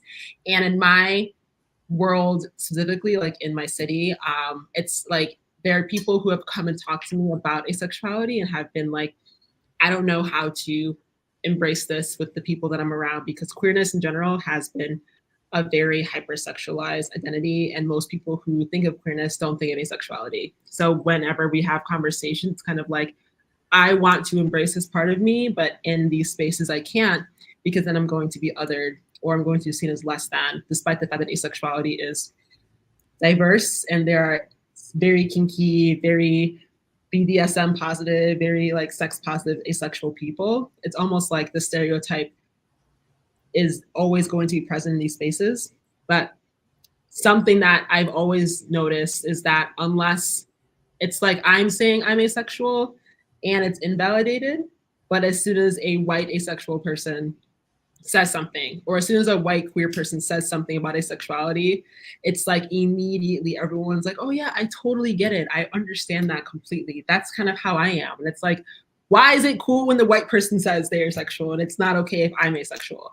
So like, that's something that I've personally been fighting with in my city for a very, very long time. And when this book came out, it was almost like the feeling like I have to consistently advocate for myself kind of washed over me. It's like, no, this book kind of just like told me that everything that I thought was true, and that all my thoughts are valid, and that I don't have to conform to anything to be validated in my experience. So like, I'm really glad that this book came out, and it's something that I really wish and hope and somewhat pray becomes part of educational texts, because I think that everybody should read this, regardless if you're asexual or not. I think it should be read by everyone, because it touches upon so many things that are important in our communities and in society in general, and how we represent and value Black women in general. So that's just something that I think is really important for people to know. But I do also want to say that I'm so glad that AZ Journal was dropped, because looking through everything on this page makes me even more emotional, because I didn't know this existed. So I'm just like, wow, this is like so cool to see all these works from asexual people and have them just exist as archival reference of our like history. That's just such a really cool thing. And I think and hope that more people look at it and contribute, because we need that. I've been like taking notes for this all the recommendations and eagerly writing them down. And I think folks have given really great suggestions. I'm someone who comes from like the creative writing side, so I'm also going to shout out some writers and kind of works that I've kind of know as well that are kind of upcoming or kind of recent publications that I think would be interesting for folks. One is Judy Island's romance fantasy novel that's forthcoming. Song of the Six Realms is the name. I have it on my to read. It has demisexual representation based on lived experience. The author is Taiwanese Canadian and a good friend of mine. And I'm really excited about that, because I don't think I've really seen any kind of demisexual kind of Taiwanese Canadian rep before on the page. And it sounds super exciting, and the art is like really, really beautiful as well. Yeah. And also another friend I know from Twitter, Lily Liu, who is an academic. And she's been writing on ace studies in Jane Austen, and bringing kind of ace representation discussions into academia as well, specifically into literary studies and English lit. And she wrote this kind of wonderful article, about kind of the ace representation in Jane Austen. She's Chinese American, and I'm like a really big fan of her work as well. So those are my recs.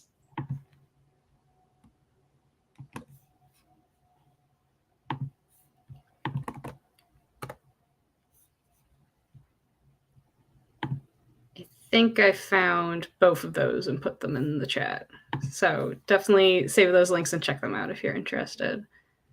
I also want to talk a bit about like a lot of acephobia, aerophobia is also white supremacy at work. And Shabi kind of touched on this about like the reaction to aces of color versus white aces and things like that, and how the two can be like really linked. You just need to look at Yasmin Benoit's Twitter really to look at that. She's dealing with a lot of racism and acephobia, and the two combined on an almost daily basis. So did anybody have like other examples that they wanted to talk about with that, or we could talk about it more generally?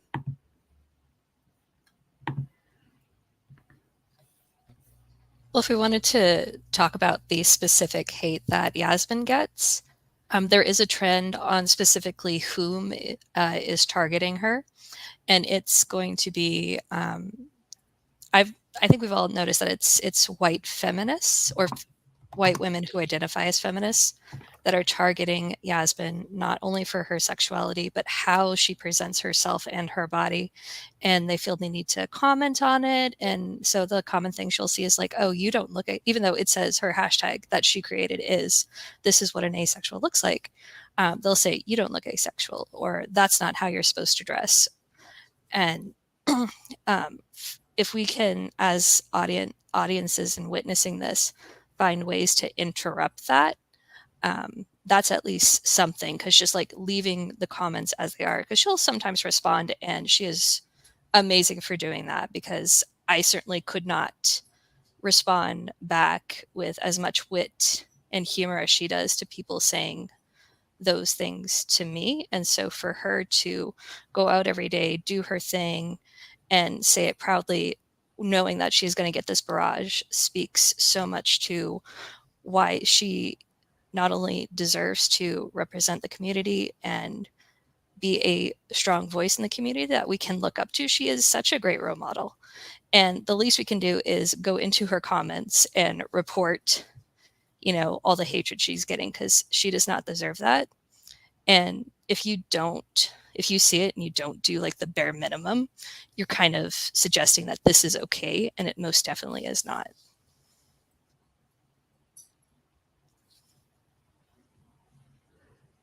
Yeah, absolutely. I also wanted to pull up this comment from the YouTube. Yeah, TERFs have come up with a conspiracy about asexuality now, and they express that together with their incredible amount of racism and misogyny.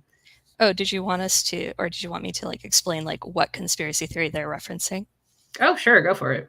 So for those who are not tuned into the Twitter sphere and the discourse there, so the new conspiracy theory is that the asexual movement is a result of gender affirming care. So children who receive gender affirming care, TERFs claim that they have their sexuality destroyed. And then you have this convenient ACE movement to kind of like bolster that. And so they're saying that ACEs are coming out of this gender confirming care, which is definitely not supported by any factual evidence whatsoever. But it was kind of interesting seeing a conspiracy arise in real time, where they made these connections that don't exist, and it starts to snowball. So that from an academic perspective, like, oh, this is very interesting. But on, from the ACE perspective of like, oh my God, this is horrible. How can they think this or say this with such confidence?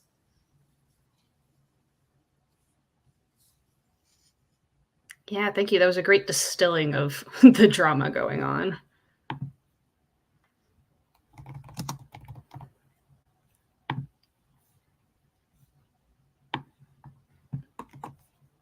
Sort of related to that, I wanted to pull up, there's a really great trans journalist on Twitter. Her name's Erin. She does a lot of debunking of studies like this, or studies and articles like that. And she's a really good follow as well, because she's just constantly covering like trans legislator and things like that. And also, this is a great example that like all of our fights are the same fight: the transphobia, aphobia, racism. It's all intertwined. I think we're going to wrap up in like 4 minutes. We're going to go just a little bit past the hour since we started late. So I guess let's go around, and if everyone could share maybe like one suggestion or one hope for the future for the ACE community and anti-racism. We'll just go around, share that so that we end on a positive note.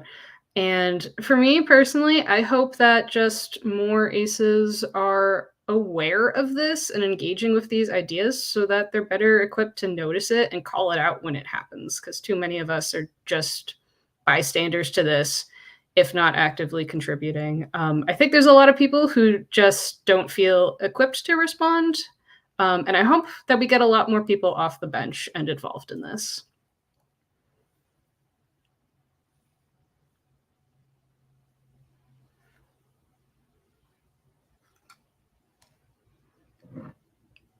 All right, I'm going to bully someone. Justin, you want to go next? I feel very bullied right now.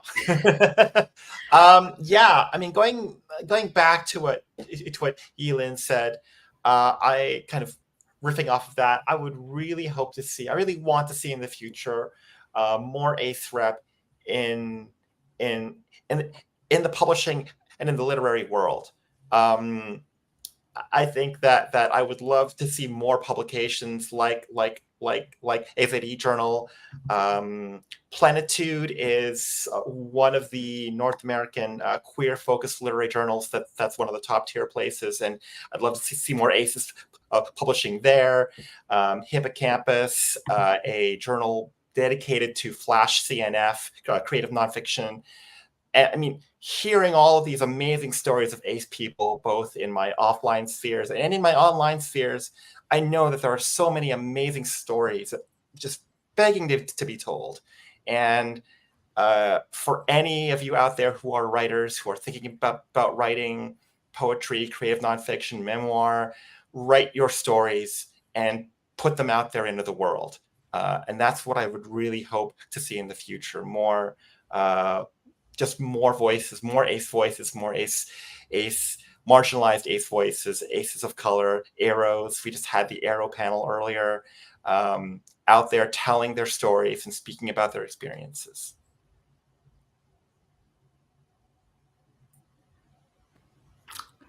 Yeah, just adding to that, I also want to see more just ACE and arrow representation from BIPOC folks, and for it to be centered and to be treated with care and to be more prominently featured in ACE spaces and communities, as well as kind of in the queer community at large.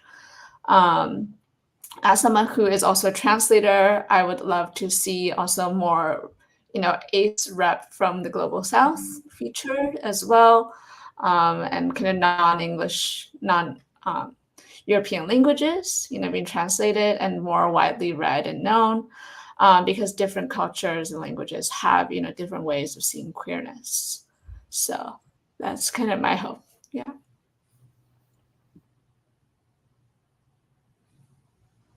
I think for me, I would love to see more asexuality experience from the lens of like Black women, especially. I want to see more African stories around queerness and asexuality being told. I think now more than ever, because of so many laws that have gone into banning queerness in most African countries, it's just so dangerous being out, and being able to show that with a lot of pride would be really cool, just so that more people can understand that this exists and has existed for a while. I would love to also see more intentionality between how our stories are being told and how we're able to center them, not just from independent artists, from really big artists. Like Sex Education was a step forward. And I think that if we keep doing that in multiple ways and with multiple variations of how asexuality can be seen and valued, that would just flip the script for a lot of us, and it'll give us more opportunities to feel comfortable in our identity. So those are some things I would love to see moving forward in the ACE community. All right, so my hope for the future is that everybody who saw this live and everybody who sees the recording of this later sees this discussion, gets something out of it that they can carry forward to either take action in the activism space or to carry forward and learn something new that they can share, and we can just, make our community better through cooperation and education. Awesome. That was amazing. Thank you all so much for being a part of this. Thank you to the people who were listening. Thank you to the other organizers for letting us do this session. And we're going to get out of here and leave the stage to Justin and Yilin, who are going to talk about translating Chinese poetry and literature as an airways.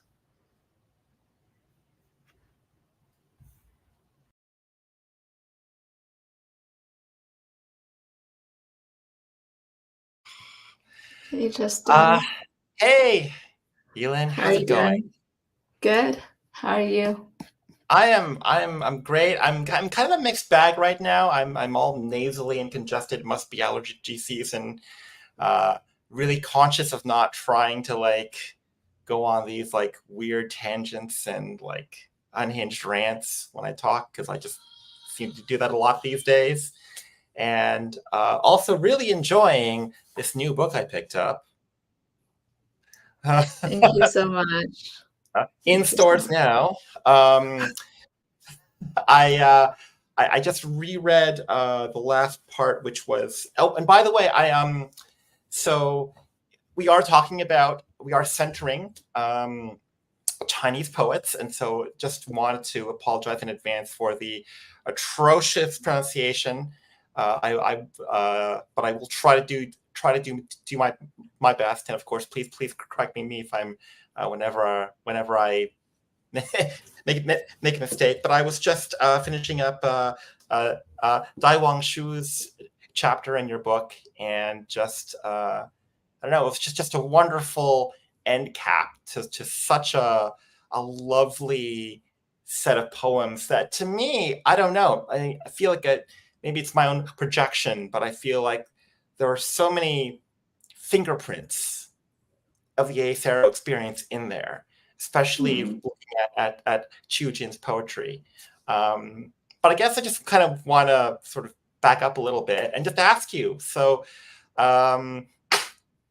translation, what drew you to the art of translating? Yeah, so I started translating about 5 years ago or so. And I had been writing poetry and fiction and nonfiction for kind of many years before that, but sort of actually tangentially connected to the panel we were just on. Like when I was in my master's in creative writing, and when I was in general just kind of in English academic programs, and kind of when I was reading, I just noticed that most of the kind of curriculum, and most of the things that are kind of being taught and being widely read tend to be all non-translated literature, literature written in English, So in poetry classes and workshops, everything was, just very Anglo-centric. And we were not really accessing any of the kind of wonderful international literary works and kind of rich poetic traditions in other languages. And I, as someone who, kind of grew up bilingual and multilingual, because I also speak Mandarin and Sichuanese, which is a dialect of Chinese, I realized that, I have had all these influences from translated Chinese poetry in the past, or kind of Chinese poetry written in Mandarin in the past, but I wasn't really, being able to read that or kind of getting access to that in most of the literary spaces that I was in. And there was a certain point where more translations started to happen from Chinese, especially because there was this big science fiction novel, The Street Body Problem by Ken Liu. Some people might have heard of it. That kind of came out and won lots of awards and became very popular. And then suddenly everyone's like, like we're interested in more Chinese literature, we're interested in more, Chinese fiction, Chinese poetry. And I was also like looking into it more and then discovering that it's very dominated by like white academics and sinologists, who kind of treat it as like this academic pursuit, or sometimes it's even translated by people who don't speak the original language. And then I was like, I'm myself a poet and I read the language. Why don't I try to translate? So that's kind of what happened. So in a way, it was kind of in response to like Orientalist and kind of harmful kind of representation and just kind of overlooking and lack of poetic translations of Chinese poetry.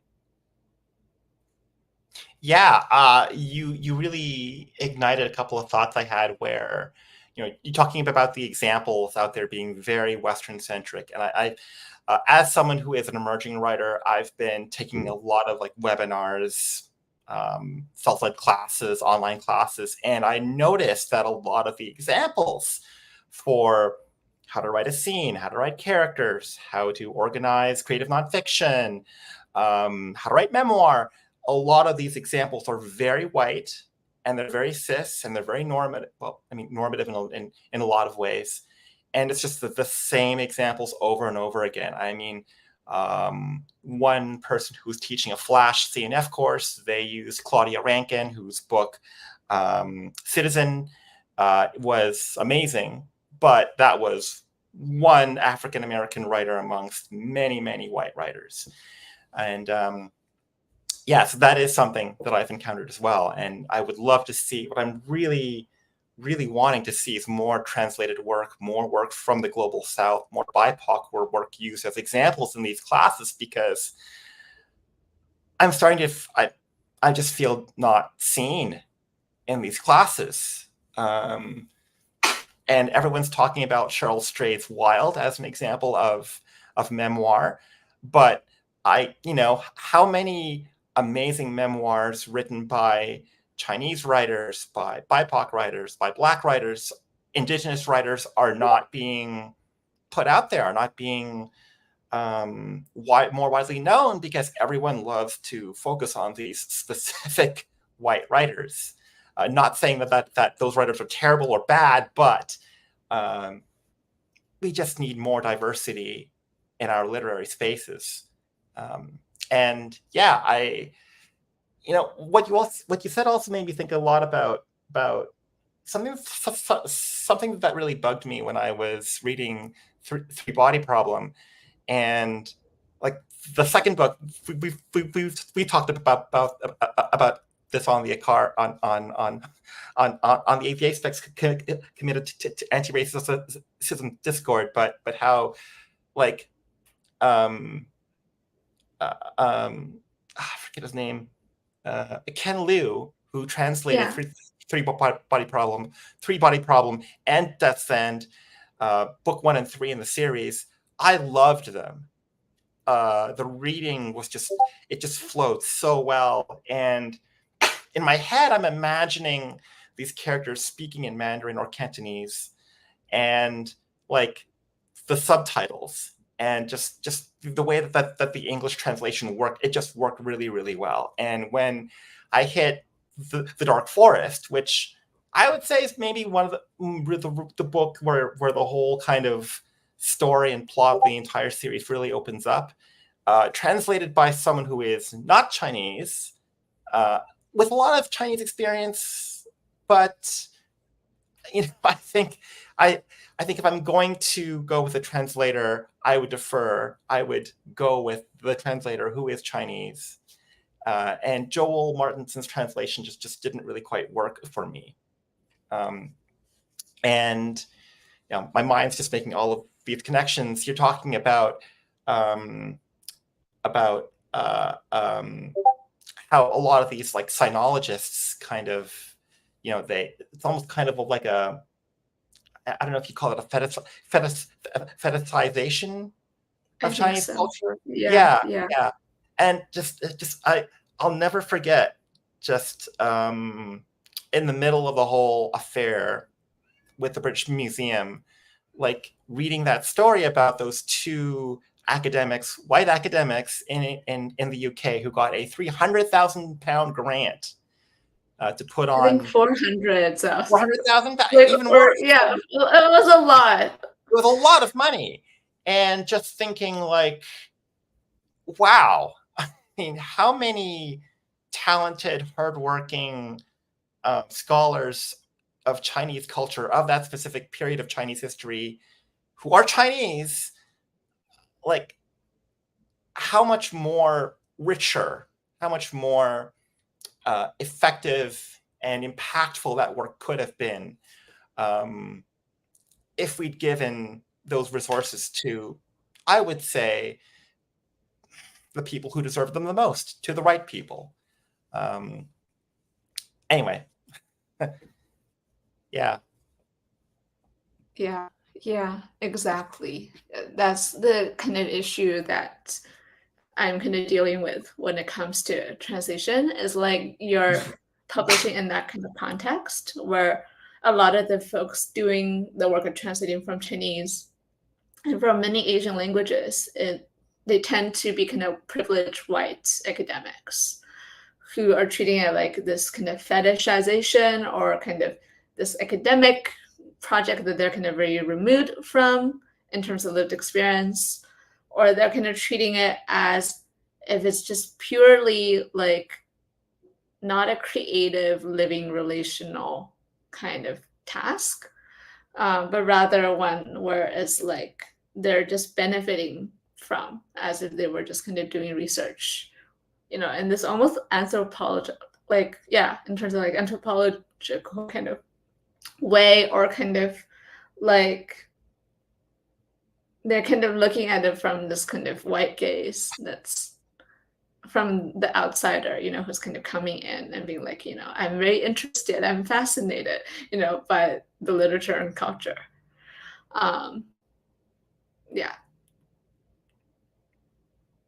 Yeah, and talking about the academic research angle, it also kind of reminds me about how conflicted I sometimes feel about academic research on ace and arrow people, where I know that there are definitely ace and arrow academics out there, but a lot of the prominent ace and arrow research that I've encountered, that I know of, is by people who aren't in the community.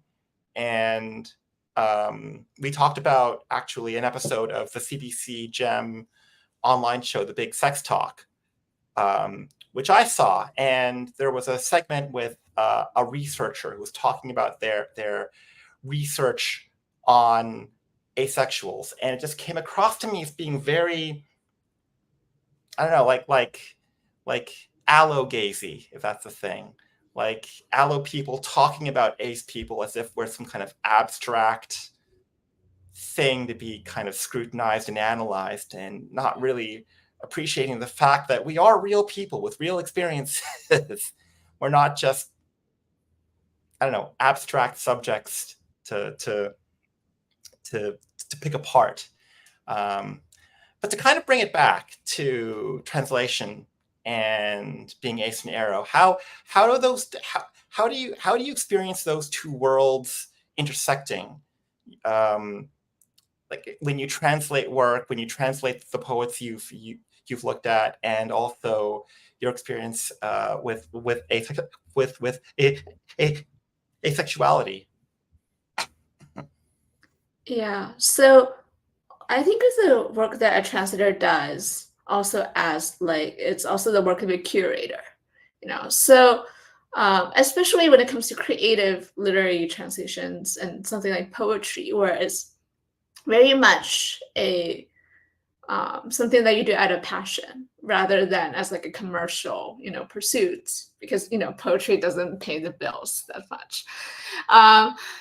You end up choosing who they are going to translate. So for me, I think of translation and curation as a way to highlight certain kinds of voices in terms of representation, and in terms of kind of centering particular works that are overlooked or kind of erased or marginalized. So what I do when I translate from Chinese is I'm always on the lookout for queer and especially ace and aro representation, because I want to translate those kinds of works as someone who is part of those communities.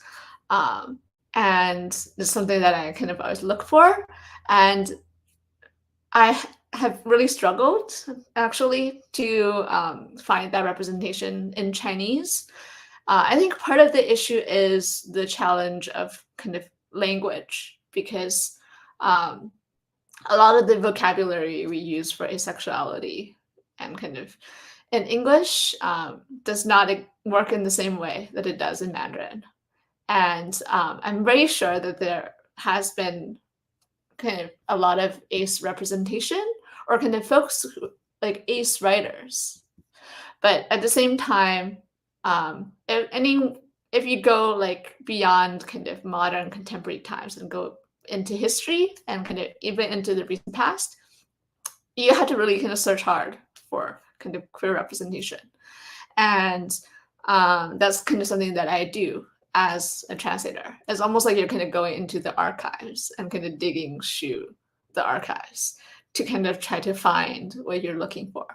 And so I was really excited when I found Qiu Jing's work, because she writes about a lot of issues I think that are kind of very relevant for kind of queer communities today, about cross-dressing and kind of challenging gender norms, and also a lot about what I consider to be queer platonic relationships and connections, because she writes about the concept of ziying, which is this kind of deep friendship that goes beyond just kind of the typical kind of definitions of friendship in English into like an area that I would consider to be queer platonic and kind of really that kind of connection that is not romantic, not sexual, but like a very, very deep platonic kind of connection. And specifically kind of between kind of women and femmes. So that's something kind of that really resonates with me. And then when I was kind of translating Qiu Jing's poetry, then I thought a lot about kind of queerness and queer rep when it comes to translating her work in particular.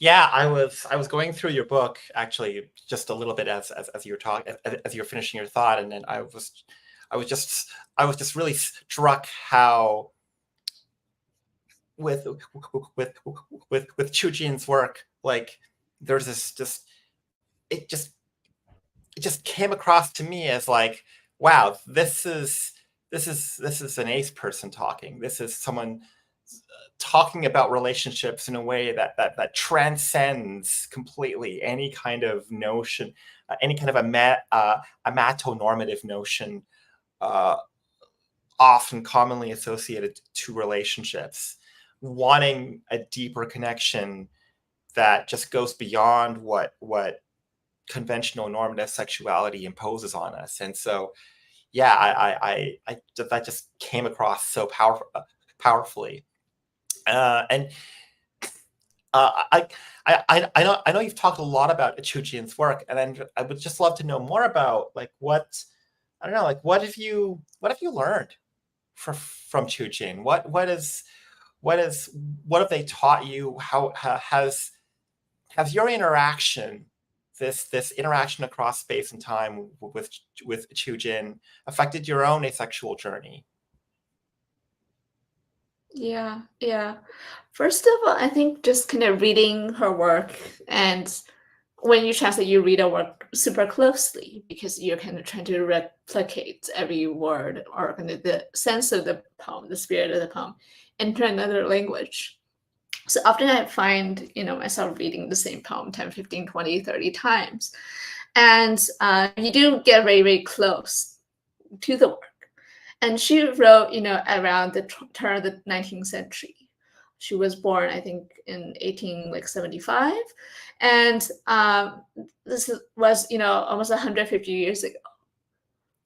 And so to have that kind of representation from that long ago, specifically from Chinese and reaching across time, to see that is kind of very inspiring and empowering for me personally. It's very moving to be like, oh, like, here is like a voice who was writing about these kinds of issues and way ahead of her time, way back then, that are still so kind of relevant and empowering kind of today. And she also writes about feminism and kind of addressing all kind of feminists and kind of women as a collective. There's a little bit of that in the selection that I chose, and then there are more poems that I'm translating, where she talks about kind of the importance of people becoming feminists, which she was one of China's first modern feminist poets. So she was really kind of writing at the time when feminism was kind of just emerging in the Chinese context. And then to be able to kind of see that and has kind of also been really helpful for me to kind of understand more about kind of feminism in the Chinese context. And I consider that to be very intertwined with my journey as a queer ace and arrow person as well, to learn more about that because of the ways that feminism and queerness are both very suppressed, and there are kind of very limited spaces for discussion on these topics in kind of modern China today. So that's also like something that I find kind of very inspiring, her kind of writings about kind of feminism and kind of activism and kind of the rise of that movement. And also the concept of ziyin, like the concept of kind of kindred spirits, is actually one that has been written about in a way by a lot of kind of male poets from kind of earlier eras, which I find very interesting because it's kind of like in Chinese, in a way, there's always been this long tradition where people write about these deep queer platonic relationships. It's not that kind of yearnings and longings and kind of deep kind of connections to someone have always been portrayed in ways that are not romantic or not sexual. And it kind of challenges kind of what I think is kind of more kind of Western notions of kind of where the kind of it's always very like people always prioritize sexual and romantic relationships above all else, and you don't necessarily kind of express kind of deep affection, say for kind of friendship or for people you connect to on like a platonic kind of level. It's somehow kind of not maybe as common or appropriate to say, that I'm kind of yearning to miss my friend and kind of pining to meet with my friend. But this is actually a very common topic within kind of Chinese poetry across the board. And we do have that kind of language. And that is especially prominent in Chou Jing's work, especially kind of among women. And I feel like there's something there that is very kind of resonant for kind of the ace community because, it gives us like a different way of looking at it and kind of a different set of language that maybe isn't as present in English. Yeah, and I wanted to say that kind of seeing oneself reflected in poetry like that really captures, to me, it really captures the soul of what of what a lot of ace and arrow folks go through. I remember for me, especially going through a period where I had that kind of yearning, that kind of longing for that connection with someone, not a sexual, not a romantic connection, but the kind of connection you speak of. And hearing that coming from friends, coming from people on Twitter, social media, and offline A spaces that I've been in, I don't know, there's just something really powerful and really affirming to know that I'm not alone, that someone else in a time and a space far removed from my own is experiencing those same emotions, those same feelings, and is writing about them in a way that still speaks to me now. I think that is just so, it's just so beautifully profound, in a really special way. I think it also speaks to how, I don't know, I was thinking about how a lot of folks say that like sexuality and romance are such a deep part of the human condition, but I don't know, like reading Chujin's work makes me think about how just as equally old and equally central is that yearning for connection, that yearning for friendship. Yeah, yeah. I think her work really kind of rejects that kind of allo normativity, and she writes more about those kinds of intimate connections based on, say, like shared values or kind of platonic friendship or other kinds of relationship that are not primarily, based on like romantic or kind of sexual attraction.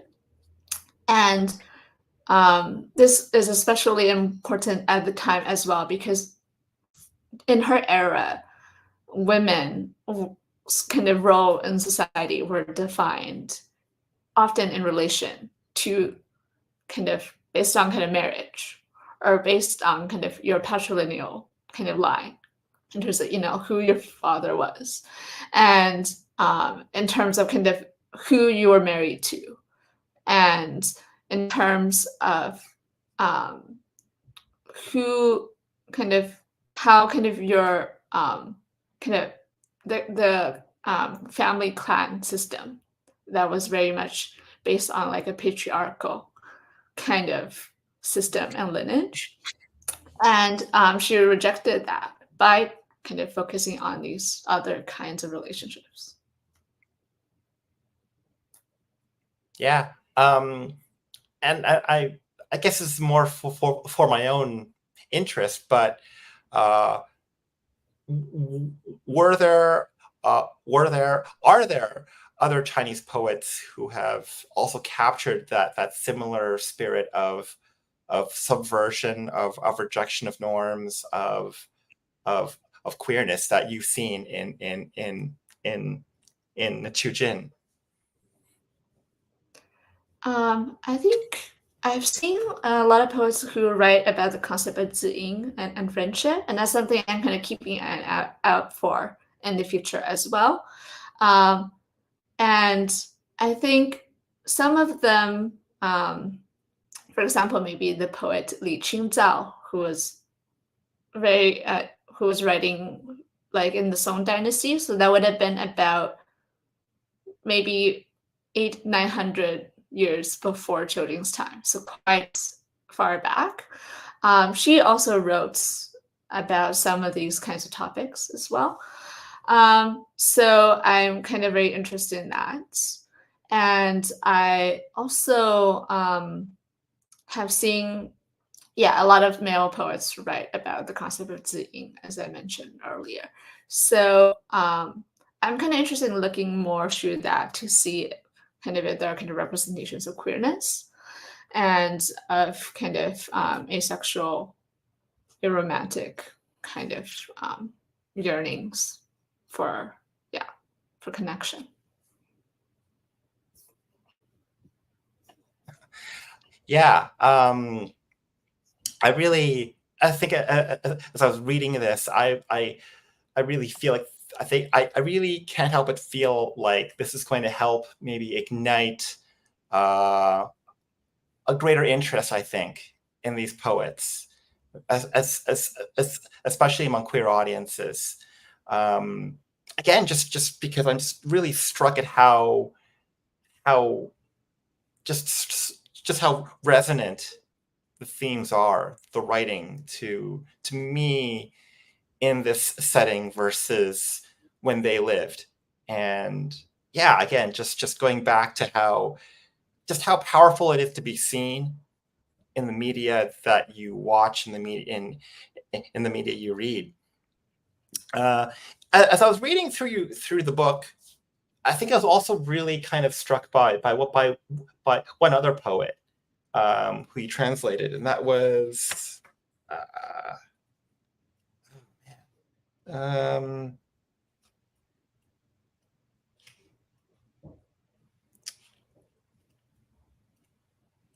apologies. You can ask me if you describe the. Well, you were talking about this one poet who you had a really hard time translating, and you were reading and rereading and rereading, and it led to this really beautiful kind of realization that I saw in the reflection, where it was the spaces in between the writing, and that's something that personally connects with me, because I, as an ace person, I identify as demi, and so I'm not ace in the way that my friend Sarah is, in which she is fully asexual. Don't really like using those terms, but I mean, for me, every ace experience is valid, Oh yeah. But like for me, I've kind of felt like I've been in this liminal space where I don't feel allo, but at the same time, my own experience has taught me that I'm not asexual in the way that like other people in my experience are, who experience asexuality more as a totality, I guess, of experience. And so, yeah, like I was just, I don't know, just thinking a lot about liminalities and those spaces in between. Could you? I just would like to hear you talk more to that in the context of the poetry. That's so interesting. Yeah. I'm definitely you're giving me kind of more thoughts as well.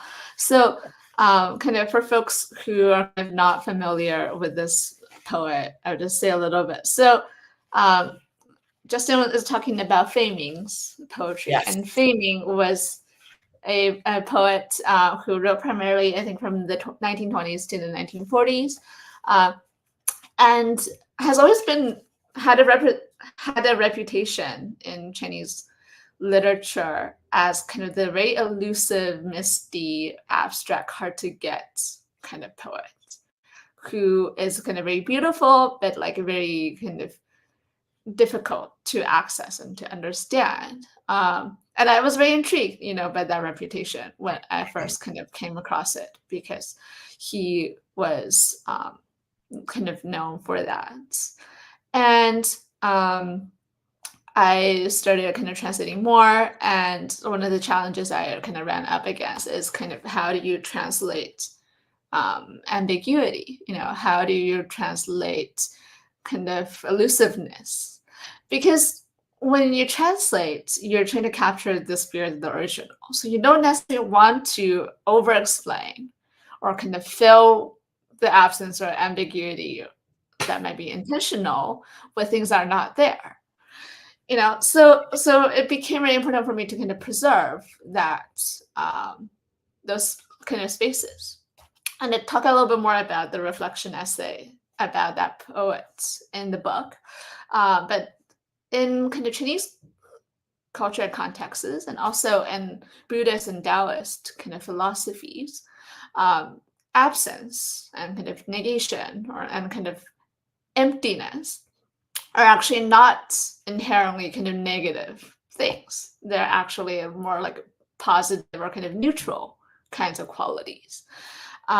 So I had to kind of find language to kind of express that in a way that didn't necessarily bring kind of negative connotations. And I also kind of try to see this elusiveness in framing poetry in like a more positive, meaningful light. How kind of the spaces and the kind of absence and the lack are actually kind of informing the experience of reading the poem, which kind of in this kind of conversation with Justin, I think it is very much kind of connected to asexuality in the sense that, asexuality is about the absence of kind of sexual attraction. And in terms of kind of from the perspective of allo folks who misunderstand ace representation and kind of ace experiences, there's often kind of very negative representations of asexuality, right? As kind of the lack of something, the absence of something. But it's, not like that, because there are, so many other kinds of relationships and kinds of experiences that we have. And, you're not broken just because you're ace, right? So in a way, it's that kind of ambiguity and that kind of elusiveness in that space is kind of also very much like maybe resonant for kind of ace folks. Yeah.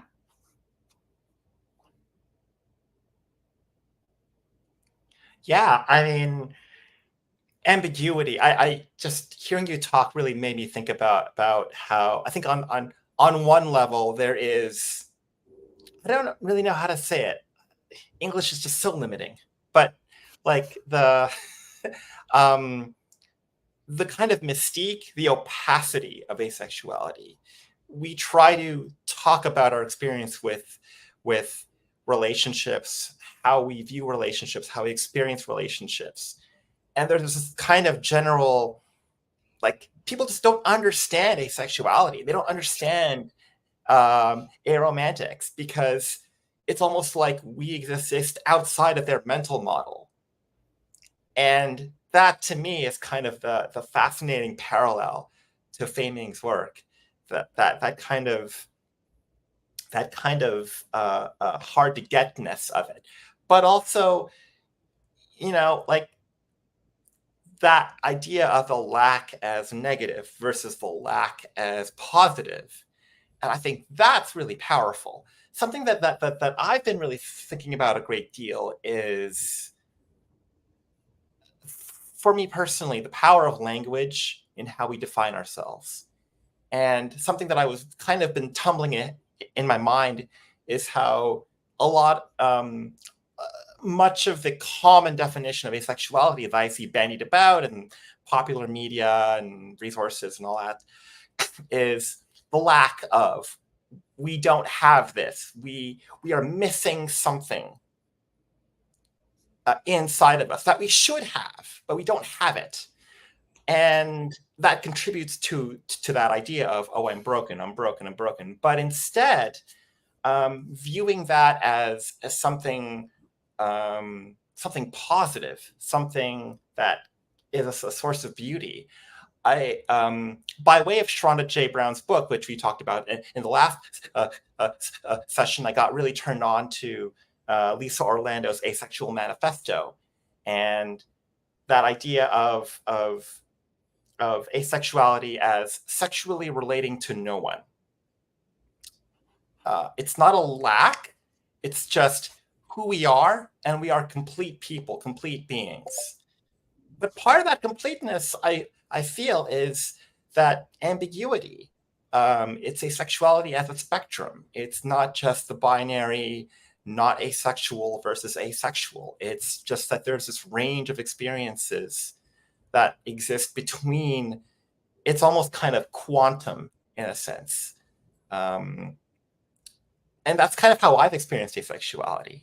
I've kind of bounced around from demisexual to ace flux to all these other kind of really engaging and really interesting ways to describe the ace experience.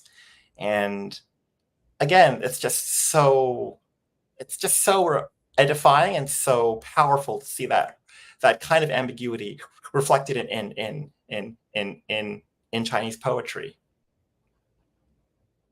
Yeah, and I'll share 2 of the words that I talk about related to the positive emptiness that kind of come up in the poems in the essay that Justin was referring to.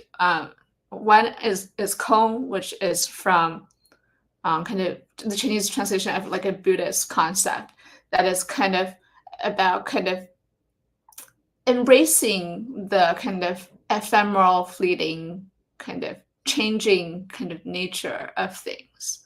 That things are we can just kind of accept the transience, that we can accept the things that are kind of, that nothing is kind of consistent or kind of everlasting, that they all kind of pass. And the other one is Xu, which is kind of from Taoism, and is kind of talking about this state that is kind of in between things, that is kind of not binary, that is kind of always existent but kind of fluctuating and kind of ever changing, and how kind of things can always be kind of partially present and kind of fleeting and kind of evolving and kind of there but also not there. And I feel like both of these, words can perhaps be, relatable to kind of ACE folks in terms of kind of thinking about their experiences. Yeah, I was thinking about how, like, in this kind of Cartesian, reductionist, Western, Enlightenment-driven way, we think of, like, we put things in boxes. Like, oh, you must be this, you must be that. You're in this little tiny box, and you can't ever exit it. Like, that's where you are. And to me, what's so powerful about the ACE experience is I just hear in a lot of the stories I get from friends, from people on Twitter, that experiencing queerness as an ACE person just breaks all of that. It challenges it, it demolishes all of that, because it says, there is no binary, there are no boxes. We can be messy, we can be, we could be ACE our whole lives and then experience one moment of attraction. Or we can be people who thought we were allosexual, but then realized that our patterns of attraction are more consonant, are more resonant with the ACE experience. And I think that's kind of, to me, I think in a lot of ways, it's the essence of what queerness is all about. And I'm making connections in my head to what I've read. I mentioned their book before, Bi, Notes for a Bisexual Revolution by Shiri Eisner. And Eisner, they talk so much about the ambiguity of queerness, and how queerness just not just questions and challenges binaries, but seeks to destroy them, because binaries are just so oppressive and so restrictive in that they tell us what we can be and can't be. I love that. Yeah. So yeah, like just thinking about more about the poetry. I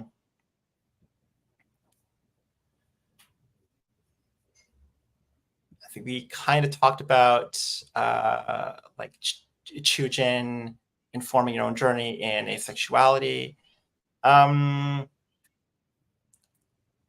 of been thinking a lot about joy, ace joy, queer joy lately, and I think you kind of have talked about this a bit, but I'd like to know more about what how does the translation work, especially the poetry translation? Like, how has that given you joy? How has that been? How has that been a source of queer and ace joy for you? Yeah, so I think I kind of touched on this a bit with kind of Chojing specifically about how it is kind of empowering and kind of inspiring to be able to kind of connect with that and to kind of close read and then to bring that into kind of English. I think especially kind of through kind of translating children's work, and then kind of interestingly enough, with everything that's happened with the British Museum stealing my translations of children's poetry, and then after that, when I had to, try to hold them accountable and kind of fight to be recognized for my work and to be paid and all of that, there was so much support that came from the actual kind of ACE and Arrow community and kind of organizers. And I kind of ended up meeting a lot of folks online from the ACE and Arrow communities. And that happened in a way through translating children's poetry. And I found that to be a really kind of unexpected but kind of interesting outcome that came from kind of me translating kind of children's work. And then having people tell me like that they really kind of resonate with kind of children's words in English, or kind of even folks who perhaps hadn't read her poetry before in Chinese, kind of rediscovering or kind of coming to see her work. And sometimes perhaps kind of rereading it and kind of seeing the ace and queer possibilities within that has just been like very meaningful for me, and something that I kind of really try to hold on to now as like a translator, especially kind of when I translate more of her work kind of in the future. It's definitely kind of given me more perspective to see that kind of wider resonance. Yeah. That's really beautiful. Yeah. To me, community is so important, and to hear that you found more community, you branched out and met more people through Chujin's work. To me, it's just beautiful, especially in the face of what happened at the British Museum. I think there might be people in the audience who aren't quite familiar with that. I know it was a really difficult and painful topic, so I'll let you speak as much or as little as you want. I know you talked about it a little. You started talking about it more, but yeah, I don't mind talking about it. For folks who don't know, I have like a link about it that I go into a lot on my website.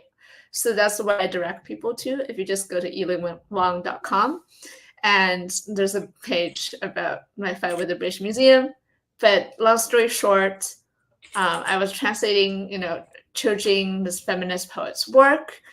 And then I was in the middle of writing this book and actually writing the essay on Chojing, which ended up getting changed a lot as a result of what happened. It was originally not a letter. And I've discovered that the British Museum, used my translations without credit, permission, pay.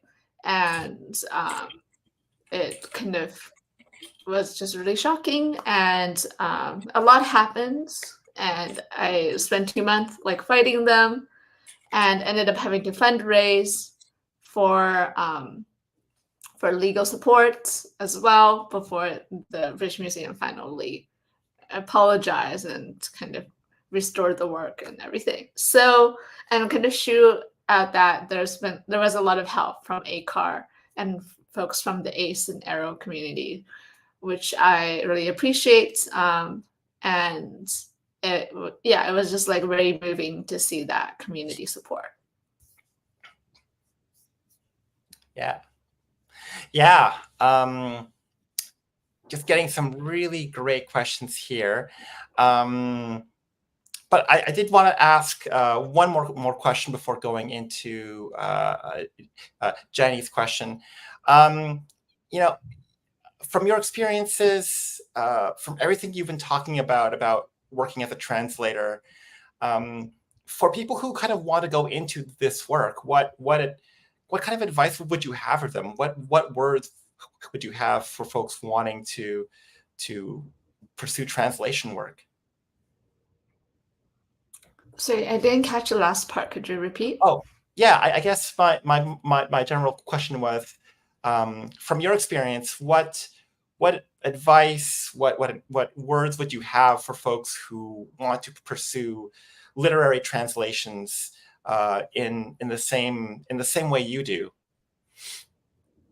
I would recommend that they kind of read widely, and that they really kind of try to think about kind of the kind of hierarchies and kind of power structures within publishing, as well as in between the languages that they're working from, and kind of pay attention to that in terms of kind of cultural sensitivity, and also like think about ways that you can queer translations and bring like lived experiences as an ace person, to the work, whether in terms of kind of your approach or who you're translating or how you translate.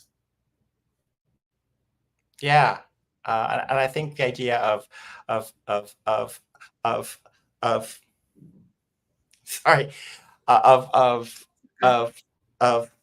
queering translations is, I think, a really powerful one. The idea of kind of revisioning things in a queer light. And that and on that note, transitioning to Jenny's question. Yes, I'd love to know your opinion on how I, as a white European, can be an ally to non-European A-spec translators and about translating as an A-spec person. So it's kind of touches on what we talked about earlier, but maybe there's something more extra you can say to speak to Jenny's question. Yeah, so I'll answer that being an ally first. I think within kind of translation spaces and kind of publishing and kind of academic programs, since Jenny mentioned being a student of translation, there's kind of this ignoring of issues of cultural appropriation and of race and kind of white privilege that tends to happen, especially even in comparison to conversations I'm seeing kind of within the larger publishing world, where we do have discussions about things like own voices and we need diverse books. Those conversations are often not happening or not happening enough within translation. So I would say to kind of educate yourself and become more familiar with those issues and try to kind of support BIPOC, own voices, racialized translators. An example of this, I'm not going to go into too much, but for example, Amanda Gorman's poetry, a Black poet, poetry was kind of translated by white translators into like a European language. And there was this whole kind of debate about, whether they had the lived experiences and kind of sensitivity to be doing that work. And the translators ended up kind of, I think, quitting that project. But in response, a lot of folks in the translation community ended up kind of perpetuating kind of racist beliefs and kind of trying to silence kind of translators of color who kind of spoke up and were kind of more supportive of finding a better, more appropriate translator. And so these kind of issues kind of come up a lot. And I think more sensitivity around that is very important in doing kind of anti-racism work within translation. And then in terms of kind of translating as an A-spec person, I think, in general, I would just encourage you to kind of consider how asexuality may be kind of present in a different way in the kind of language that you're kind of translating from or into, and to think about how kind of you can find and support those kinds of authors and voices, and how you can bring that kind of to your translation work.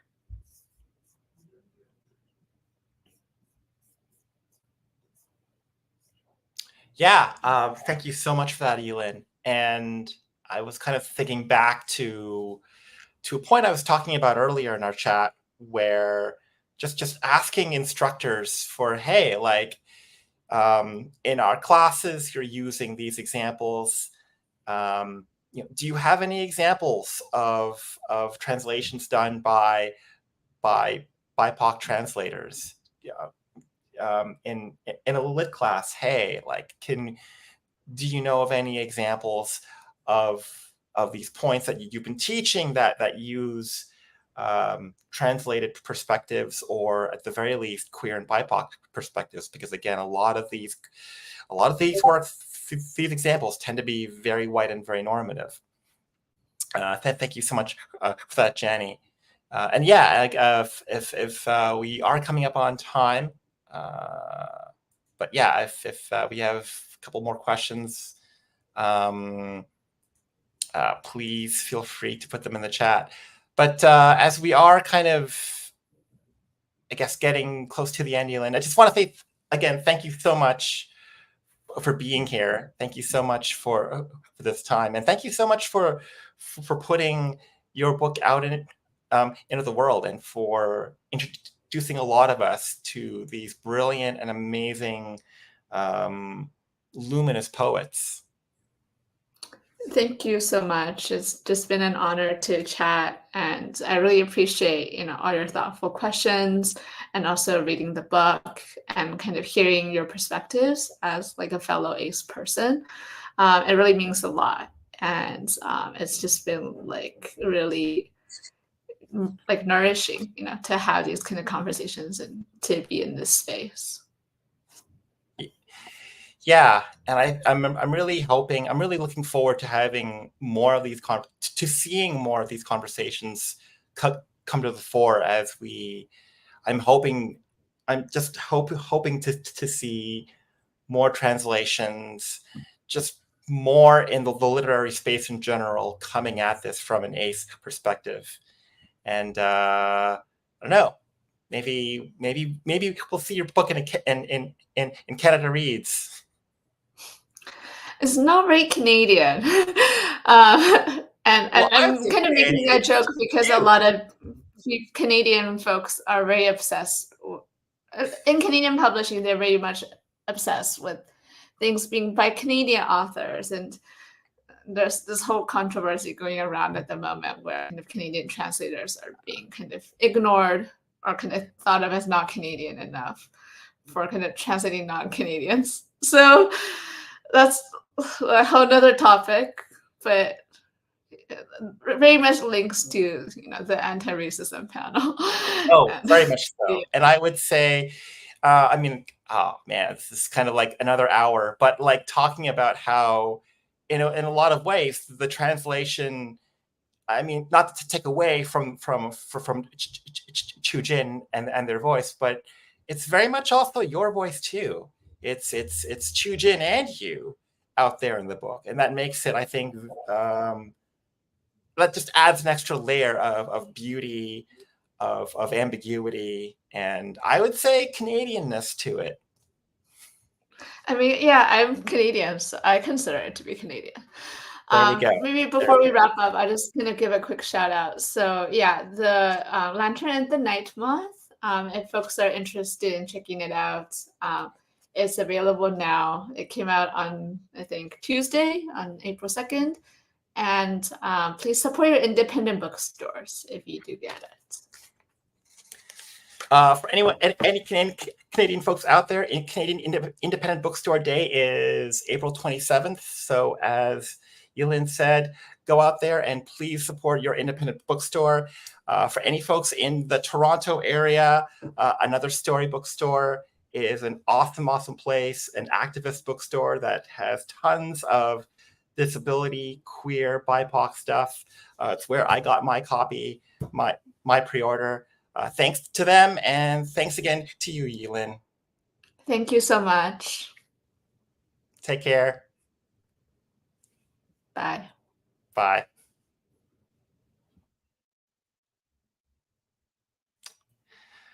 All right.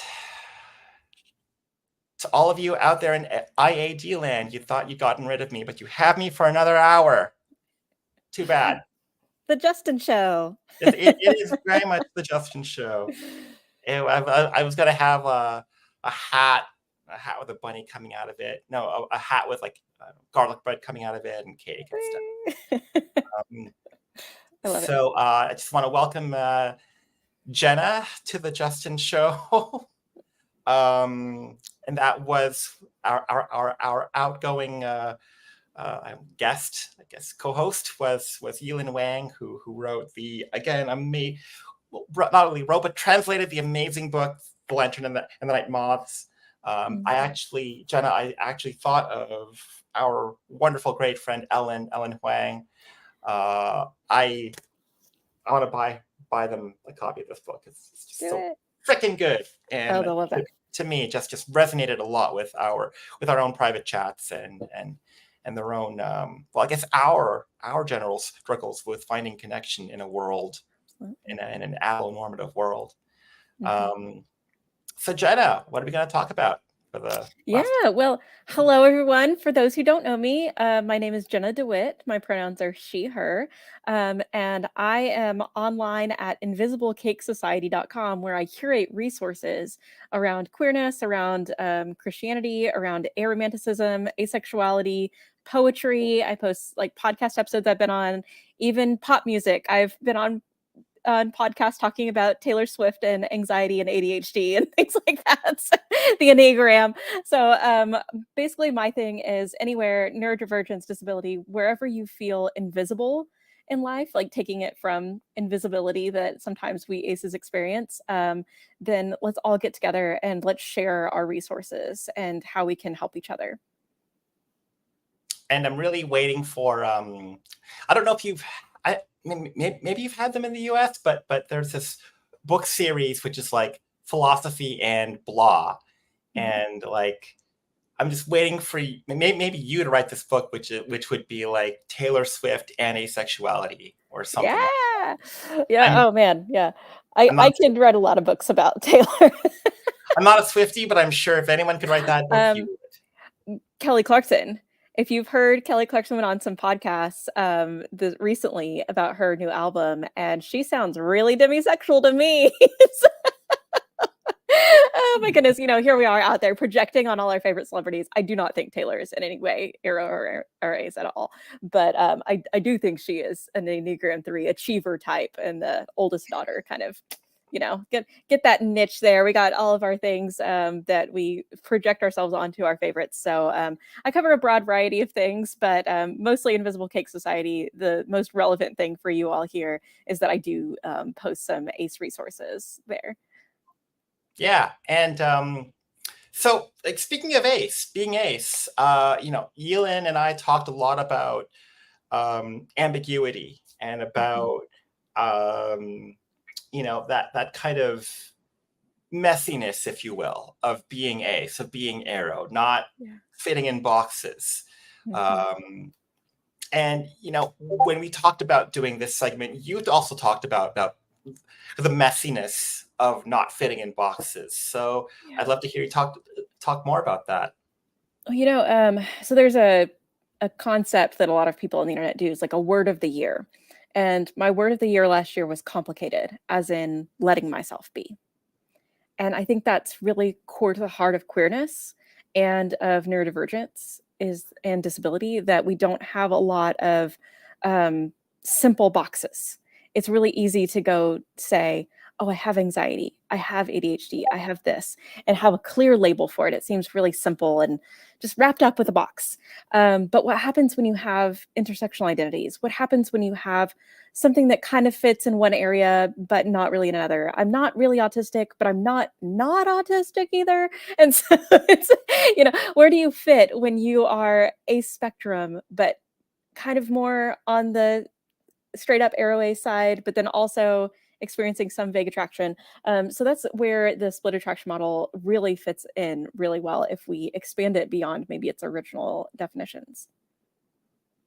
Yeah, the split attraction model, it is something that I encountered when I first started my asexual journey, and it just seems to be one of those things that elicits a lot of dialogue in online spaces. So I don't know, maybe for the audience, could you maybe give us a quick little refresh of that and kind of, I don't know, like where we are in that conversation? Absolutely. So I would say that about 10 years ago, we were talking about the split attraction model as in like, your sexuality might not align with your romantic identity. And I was like, oh my God. So now we have expanded that so far beyond because there's so many other kinds of attractions. And so you could have platonic attraction, queer platonic attraction, aesthetic attraction, which is like you see somebody and you're not necessarily wanting to have sex with them. Like it's not a sexual thing, but it's like, oh, you are pretty, And so a lot of what we refer to is like, oh, that person is hot.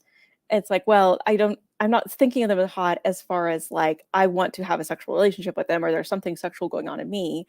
It's more like looking at art or a beautiful sunset or a delicious cake. Is our cake metaphor for aces. And then you've got sensual attraction is like non-sexual touch. And so you've got all these types of attraction and there are so many more. There are infinite number, as many as you can experience. And those are all really important. And those in fact contribute to your orientation. And so arrows and aces came up with this concept of being angled or being oriented.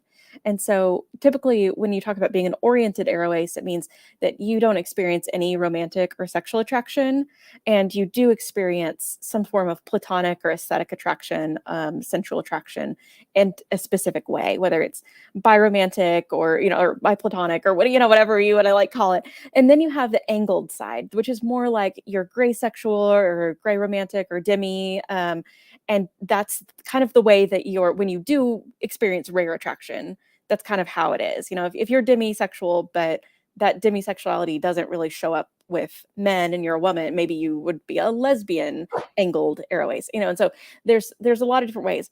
My problem with these, of course, is that as humans, we want to put things in tiny boxes. So it's really easy to, again, digest it down to like, well, I am a this, and that you would just keep adding on labels and I fit very clearly into all these boxes, but I don't. And so it's like, yeah, agosexuality makes a lot of sense to me, which is when there's a disconnect between you and the object of your sexual attraction. And so it's like, I'm not necessarily attracted as far as like, I want to be part of this, but it's like the situation. I'm more of a director or a writer behind the scene, and romance is the same way of like, oh, I feel something romantic about something else, like a situation happening, a fictional character, but I'm not part of that. Demisexuality makes sense to me. Gray sexuality makes sense to me. Like, it's just all of this is one big mushy pile. And so when we try to put things into like, I am oriented, I am not angled, and sometimes it can be that easy. And then sometimes we might find 5 years later, we're doing our ace advocacy and we've been saying all this time, I'm not gay, I'm not gay, I'm not gay. And it's like, oh no, I actually am pretty gay. That's what happened to me. And that's part of my story is that, the split attraction model just leaves room for queerness. It leaves room for messiness, that we're not all aligned in one specific direction all of the time, 100%.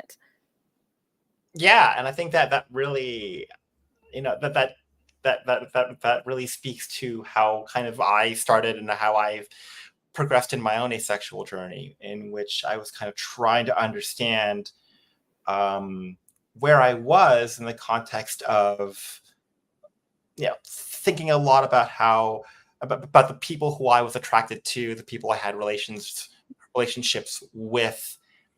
And I was talking about this with Elin. Like, I didn't think I was asexual because I thought of asexuality as being this like one singular state that I associated with my friend Sarah. And like, I'm not her. My experience is not like hers, so therefore I am not asexual. And so I kind of took it for granted that I was just straight but kind of weird. And then just all these things started coming out. Like same-sex attraction for me, kind of, I just remembered, like I had a very intense pull towards this person, and then I met another person who I had quite a very strong, intense pull toward as well, and there was that, and then there was like, I was like, why is it that my attractions towards other people have followed patterns that don't seem to match like what I think they should be, given what I'm seeing everyone else doing. Like what's up with that? And then learning about the SAM, learning about demisexuality, just a lot of things clicked. And just that messiness, I think, is such a huge part of being queer. Yeah, our friend Elle Rose talks about this a lot too, with their identity being pan. And they said, well, of course, like I'm pangender, I must be panromantic and pan, all these things about like being just like it. Of course, I would have to be all of these things if I'm one. And it's like, no, you can be agender and asexual and panromantic, and like learning about all these different identities. And some friends of ours that are lesbians in their sexual life, but don't actually experience that much romantic attraction as you might experience in an allo kind of way. And it's like, how do you parse that out? What community do I belong to? Am I enough? And so you'll constantly see on ACE blogs online, on Twitter accounts, whatever, but especially on Tumblr, there's a lot of this. It's like people will send these asks to these queer and ACE blogs saying, am I ACE enough? Do I count? Do I matter? Is it okay if I enter this community? Asking for permission. They're like, can I be enough to join you if I am also something else? If I'm also bisexual, if I'm also, homoromantic or whatever. And yeah, the answer is yes. Like it's not an exclusionary thing. It's not a gate-kept community of you must have been celibate your whole life, or you can't have ever dated, or like there's plenty of ace people who do have sex. There's ace people, or there's aro people who date. There's everyone across the spectrum doing whatever feels right to them and whatever is in that true authentic representation of your identity. And I think when we open up our minds to understand all the different kinds of attraction and that they don't have to align perfectly, that can also really help the allo community. Because especially coming from, the experiences I've seen a lot of people have coming out much later in life, they're really confused because they were romantically attracted to their spouses when they first got married. But it's like, oh, I learned what sexual attraction was and I don't have it for that gender. And it's like, oh no, like now, so then I kind of realizing like, oh, maybe I'm biromantic, but I'm not bisexual. And so I think education about this stuff much earlier is so much more helpful when it comes to getting into relationships and, in fact, making commitments in those relationships, especially if you're in the type of community like many of us are or have been in the past, where you're not supposed to have sex until you're already married to them or until you're already moved in with them or committed to them in some sort of financially, risky way. Now what? When you realize this isn't going to work. And so I just think it's really important, not only from a celebration and self-fulfillment kind of like, oh, wow, that's interesting, something to know about myself, like a personality type, but also like there are real hearts on the line here, yours and other people's. And the more you can understand yourself, the more that you can find what you're actually looking for when you go on dates or when you are introduced to somebody or when you're communicating your needs in a relationship, that maybe you can understand enough about yourself to know this is queer platonic attraction. So I'm going to be really clear with this person. Hey, this is not what you think a standard dating relationship is. And there's enough of us aces out there that sometimes we encounter another person and go like, oh man, like I feel like they're flirting with me and I feel like they like me, but what happens when they find out that I'm asexual? And the other person is sitting there being like, how soon do I tell the other person that I'm asexual? So I think just communicating about these things, it's hard and it's so risky and vulnerable. It's on the line. You're really putting your heart out there in friendships and relationships and all sorts of, family situations to reveal who you really are. But having this language and this terminology that we might even be shamed for. They say, you're too complicated. You're too much. We can't handle this. Like, we can't even learn 7 letters in an alphabet. It's like, well, honey, if you can't learn 7 letters, I've got kindergartners that can do better than you. So, like they understand there are more than 7 letters in the alphabet. And so like ascribing meaning to these things is not asking too much of other people we can handle complex conversations and complex concepts as grown adults. So I really think we can't feel ashamed of having split attraction or having multiple kinds of attraction, because it is so helpful and important, not only for ourselves, but for other people and for the broader world to help themselves understand better. So there's a lot that the ACE community and the Aero community both can contribute to the broader queer conversation at large, and just society in general, that we have something they need. We've put thought into these conversations, and we've been having them for a really long time, at least 10 years since I've been around, that like we know what we're talking about, and we can go in and teach others, not just about us from a like, oh, please accept us kind of point of view. I feel like often we ACEs come into the queer conversation with like, oh, please take the time to understand us. Like, I know it's asking a lot. I know we're confusing. It's so complicated. Like, let me hold your hand. I'm going to like walk you through this. But I think instead, if we can progress to a place where we are coming into the queer conversation with, I have something, my community's been working on something, and I think the rest of you are really going to enjoy this. And you're really going to find a lot of enlightenment about your own self-identity when we talk about this. And maybe not, maybe like people who have aligned attractions, it doesn't resonate for them. That's fine. It doesn't matter. You don't have to use it. Even if you are just, I'm just going to call myself ace because it doesn't really matter. I mean, like, romantic doesn't mean anything to me. Okay, that's fine. Like, there's no one saying you have to use it. But I do think that it is something unique in the vocabulary of asexuality and aromanticism that we can bring into the world at large, and especially into queerness, that will better the community and move it forward. Yeah, I think that, I mean, that's a great way to put it. And I think what, again, like my brain is making all of these connections back to the past sessions. We keep on coming back to this theme of complexity, which Elin's book and the poets that they translated, I think, really bring to the fore. And because complexity is just so much a big part of the queer experience, and it's just so disheartening seeing like vocal people in the queer community almost trying to kind of flatten that complexity, when it's really a complexity that just refuses to be flattened. It refuses to be put into boxes. And going back to our first session this evening, you know, it just speaks to the diversity and the breadth and depth of how people experience sexuality, and how that experience really defies and challenges a lot of the heteronormative, matonormative, cis heteronormative ideals that white supremacy just puts on all queer people.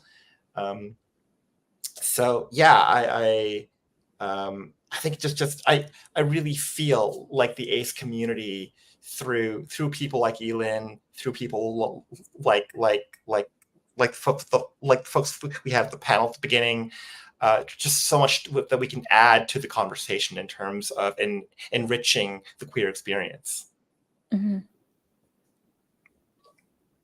Yeah, so you know, you're talking about your journey, and we've been kind of, I don't know, like comparing notes and stuff, and I'm curious to know, like, were there any like specific like flashpoints, like specific periods, or a moment or a scene that you could think of as being pivotal in you progressing and understanding your own oriented airways self better? Absolutely. So the origin story is fairly common. Many of you might resonate with this. So about 10 years ago, I thought I just had not found the right man yet. I was raised in an extremely heteronormative society. Being gay was not necessarily on the table. It was something that was rumored about me in a slur, like kind of slur kind of way, and like a weapon against me. So like I knew gayness existed, but I did not have any concept of what that looked like for women. I dated early on in high school, and I was single and very busy for the last 2 years of high school and 4 years of university. And then I moved far away. So I was new in town. I didn't know anyone. All that to say, it had been a really long time since I'd been on a date with a man. And I just hadn't found anyone I was interested in. And so I thought, well, I was just friends with these guys first when I was 15 or 16, forever ago. And so in my mid-20s, a friend sets me up on a blind date with this guy who is literally perfect for me. Like on paper, if you had a resume, a dating app, whatever, like this is exactly who you would pick for me. And I had a perfect first date with him. It was beautiful. We had a wonderful time together. We had great conversation, beautiful sunset. And I drove away and spiraled into depression for months. I was just the farther I drove away from that, the more I was like, I am broken. I just can't feel anything. Why can't I feel something? I've had these wonderful men. It's not a lack of options. It's that I am bad at this. And I didn't feel like I could relate to the stereotypes of being gay. So I took a while to kind of think about, like, have my female friendships been this? Is that what I was experiencing? Am I actually gay? But I just didn't resonate with the stereotype of lesbians having to wear men's clothing because it's more comfortable, and hating pink and being good at sports, and you only have guy friends, and all these kind of masculine things that was really stereotyped for being a lesbian. And I didn't have that relationship to my gender. So I didn't have any obvious sexual or romantic crushes on girls. And I didn't have that stereotype of, the biker girl or the softball girl, or, all of the things that you think of. Those are the only visions of what I had to be sapphic. That's all I knew was this lesbian stereotype. Then part of fandom spaces, a friend introduced me to demisexuality and said, I'm demisexual. I think that this is also what you were going through. And I was like, oh my gosh, that makes total sense, because I was friends with these guys. So all I need to do is have some guy friends and get really close to them, and then I'll start to experience attraction again. But I didn't. So I stayed friends with them, and they were fun and they were great, but there was no attraction ever developed. And so I had some older women friends that were just like, you just need to lower your standards. You just need to realize that not everyone's perfect, and you just have this, you're too romantic. And then I realized, maybe it's the opposite. Maybe I don't have the romantic gene either. And so I started identifying more as asexual, thinking that was all, that was everything. Is asexual people they just want to stay single forever. That's me. I just don't want to date. I just want to, what would happen if I just reject the concept of romance and sex entirely? And someone came up and said, well, okay, actually, I think the word you're looking for is aromantic as well as asexual. We've got this new kind of community that we're forming, and we're starting to talk about this more.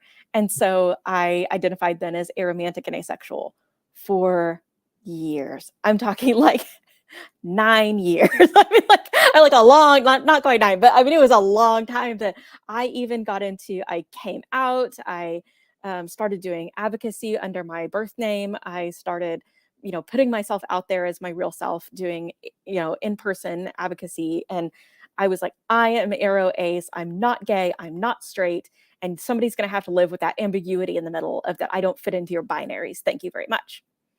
Well, then the last couple of years during the pandemic, as I explored more of this community and helping to lead a lot and speak on podcasts and speak into these spaces, I kind of had to acknowledge that a lot of what I was feeling toward women, rarely, but specific women, it wasn't entirely aromantic, and it wasn't entirely asexual. And so where does that fit? And I always knew that I had strong platonic attraction to women, and I knew I had strong aesthetic attraction to women. But to acknowledge that, to cross that divide of getting from heteronormativity and deprogramming my brain. And so it wasn't necessarily internalized homophobia. I wasn't afraid of being gay. I hadn't, I really wished I was gay. I joke that, they say pray the gay away. I prayed the gay, as far as I was asking God, please make my life simpler than being aromantic and asexual, because this sucks. I just wish that I could be straight up gay and not have to worry about any of these problems that we're facing from within the queer community. It's it would be so much easier. And so then I kind of had to acknowledge that, yeah, you kind of are. There's something else going on here that is not fully explained by, just the same way that there was something going on there that wasn't explained solely by being asexual. And I had to take on the aromantic journey. There's even memes of like, the Barbie car from the Barbie movie that just came out. And so Barbie's in the front seat. She's like, I accepted my asexuality. And then there's like an arrow flag and it's like Ken popping up and it's like aromanticism. It's like coming for you. And so it's like, as soon as you start to accept your ace, and it's like, here's that arrow train coming to hit you on the head. And I just feel like that's really funny that that's super common, because that was absolutely my journey as well. But then also having to stay open and stay fluid and stay ready to accept wherever the journey takes me. And I went through a period where I felt great gender euphoria at having this very non-binary, stereotypical like Hawaiian shirt button-up thing. And then I had my hair shorter and I was like, am I non-binary? And I kind of had to go through that whole thing. And I was like, no, I'm actually not non-binary. And then I was like, wait, like, am I this? Am I actually just gay? Am I, what's going on here? But you just kind of have to, I say, use the information you have about yourself today. You have the best information more than anyone else out there in the community that you can ask. You are the one who has the best information about yourself right now, today, in this moment. And that's the labels you use. So what if it turns out that a year from now, oh, wait, actually, I am non-binary. Oh, wait, actually, I am cis. And it's like, oh, no, I came out as bisexual, but now I realize that I'm biromantic asexual, and that wasn't right. And, oh, no, I came out as a cis panromantic asexual person, and I'm actually agender. And it's like, you just have like, there's all of this flexibility in queerness that as we grow as people and get to know ourselves better, we find new terms for what we always have been, but then we also change as people. And so whether your hormones are changing, whether it's your life experience, maybe you meet people, like I haven't met all the people in the world. Maybe I'm not asexual and aromantic and I'm just gray sexual or demi-romantic or whatever. It's like, I could meet someone someday. That's what it means, is it means it's rare. It means it's the exception to the rule. And so I can just use the terms that fit me today. And the terms that best fit me today are sapphic, aromantic, and asexual. And maybe at some point I'll change to demi, maybe at some point I'll change to gray, but I'm 35, y'all. I'm somewhere on these spectrums. I would know by now if I were allo. So don't let anyone tell you that you're too young to know, because, if I would have had these terms at 16, it would have made a lot of sense. But I didn't. I had to go through, almost 10 more years of trying to figure out who I was and why I was so bad at being who I was expected to be. And I really wish that I had known about this community before then. And I'm working right now to make sure that other people and parents and more are equipped to understand what this experience is like, so that when they have a teenager who's going through what I went through, or a 20-something, or any age, that you can see that and say, hey, have you looked into asexuality? This might be for you. This might have something that appeals to you. Yeah, I first of all want to recognize all the fantastic comments coming in. Diana DeLuna talking about their experiences. Hello, Diana. Hey, Just a Worm, Twitter friend. Evermore with a great question. I do want to get to these questions later. Ace Reporter saying that Jenna and I are opposite sides of the same coin. Yeah, again, I do want to get to these comments and questions before the end.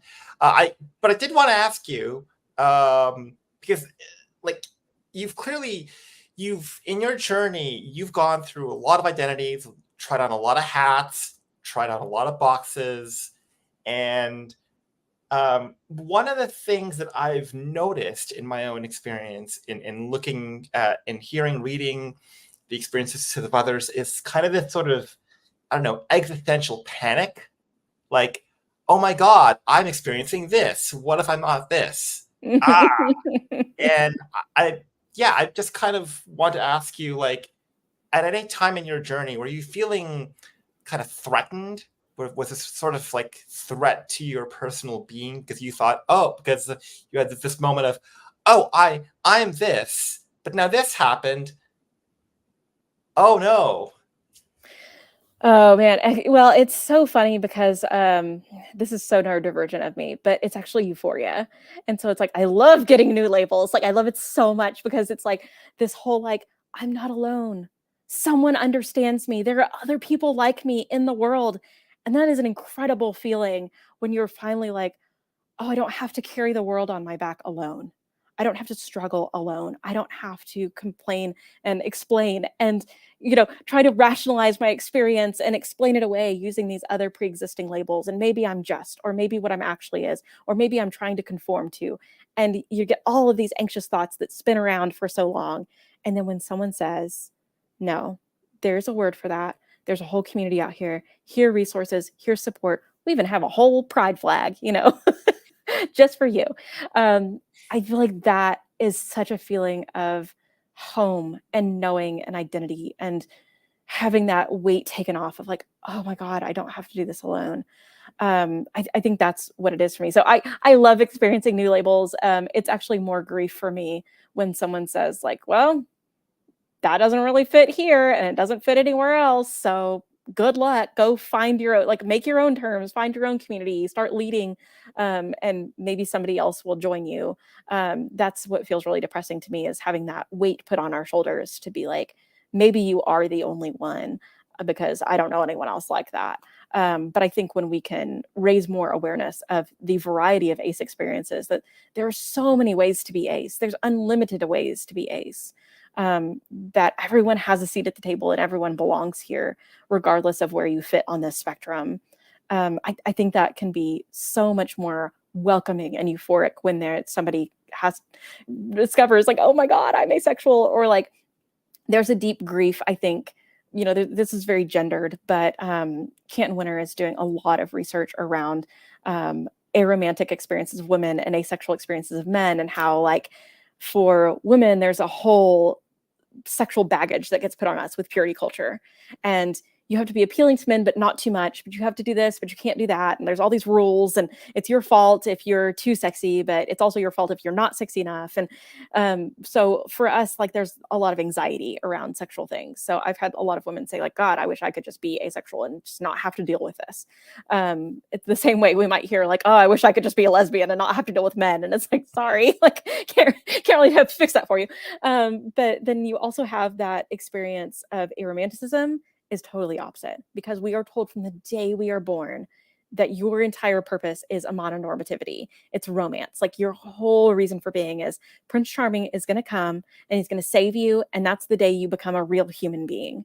And so to have aromanticism put on me was a grieving process, that I would never be normal. I would never have a wedding. I would never have what all other women everywhere else, every other woman in the world experiences this. And I was never going to have that. And I was going to be an outsider and ostracized for the rest of my life. And that felt way more of a grief process than asexuality, which felt so liberating. I was like, I don't have to have sex. This is amazing. It was like, I kind of thought sex was one of those things like, you just have to do it when you grow up. Like when you grow up, you have to pay taxes and you have to, do all these things. It's like, guess I have to have sex because I'm an adult and that's just what we do. But when I found out, oh my God, you don't have to want this. So, like, that's so cool. Like that was my whole tagline on the internet for years was, you don't have to want it. It's like, did you know? So, which you don't have to be ace to acknowledge that experience. But yeah, aromanticism for women is really, really difficult, especially with the level of mononormativity that is piled onto us from a very, very early age. So for me, discovering the sapphic part has been so joy-filled, because it's not like rejection of being aro. Like I very much feel very comfortable with a lack of romantic attraction, not having it. The lack language is kind of weird. We've talked about that earlier. But the little to no is very comfortable for me now in my mid-30s, because I kind of like living alone. I really like single life. Aro life just kind of works for me. The stereotypes. I fit really well into the aro ace stereotypes. But there's something so joy-filled about being able to allow myself to be sapphic. I'm allowed to have these thoughts and feelings, and I don't have to change for anyone. I don't have to change to be more straight to please, the religious people or my parents or anyone. And I also don't have to change to be more gay, to be, you know, have a certain hair color or cut, have a certain outfit, have a certain way of belonging in the world, or even musicians that I like, or, you know, like, there's so much of like there, especially in the last couple of years, we've moved away from this a little bit as representation has gotten better. But a lot of the representation was around, you have to experience being gay in this specific way, or real gay people don't wear rainbows at Pride. We wear black. And it's like, no, we're so happy to be gay. Like, I don't know what you're talking about. Like, we do, you know. So just realizing that I think queerness is not an outfit. It's not a lifestyle. And they say that from both sides of like, oh, the gay lifestyle. And it's like, but sometimes we do treat it like a lifestyle when we say you have to fit in this box in order to call yourself a lesbian. You have to have dated only women, and you have to have only had sex with women, and you have to have had sex with women, and you have to, you know all these code words and these shibboleths. And it's not true. You can be whoever you want to be. You can be sapphic if you're sapphic. That's it. And same thing with being ace, is you don't have to be celibate. You don't have to make a vow that you're never going to ever have sex. Like, that's not what it is. It's not, and same thing with Arrow. It's like, you don't have to make a lifelong vow of singleness. You can still date and be Arrow. And that's really a complicated problem. But yeah, it's not like you are taking some sort of monastic vow as part of these communities, or some sort of swearing off anything. You can just be who you want to be, as many of these things as you want to be. Yeah. And, one of the things that I've been really thinking a lot about, being on Twitter, Twitter being what it is, just like identity policing, and how, I don't know, the direction that the community has been taking. I see it in the ace community. I see it in the wider community. The wider queer community is trying to police identities, trying to say, you must be this, you must be that. Follow this checklist, and you qualify for being in the community. You qualify for membership. And I don't know, to me, that just seems so antithetical. I would say even conservative in its thinking about what it means to be queer. Yeah. But oh, sorry, you could. No, I was going to say, and all of this is so intersectional too, because a lot of the language that the aphobes use is recycled biphobia. And I always say that on my empirical studies of being on Twitter since 2008, it takes an average of 6 tweets from an aphobic person's tweet to find where they have been transphobic in the past. 6 tweets. And so not 100% of the time, but most times you'll hit the nail on the head as soon as you see somebody be awful to an asexual person, or come out and say, like, when I saw today, it was like, asexuality isn't real, and all these, these things. And it's like, well, clearly it is, because there's a lot of people all around the world who are celebrating today, enough to have an international live stream in every country. Like, looking at the list of countries that are celebrating today for International Asexuality Day, you go through those and then tell me that asexuality is only a white Western thing, or that it's only a spoiled brat thing, or it's only because you couldn't get laid, or it's only because you blah, blah, blah. And it's like, no, like, these are not people just pretending to be queer for some attention grabbing on the internet. This has clearly been around forever. And we've been talking about this for like almost 200 years, whatever, 100 years or something, since it was first mentioned. And so, like, I want people to know more ace history. I want people to know more of the international. I want people to know more of the intersectional and the diverse community around being ace, because I think we have to understand that these aphobes are not worth spending time on, and we have to then rally together as a community. And transphobia is absolutely the biggest threat right now facing the queer community across the world. And that is, even here in very liberal California, stereotyped as being, oh, that's such a safe place to be. And in a lot of ways it is. It's a hell of a lot safer than a lot of other places. But we are also facing those problems in our local school boards, in our city councils, in our, everything is wrapped up in this transphobia panic right now. And if we can align ourselves cis aces and cis bi people and come together and say, yeah, we've heard this before and we are not tolerating it. We are not taking this and we're not recycling it against other people. And I think all of us as a queer community have to get together and realize that the things being hurled at each other are the same and not repeating them. If we can be more inclusive. Yeah, someone in the comments mentioned the COSA is a bill in the US about child safety on the internet, and a lot of it is it's just blatant queerphobia, and it's not going to help kids. It's just not working its way into what it actually wants to do. It's just trying to be queerphobic. So we're having a lot of problems right now with the legislature here, and I'm sure that is true in Canada as well, and everywhere around the world, as we try to gain more acceptance for the queer community, and we are running into opposition.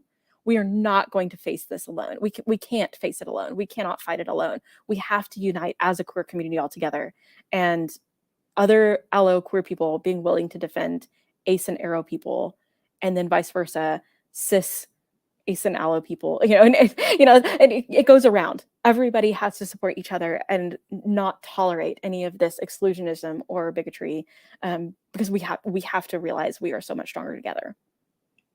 Yeah, I mean, the power of community. I mean, and also earlier, the power of feeling like you're not alone. I think it's just so important. Just knowing that, seeing that your struggles, your challenges, what you're going through is not unique to just you, and that was really powerful for me as well. I'm thinking back to Yelin's book and how, like someone was. Chinese poets were writing about this stuff centuries ago, and you're talking about not being alone, finding companionship in space, but also in time as well. And reading that poetry really plugs you into someone whose experience can mirror your own in terms of that longing for a queer platonic relationship, for a connection that is not that transcends the sexual, that transcends traditional notions of romantic attraction, and then and again that does speak to how asexuality is not just a Western thing. It really is so much more than that. Yeah. And how there are so many different experiences, so many different ways of asexuality, and ways of experiencing those challenges too. Like we talked about in the first panel about the experiences of Black women, and I didn't get a chance to mention this, but misogynoir being a very powerful, unfortunately a very powerful effect that especially Black asexual women face.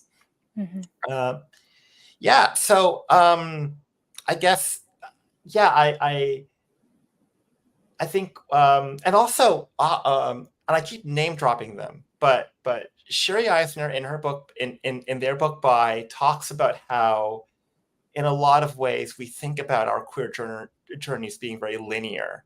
Like you start off as heteronormative, as allo, and then you kind of go on this kind of journey where you go to X, you go to A, then B, then C. Whereas really, I think you really illustrate this very, very clearly, that it's not a linear journey. There's a lot, it's a very non-linear path of development where there's no straight path, no pun intended. But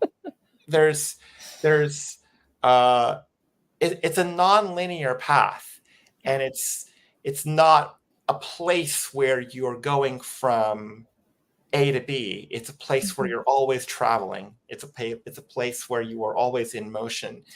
And yeah, I think for me, like, I always kind of thought that the person I was going to be the person I would always be. And then, you realize, like, things change, people change, identities change. Yeah, they do.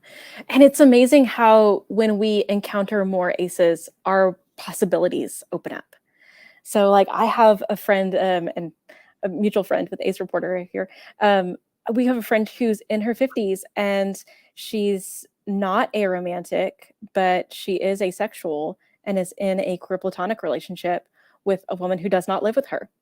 And I thought, this is the best. Did you know you could do this? Because I thought like even if I got in a queer platonic relationship, I'd have to still like share a fridge and maybe even a bed, and like you'd have to do all the like the marriage kind of things. And I was like, I really like my independence, I like my space, I like being able to just do my thing, and realizing that, oh, this is a possibility, this is okay, that made me realize, oh my gosh, I can have partnership and I can have companionship and I can have this type of relationship that doesn't fit into the boxes that heteronormative or a modern normative society prescribes. So yeah, she knows what I'm talking about. And so like, I think seeing older aces being able to live that out, and older aces, we talk about in a lot of ways, as far as like, I'm an ace elder in some ways because I've been around a really long time, but I don't have the physical lived experience that my friend does, and who has also been out a while. And I don't have,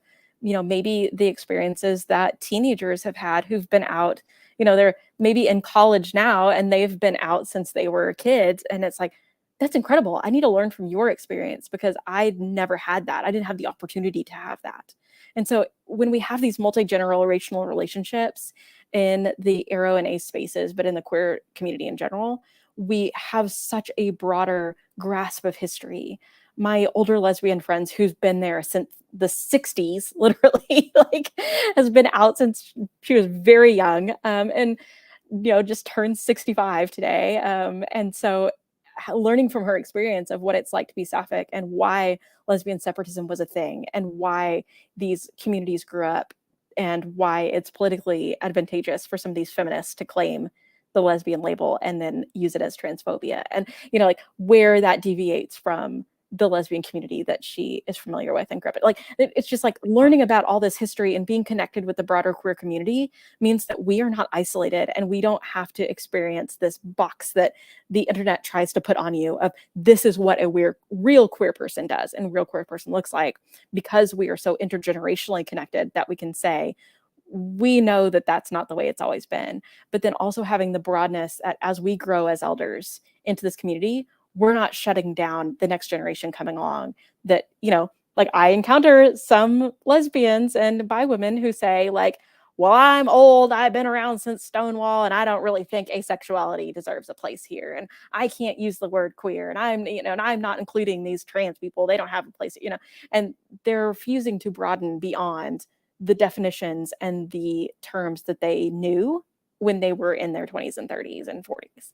And so having that in mind challenges me then to grow into my 40s and 50s and 60s, being able to learn from Gen Z and Gen Alpha, because they're going to have so many new terms and so much better, broader, expansive queerness around them because they're growing up in places where they are aware of it. And yes, there's a huge fight right now, but the fact that we're even having to have the fight to begin with shows me that there has been such great progress, because now you understand that these are real things and you understand from a young age this is an option for you, whereas I had to wait till I was 25 to find out that the word asexuality even existed.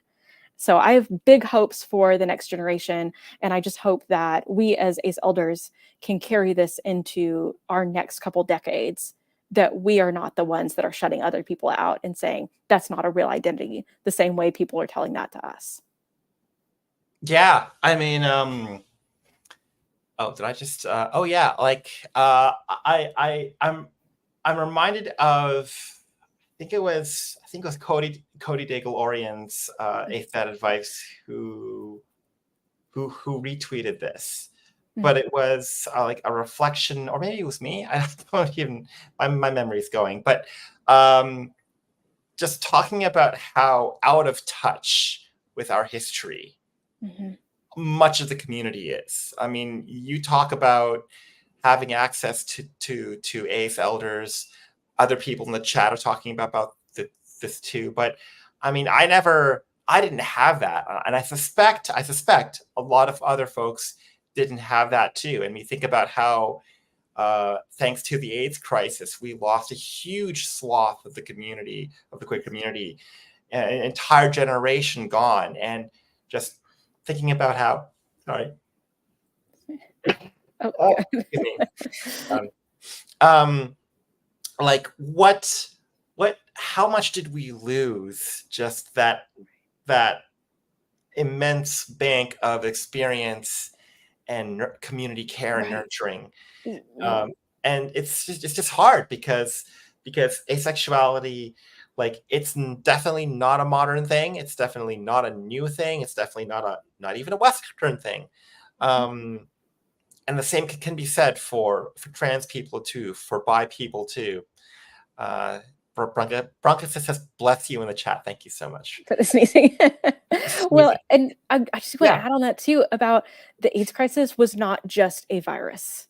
It was a social political backlash to our community. There was so much ignorance. There was so much hate being spread, that a lot of fear because of this pandemic. And we have to like recognize so many people who died from the virus, but also everyone who died because of the violence, because of the political policies, because of the hate in their community, because their parents became homophobic, because they were afraid of this. I mean, that is true of my own family, and that's true, and probably everybody has some story about the ramp up in queerphobia that happened in the 90s, in the 80s and 90s because of this, and as a fear factor kind of grew around it. And so I really think that we have to have those ability to reach out and grab history whenever we can find it. Making gay history is a great way to do that for gay history. Making queer history provides a similar thing. I mean, the books, like we've mentioned, Angela Chen's book, Ace, and Sharonda J. Brown's book, Refusing Compulsory Sexuality, are must reads. You have to read them. So that's how I would answer that question that Ace reporter talked to Cody about, is how do you become an elder to people who know more about being ace than you? And I think a really key part of this is listening, learning, giving it space, giving it time, taking a step back, like being willing to be the student in this situation. But part of that being a student is knowing about who all came before you and being able to pass on their wisdom and collected knowledge. You mentioned Lisa Orlando and the Asexual Manifesto. If you haven't read that, please do it. Like, go learn your history. It's out there. The Human Amoeba, Avon, David J. Like all of this is available to us on the internet, and that's only a small part of our history. I have more at Invisible Cake Society on my Ace and Arrow resources list, but just doing your research, getting into it, I promise it's not going to feel like research. It's not going to feel like work for school. It's going to feel like, wow, there's more. I have a history. I have a heritage. There's a whole family and legacy of ancestors that have gone before me. Yeah, it's something that I think people need to be more aware of, just because it's something that they can feel proud of. It's something that they can feel that they can feel validated by. I think, especially when people are surrounded by so many voices saying that, like, your experiences aren't real or aren't valid.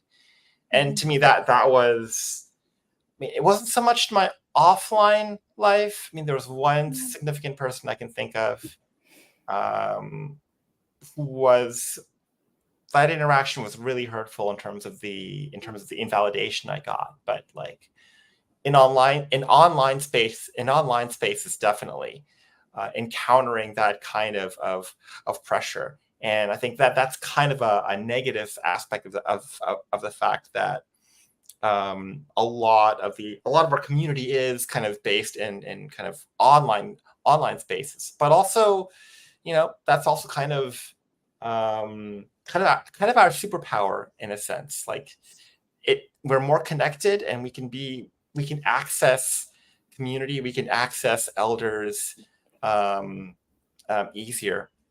Yeah. I know people in the gay community joke about, like, yeah, just because somebody's gay doesn't mean like I need to be introduced to them. It's like, do you know my cousin? They're also gay. And it's like, no, just because I'm gay doesn't mean I know every gay person. That is not true of asexuals. If you come up to say, my cousin's asexual, we'll be like, really? That's so cool. Can we meet? We're like, I'd love to meet another ace person in real life, you know? So I just think like having that smallness really connects us across the entire globe. Yeah, and people talk about that 1% figure a lot, but I've always suspected that it's a lot more than that. Oh, absolutely. Yeah. And there's just so many like intersectional factors influencing that. There's this issue of race and culture, of religion, of family pressure. And S, who is providing our tech support, I think is about to fall over. I think they deserve sleep. We have officially crossed the 24-hour mark, although I am counting that. I am saying that we should probably end it at 5 after, just because we've been running a bit late and kind of shifted things a bit. So I kind of, as I promised, I wanted to go back over some questions. Evermore said, as an arrow ace, often I simply call myself ace, knowing many will assume I'm arrow as well. Is this harmful for allo aces? Should I feel guilty? No. Stop it. I just want to tell people, stop it. You're not harming anybody else by the way that you identify. It is not harming trans people if you identify as trans when you're non-binary. It is not harming allo aces if you just call yourself ace even though you were also arrow. It's not hurtful. Just your words don't hurt anyone else. And so like I just want to take all of the queer people on the internet and be like, it's okay. You're okay. You're doing just fine. Don't feel shame. Don't feel guilt. Use the words that best describe your identity. And now here's where we run into the problem, where we should feel a little bit of guilt, is that if we are using these identities in a harmful way. If an incel man is saying like, oh yeah, identify as asexual so that I can complain about how I can't get laid, that's a problem. Like obviously, if you're misidentifying and misdefining the labels to be harmful, that is a problem. But it doesn't harm anyone else when you don't use the split attraction model, or when you do use it, or when you call yourself lesbian even though you were also asexual, or that's big one there. And so the topic of this whole stream is like you can just be who you are, and it's not hurting anyone else for you to be authentic to that person. Yeah. I mean, for me personally, like the label, the technical jargon that I've used is biromantic demisexual. But I just say ace just because it's just easier. Absolutely. Like I don't feel like having to go into ace 101 every time like I break out that term. When I'm around folk like us, it's like, oh yeah, like you know what it is, I'll just use it. But even still, like I just the term ace kind of to me just reflects the general grayness and ambiguity that I find myself in. And yeah, it's just politically easier. But I don't think anyone is harming anyone, as you said, better than I actually, because how you identify is how you identify. Yeah. And it's funny because this is a bit of a dated reference now. So this is showing our like millennial asexuality, like we're stuck in our old age. But we'd say the TED Talk is you don't have to do the TED Talk about here's what asexuality is. Like every time I introduce myself to someone and say, I'm a sapphic arrow ace, and they're like, what the hell is that? It's like, that means nothing to me. And so sometimes I will just simply, for the sake of brevity, say, I'm queer. Hi, I'm Jenna. My pronouns are she, her. I am a queer woman who lives in California. Right. And that's it. That's good enough. And so I think the word queer is really useful for that. I think the existence of the spectrums are really useful, of just being able to say, I'm asexual. And that covers demi or gray or ego or whatever terms that you actually identify with more. But just being able to say ace, just be able to say arrow. So the way I phrased about non-binary people is a bit alienating. Oh, was it talking about when I said like you can still identify as trans even if you're non-binary? If that's what you're talking about, and like that's a conversation I have definitely seen, is that non-binary people feeling guilty for using the trans label, even if they are not transitioning to another binary gender. And I think that there is such a huge overlap that does deserve a place in the conversation, because it's true that you can identify as under the trans umbrella if you are non-binary, and that is perfectly valid. And you don't have to be transitioning to a binary gender in order to use the terms that best describe you. Just the same way that the aro identity or the ace identity are also umbrellas, that, you know, people go back and forth between bi and pan because that can be considered an umbrella. You can use the word queer. Oh, by default. No, I was just talking about like the hate we get on the internet is that, you know, all the time people are saying like, you're not enough. You're not lesbian enough because you don't like this. You're not non-binary enough because you don't do this. And like, you know, we would talk about like being non-binary, you don't owe anyone an androgyny. Being ace, you don't owe anyone celibacy. Being aro, you don't have to stay single forever. So that's kind of like what I'm going for, is that like, there's a lot of just the hate. Yeah, you don't have to identify as trans. That's the same. And same, you can be ace and not identify as queer, and you can be, you know, whatever. So I think that is mainly where I was going with that, is that if you've encountered hate or you've encountered gatekeeping, if you've encountered rules about your behavior, throw them in the trash, block those people. Like they're not worth your time. Even other aces, I want to make that clear too, is that even other aces that are coming and telling you, you have to do this in order to be asexual. Well, that doesn't seem very asexual of Yasmin to wear lingerie all the time. It's like, what? Like, no. And so I really appreciate Yasmin's this is what asexual looks like, because it's not all this. That when you think this is what asexual look like, you're picturing a brunette Whovian nerd who lives in California with her very white skin, extremely pale. You know, I have an asthma inhaler in my purse. Like, how much more stereotypical can I get? You know, I am the walking stereotype of what you think of when you think of, oh, that asexual person. Is like, what do you do? Go to Comic-Cons in your spare time? It's like, yes, I do.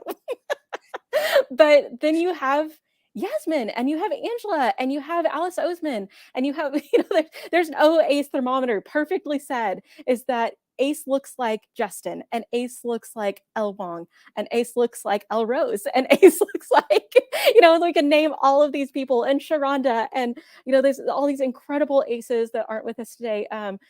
That ace can look like everyone, whether you are 80 years old or whether you are 13 and trying to figure out life. It's okay. Like, you still count as ace enough. And, you know, that encompasses, I just want to really stress that encompasses so many people across so many incredible spectrums of the human experience. You know, we have Elin Wong, who talked about her experience.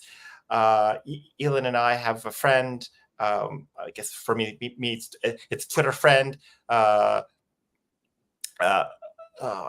can't remember. Sonia Suleiman. Big shout out to them. They're Palestinian and they're ace. Mm-hmm. And Mm-hmm. I know people on Twitter who are Ukrainian and ace. Yeah. And so it's really an experience that just encompasses just so much. Yes. Yeah. And I love the work that Indian Aces is doing. Like, I get jealous and want to join their things. And I'm like, this time zone is like literally on the other side of the planet from me, but they're doing such cool stuff. And so it's like, how dare anyone say that like, this is what asexuality looks like, and that's a stereotype. And it's like, no, asexuality looks like whatever you look like.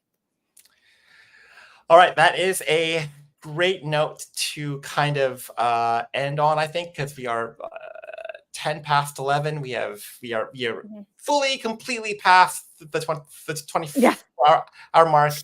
I feel that like that hook kind of pulling us off the stage. Jenna, any last words? Any final remarks? I want to wrap up International Asexuality Day, our live stream here together that has been so wonderful. Thank you to everyone who's doing this. We are not qualified. We don't have certifications. No one has a degree in this. Most of us have not been published. Some of us have. We just do it because we're passionate about it and because we stepped up and said yes. And so whatever your area of influence is, whether it's being on your local sports team or going to Doctor Who conventions, or, you know, in your school, in your workplace, in your community, in your local school board, like there's so many ways to get involved with queer advocacy, and specifically to be a voice for asexuality. And it starts with you. It starts with you pulling up a chair at the table and deciding that you are going to sit down. Even if the table's not made, you're going to do it. You're going to step up and become an ace voice and an ace advocate, even if it's just within your own family, and that's the only people you ever tell. So I would just really encourage everybody to not look at us and think we're experts or think that like they have to earn their way into it, but start doing the work right now, wherever you are, and be the change you want to see. Thank you so much. And quick apology to Yelin. I got your last name wrong. I'm sorry. I'm half asleep and I need more coffee. So thank you so much, Yelin Wang, for your amazing talk. Your amazing conversation with me earlier. Thanks so much to Krista and the folks from the ACAR panel, and thank you, Jenna.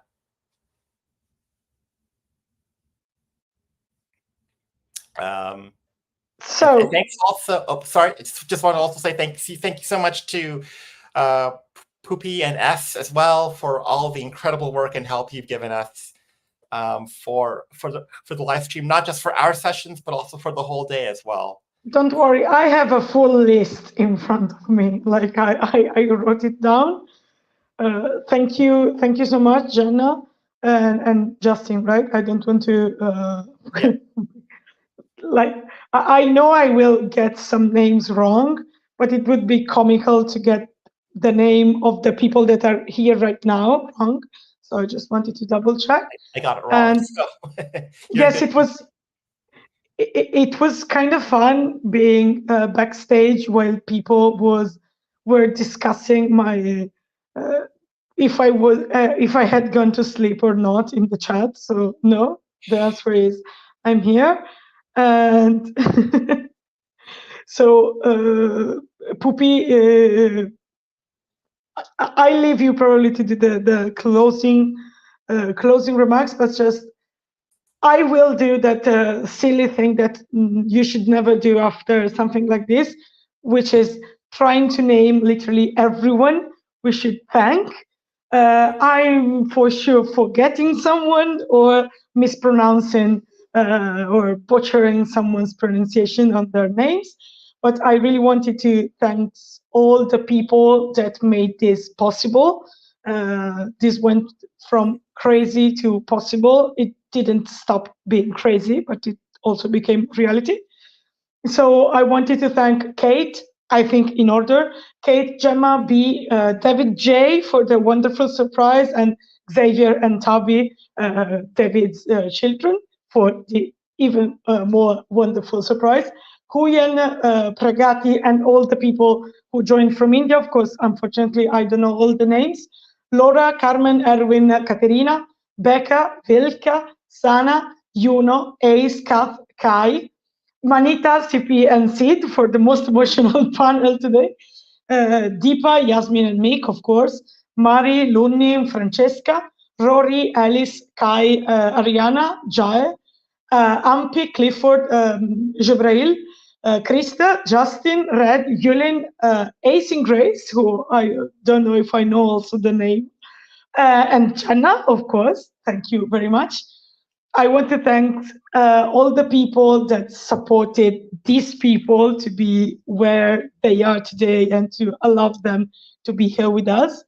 I want to again say thank you to all the children that appeared on this live stream and to all the cats. I don't know all the names, but Reven, shout out to you, and Mushu, the amazing Francesca's dog who didn't want to let her participate. Thank you to all the people that in the end couldn't participate, and to those who are already thinking, I will do this next year because it seemed like a blast. Thank you to all the people in the chat. And also, I'm sorry, but I'll go personal now. And I especially wanted to thank all the amazing like army of aromantic people who joined the chat at some point and gave extremely important insight that will leave me thinking about this for much more time. And yeah, advocacy groups all over the world, those who are in IAD, those who aren't. I don't want to like shout out and thank cooperation, but I guess that Microsoft Excel needs a special mention because the timetable wouldn't have been possible without it. Also, the last two are like Matthias in the chat, like thank you, like because your support throughout the live stream like made this day better. I think for me it was particularly fun, but I think for everyone. And also like again Krista and Mick and Poopy, who were on the tech and support team, all the other people, and especially these three who helped so much creating the timetable, creating the stream, managing the stream, and also especially to Poopy, who is also always my partner in crime. I wouldn't be here and we wouldn't have done this if Poopy wasn't ready every time I say something extremely stupid and detrimental for my health. If there wasn't Poopy on the other side of the ocean saying, that sounds great, let's do it, we wouldn't do this. And it would be a pity because this was amazing. So this is everything I had to say. Thank you so much. It was moving. It was amazing. I really loved it. Poopy, I will let you say something if you want. And I'll be here with my pet, which is not a pet, but it's actually my teddy bear, who is probably older than most panelists today. Yeah, just thank you for allowing me to be your partner in crime. And whenever I say something crazy that causes us not to sleep, you're just like, yeah, let's do this. Why not? 24-hour stream? Yes. You want to go 48 hours? Let's do it. Easy peasy. I just want to give a special shout out to people on the autistic community. As we said earlier, this year, International Asexuality Day fell within Autism Awareness Week. So on that note, I want to let everyone know that the ACE Community Survey team recently released an infographic on the intersection between asexuality and autism, which is now available in French, German, Hungarian, Portuguese, and Spanish. We released that on April 2nd for Autism Awareness Day.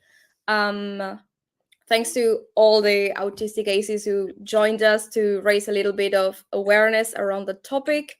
Thanks to all the panelists. Thanks to my cat for allowing me to do this close up without smacking me on the face or anything. Thanks to everyone on the chat. Especially Matthias, who's been here since last night worrying about whether S was getting some sleep or not. We will leave you the link to the infographic on the YouTube description after we wrap up, because if I have to try to find that right now, I'm going to take a long time. And honestly, I don't know if you were around for like the Autistic ACE panel in Spanish, but Vilka was talking about like the spoon theory, which is basically like how many spoons do you have, how much energy you have. And I feel I've run out of spoons for the rest of the week, basically. So I'm not going to try to pull that link right now because I know I'm just going to like take forever. So yeah, thanks everyone. We've successfully made it beyond 24 hours now, officially. And as S said, next year we'll be doing this again, because let's be honest, even if we say, no, we're not doing it, last minute, we're going to be like, yeah, let's do it again. Who said we're not doing it, actually? I have seen no doubts about that. Yeah, and I think we've generated a very nice network. This was something that we were talking about earlier and something that came up on their panel as well, like creating support networks and being there for each other, and being like aware of what's going on in different countries and raise awareness about what's happening in other countries, because it's usually all related. So for example, same transphobic laws that are trying to get passed on in the US are like same things that are being kind of tried to being pushed in Argentina at the moment, and it's the same thing that happened in Chile, and it's the same thing that happened, you know. So yeah, let's keep connecting with ACEs around the world. Let's stay in touch. Let's keep supporting each other, and happy Asexuality Day.